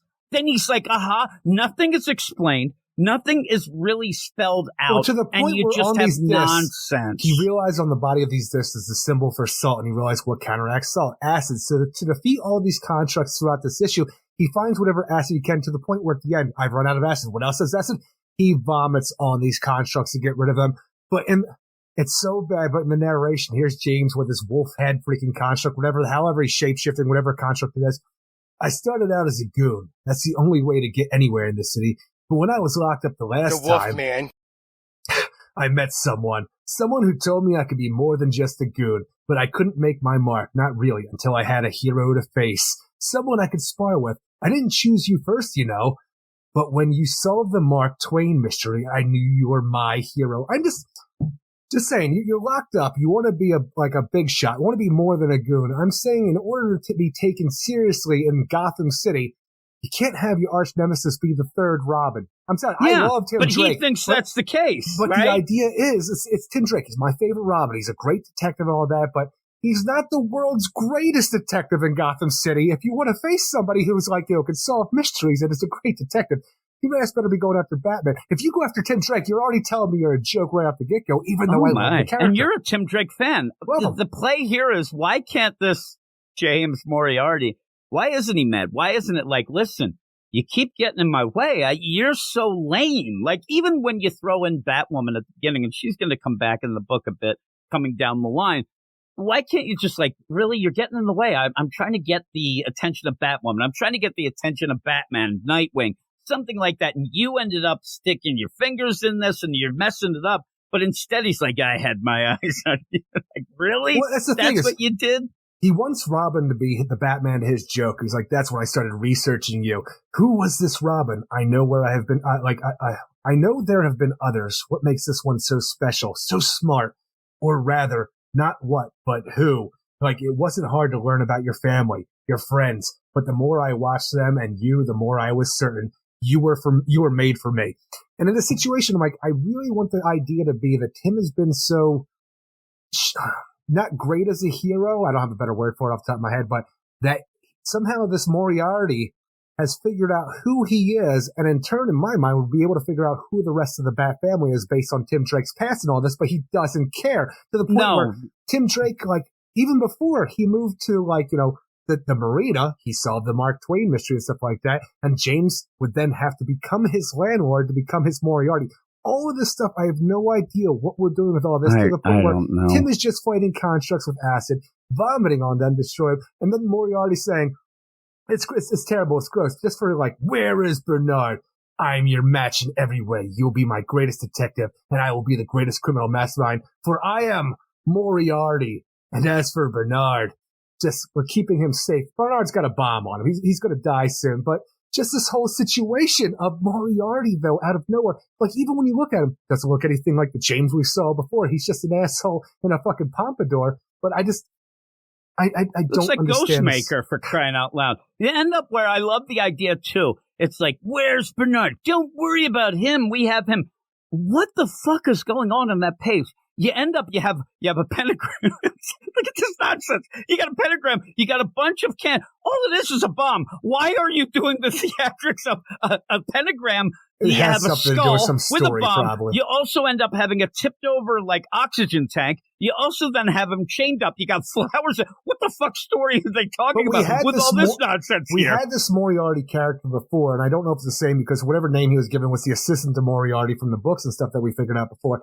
But the idea, though, that he's made himself look like Bernard, all these different things, and by the end, when all the sprinklers are going and you can see the clay washing off from the show his true form, even though he doesn't look dirty at all by the end. But before, when we saw this with the Robin kids that were brought together to try to take out Tim Drake, they had terrible, serious side effects to this Venom/Clayface-induced drug that they were put on. For some reason, Moriarty here is just fine. He just looks like an asshole. He's fine. Now. It just washes off him. They fell in the bay, and then you ended up having Clayface shit yelling and screaming from a bathtub. I don't know what's going on. I don't either. Ridiculous. And the I don't art know is what's no going help. on in this. And then, I mean, even really, though we have two artists here, too. That's the worst part about it. You have a second artist on this. I'm like, okay, finally something that's not Riley Rossmo. But they try to go for a style that is close to Riley Rossmo. And it's like, don't do that. Why do we have to have two that's this bad? Because here's my suggestion. If you end up being an artist, do not go full Rossmo. That is just me telling you some advice. Because it's a very manga style, too. Yeah, it is. It does look a little better, but it's still that style, and it's just bad. It barely can tell a story. And at one point, I did need the idea where Tim's like, oh, my God, I got to win this. I have to get asked. And he's like, just pretend you don't look good in them tights. Like he's there making himself throw up. Why are you playing a game where the hero is making himself throw up to get stomach accident? Oh, that is so even the bad. idea how whiny Tim is to Nightwing in the beginning of this, like he needs to find Bernard, I get, but when he's like, I can't do anything right. I even tried to make my own costume, and it's too small. I'm like, yeah, that's what are you doing? Get. That's not Tim. It's just what you're doing is nothing. You are bullshitting in this book that, again, and this is the thing. I'm telling you right now. You can think, anybody can think whatever, vendetta, whatever. But I say this book sucks. It's terrible. And there's no, obic thing from it. You know what I am? I'm bad story obic because this sucks. It's terrible. Obic? And yeah, I'm saying people are saying that everybody's different phobic type of things. If you don't like this, if you don't like this book, if you don't like this book, it's because of everything else besides it being a shitty story. No. This is a shitty story. Whether he's dating Bernard or not, I want a great Tim Drake book because he's my favorite Robin. One of my favorite characters of all time. And this just makes him look terrible with a story that's just And here's the thing. If he was dating Sally Jupiter down the lane, right? I don't know why I said that. Or Steph is different. I was going to say Steph, but it's different because Steph can handle herself. If she ended up getting captured, she'd probably fight her way out. But if he was just dating some random girl that he met at the marina, the story wouldn't change. Bernard gets captured and Tim is trying to get Bernard back. That could be Bernard. That could be Eric Shea. That could be, Tanya Werner. It could be anybody. They're not really dealing, with anything else, but it's a story where a hero's, love interest is captured. That's fine. It's just a story around it. It's just complete and utter garbage. And why are we not dealing with the fact that he knows who Tim Drake is? I can't get over the throwing up. It just, that threw me off. And just the idea of, I'm going to turn into all these different constructs and come at you. And, oh, man, I recognize that symbol. That's salt. That's the opposite. What? And again, the idea of salt and stuff like that, how does that deal with these white discs that were technology that were projecting these construct things to Clayface freaking stuff? I have no idea how we get any of this to the point where we had these things that weren't real, but then Tim could find orangutan hair that somehow he could analyze and know it's around, even though it's not a real thing. Like all of these situations just come together to be nonsense in the end, to continue a story that just sucks all the way through now. Oh, it's so bad. And again, I'm looking at the reviews, and you have the aggregate score of just the normal, reviewers, quote unquote, comic book press. Eric, I don't trust them. We're part of it. That's why I don't trust them. I agree. It's a 6.8. That's bad, especially nowadays. The user reviews are a 3.2, and people would look at it and say, well, that's the hate. But no, a lot of those are just, they can't take this. It's a poorly written book. It's just bad. Doesn't look good. It just. No, and it's, what is the deal? But in that, you have somebody giving it a 9, saying it keeps you on the edge of your seat, and this is filled with mystery and is supported by stellar art. I don't know, this Mr. Guerrero, he needs to go to this eye doctor. I'm telling you, I don't know what he's doing. But anybody who would read this and think that this is anything that's beyond just horrible, I don't get it. God bless you.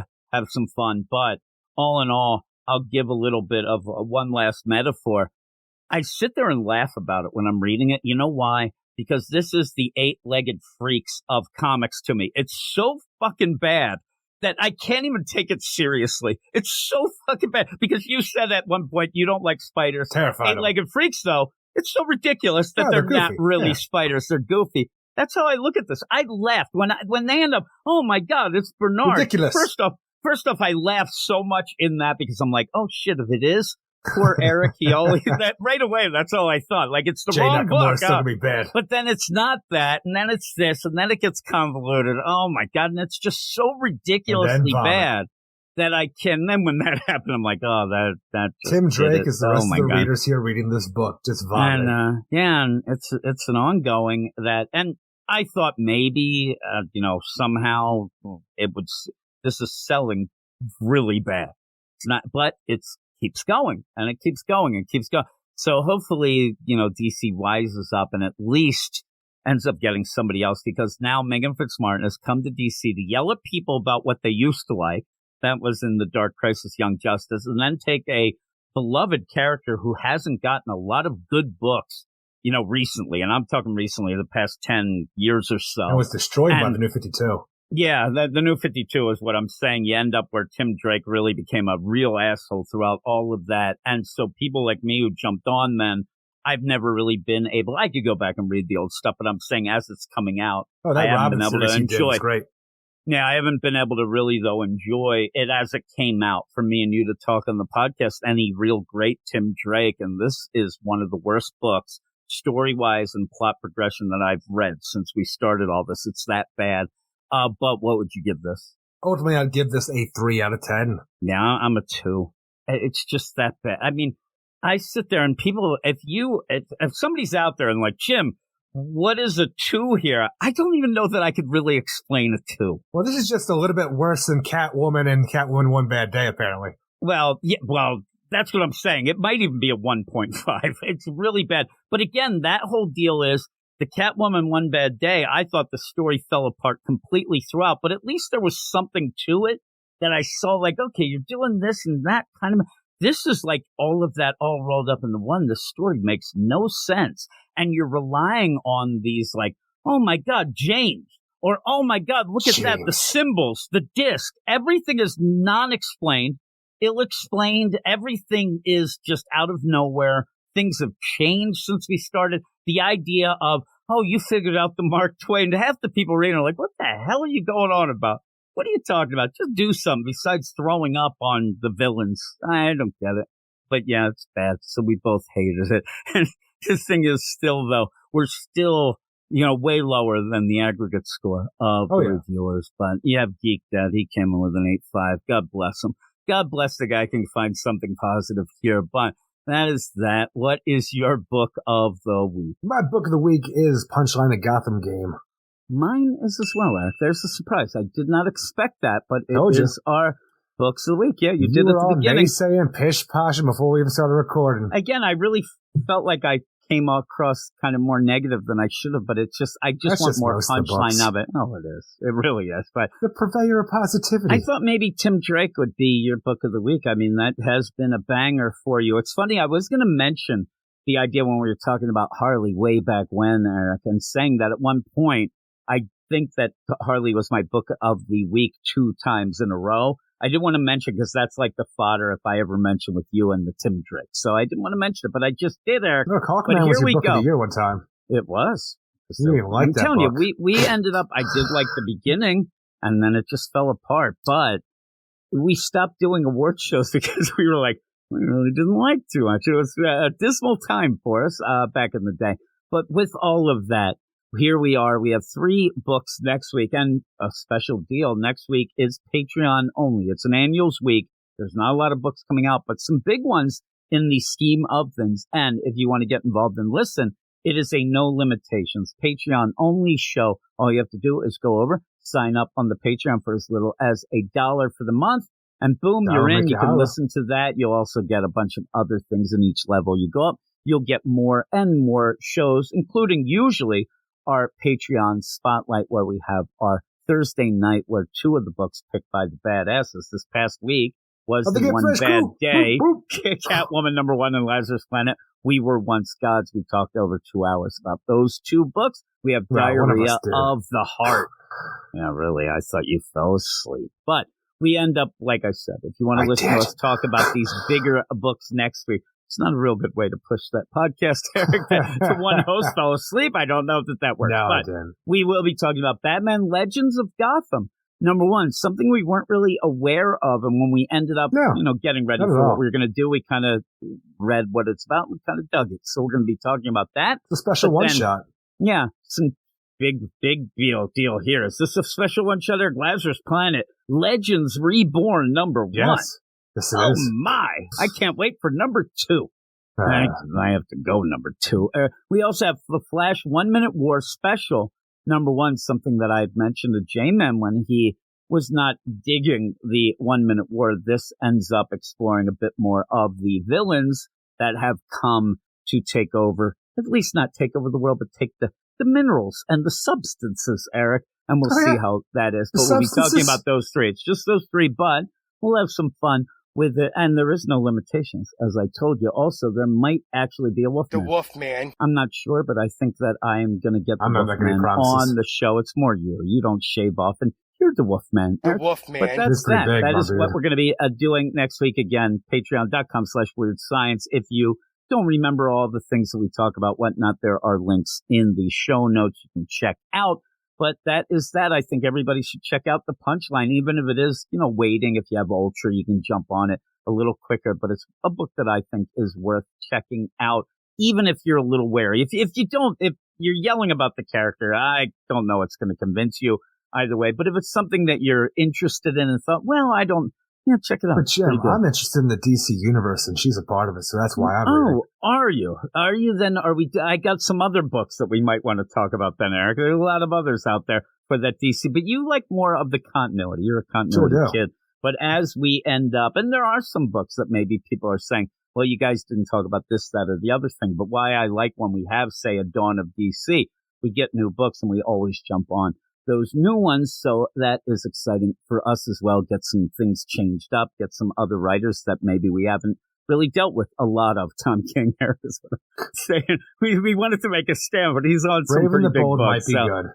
Yeah, we have that and that Penguin book. You're excited about the Penguins, so we'll see how everything goes. Every book is a writer's chance to piss me off even more, is what I say, but also to impress you, Aaron. Now, every time we get that, I do like where, all right, let's do it. Impress me now. I hear all these people talking about you. Let's go. Show me your money. Here, show me the goods there. But that is that. Show me your money. Show me the goods. I was trying to, do a little Jerry Maguire. It wasn't working out. Right? Show me that moolah is what I say, or as you like to call it, kashunda.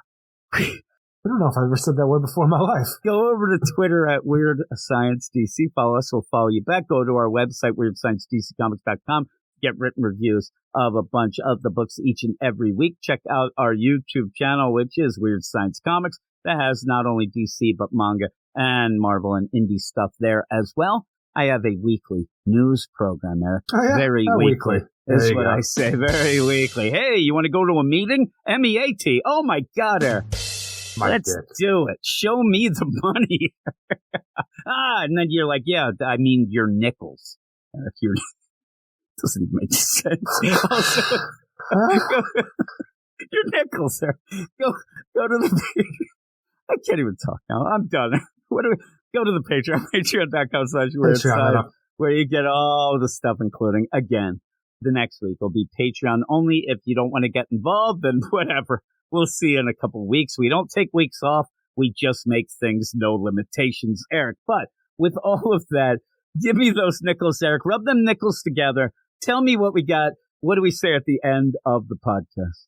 Everybody have a great week. Keep it weird. And we'll see you in 7. See you in 7. What you looking at, stranger? Fuck your chicken strips. Go read comics. You are all weirdos. Weird science is the revolution. The Wolfman. Weird science is the revolution. The Wolfman. Weird The Wolfman science is the revolution.